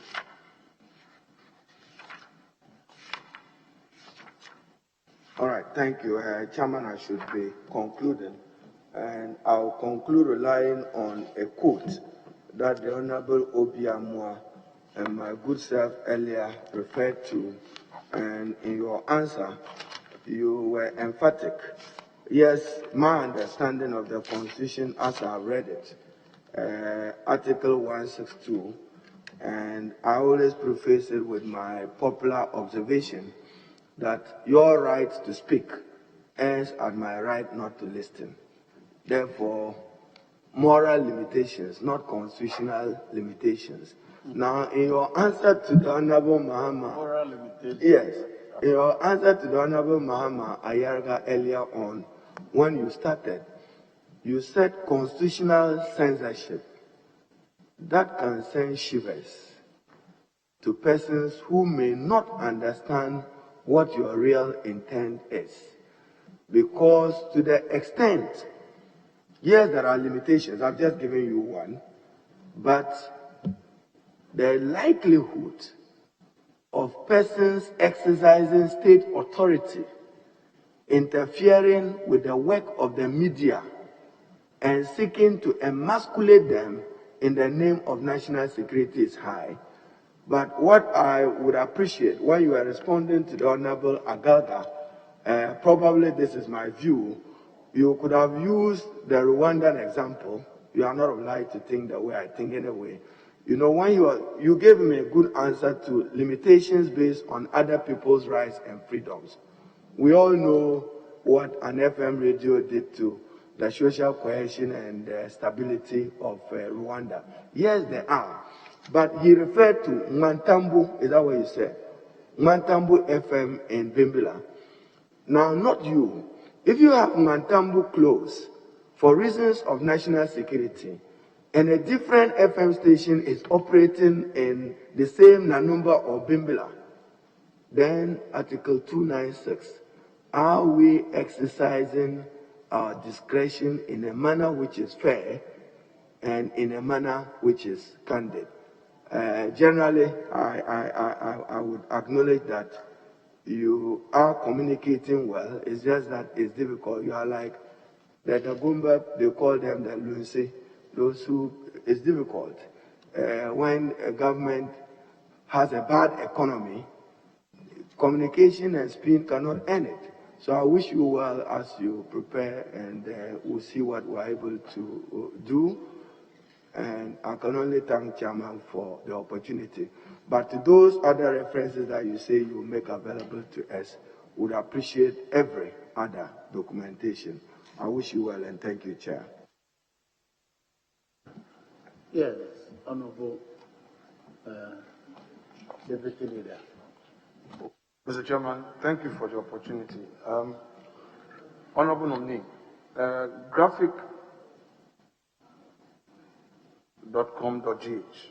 that's the online portal of graphic communication, published a statement by the NDC on the 19th of January 2019 in respect of the murder of Ahmed Swale. And this is what the General Secretary is quoted as having said.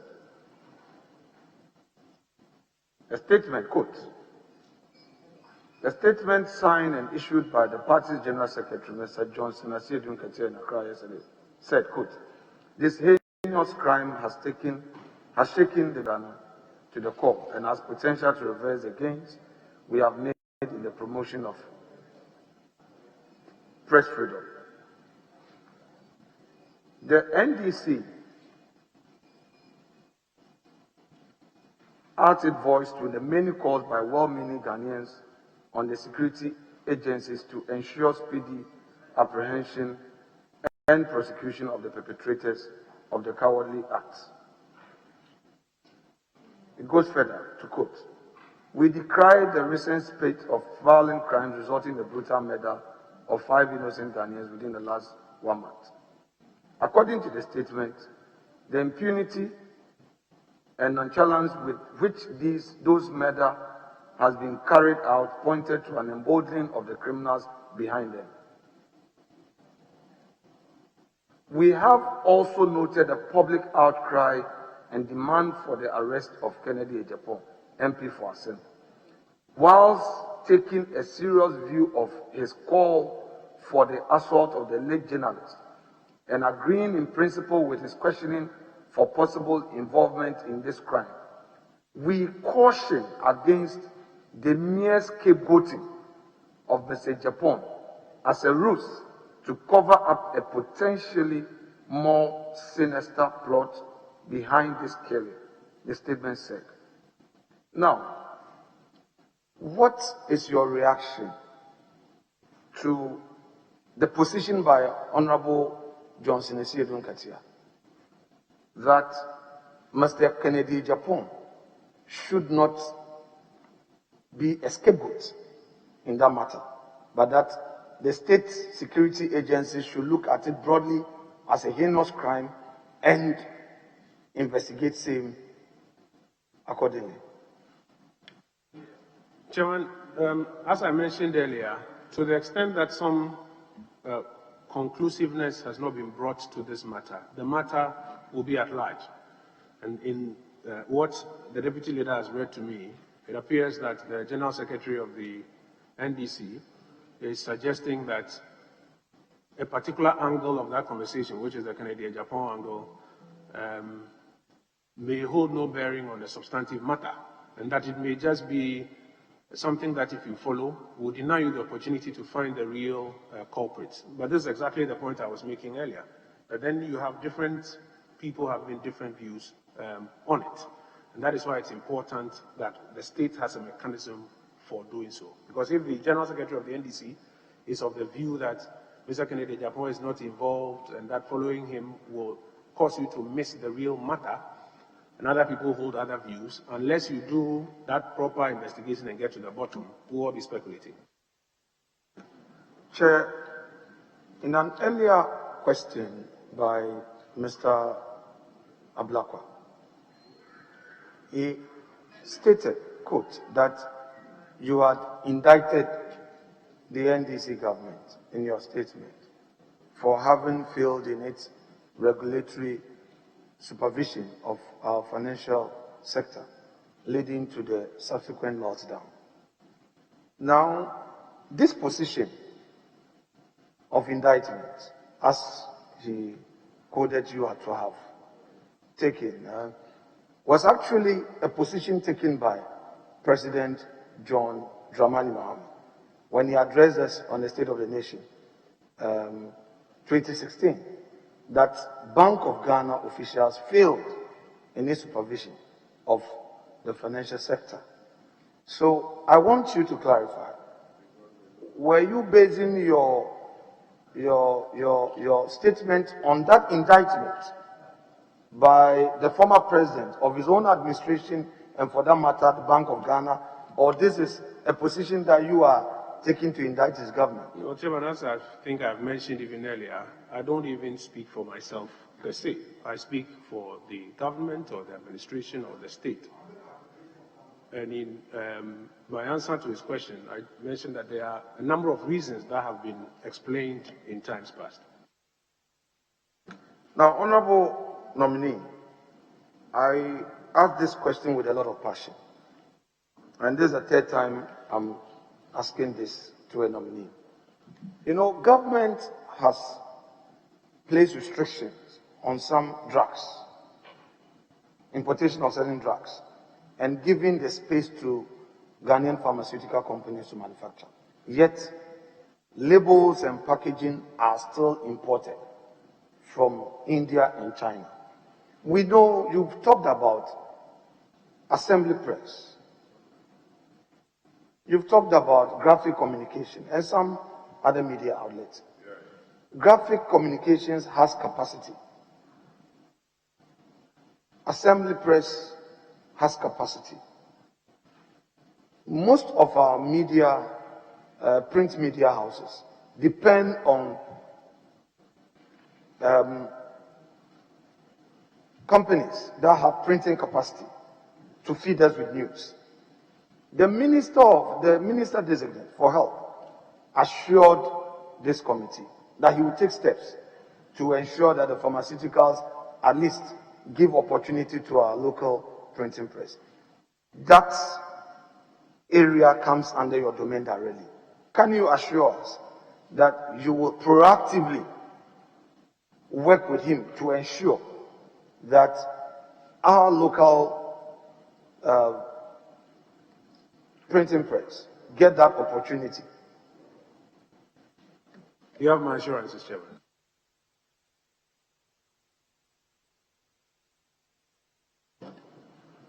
Now, Honorable Harun Idrisu has indicated that it is very difficult to be a government communicator, and no doubt it is. We heard the hue and cry about people losing their investment.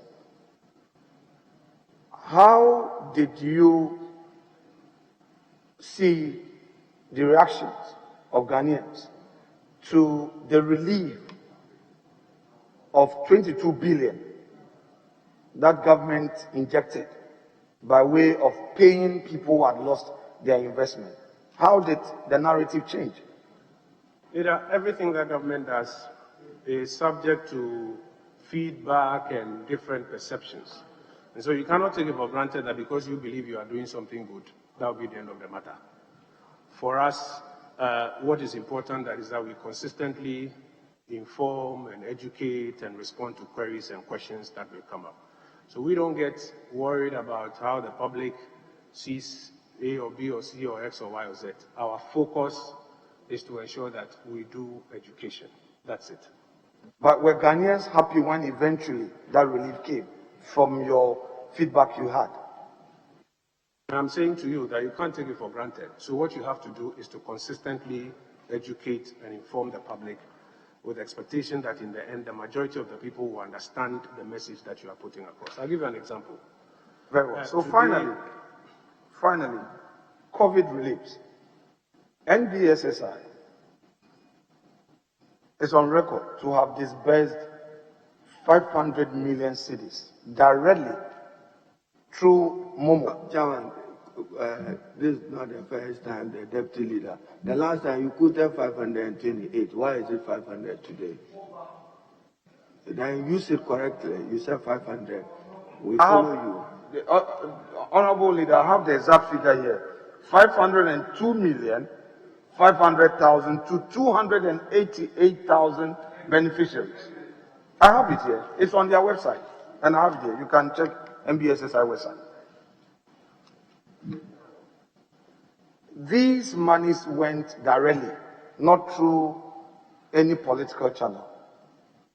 The ordinary trader who benefited, was there any means that your outfit used in measuring their joy upon receipt of these reliefs directly for their businesses? Because 500 million cedis, you don't, by going online to fill the form and getting the alert without having to go through anybody, was really unprecedented.